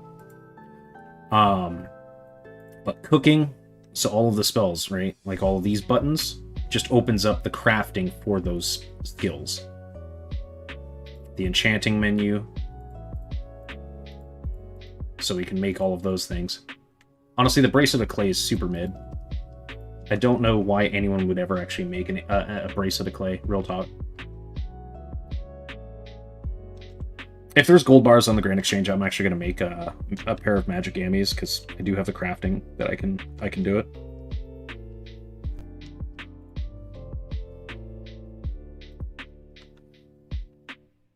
So I'm gonna make myself and Boo magic ammies, because I need a magic ammy for my mage set, realistically speaking. Let's find out. Search. Let's see, what do we got? Magic ammy for 5k? How about no?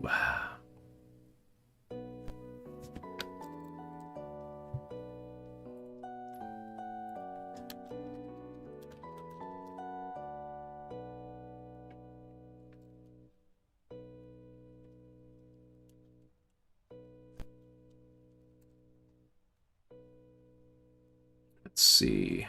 Ring of Dueling. Ring of Magic. Some Addy Legs. Runeful Helm from Mognite. Alright, there are no gold bars. Damn. Unfortunate.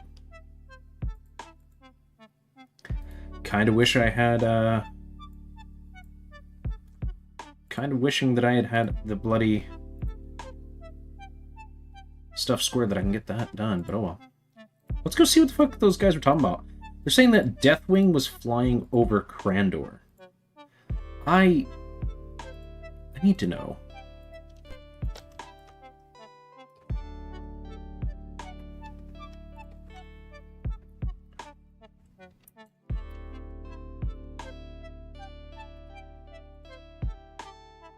I need to know what the hell that's all about. Is Deathwing... Is that how they're implementing the cinematic for Elvarg, where she hits the ship or something? I'm genuinely... I never actually looked at the sky. And it's funny to me because Atlas said something about it, and I didn't think anything. I was just like, bro's just talking, you know, he's blowing smoke. But no. Apparently Deathwing is there, so let's go fucking investigate.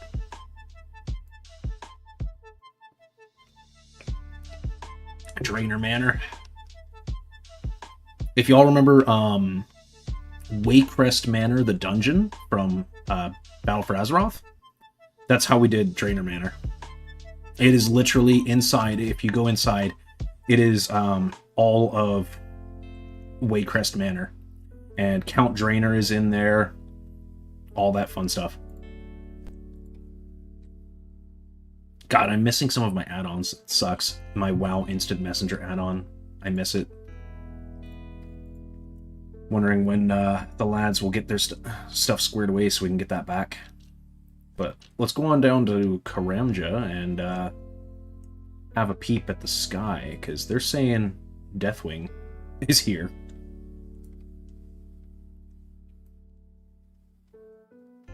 So your Discord, your Discord name will change colors, and also you're gonna get a ping.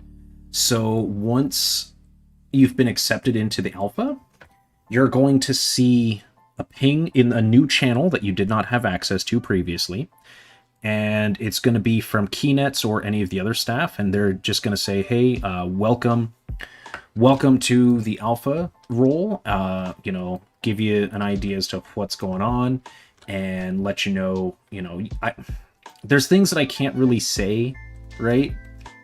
Because you're not in that role yet, so, like, unfortunately, that's one of those, you're gonna have to wait and find out type beats.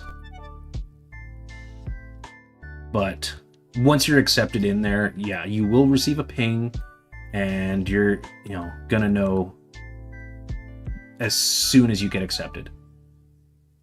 Yeah, no problem, lad.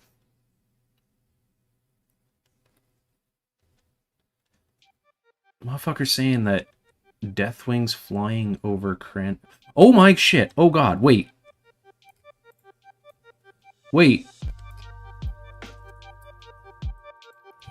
Hang on.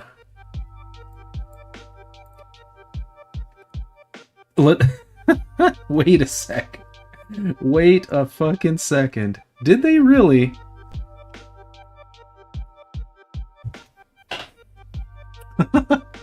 I saw that. I recognize that model. That is unmistakably D-Wing. Holy shit. I just had to crank my view distance up is all. Alright.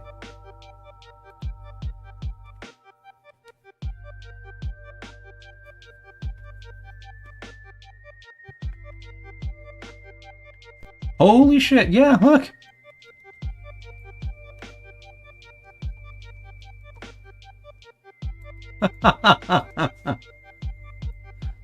I see. They weren't kidding. That is Deathwing. So I low-key was saying that maybe we could get King Black Dragon to use the Deathwing model, because I think that would be tight as hell. If they're using Deathwing for Elvarg, that's kind of crazy.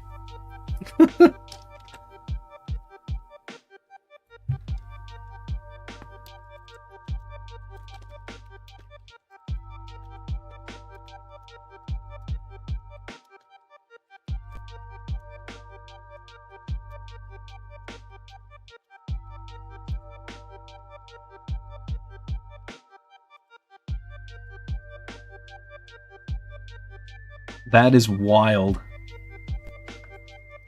I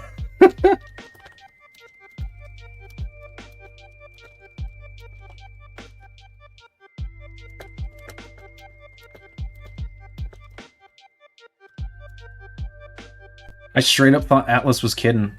I didn't realize he was being dead-ass with me. That's funny. Yeah, we got the Mossies over there. We got the skeletons. That's kind of what I was thinking, right? Well, maybe not Ysera. I'm trying to think, man. Like, what? You know what? Hang on. I'm taking this as a screenshot.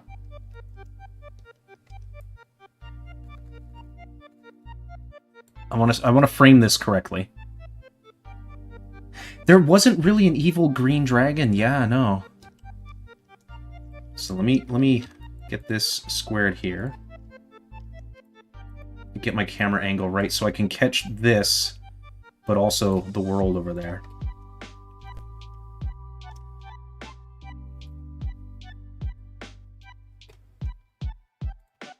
That is too fucking cool. Oh, man.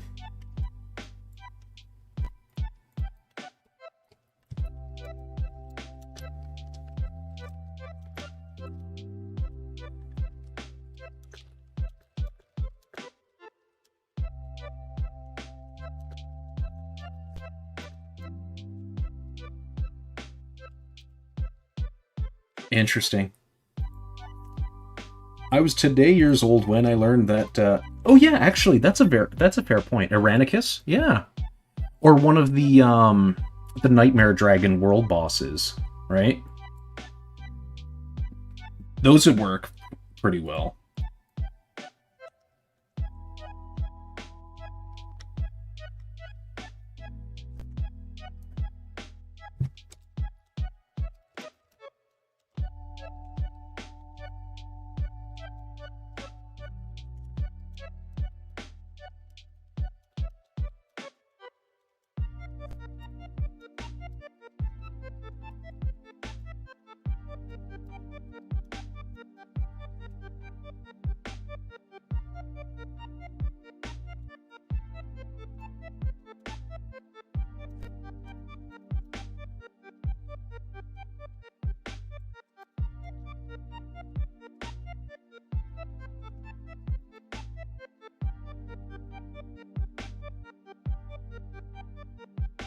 Let me see if it's already been posted yet.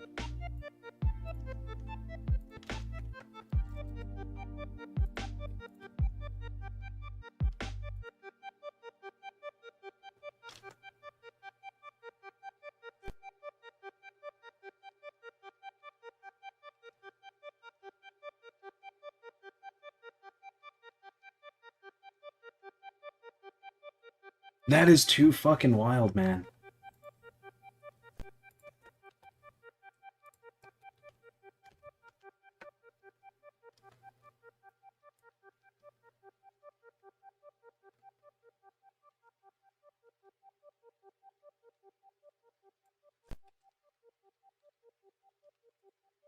I'm not gonna lie, I'm low-key still in awe that they were not bullshitting me about Deathwing.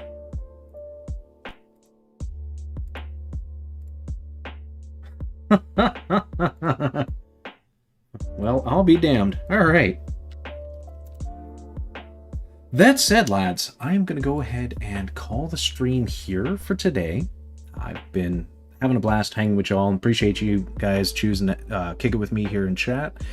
There is plenty more I would love to share, and I will continue to showcase this as I stream on, here, when it's going to be streaming this here on YouTube.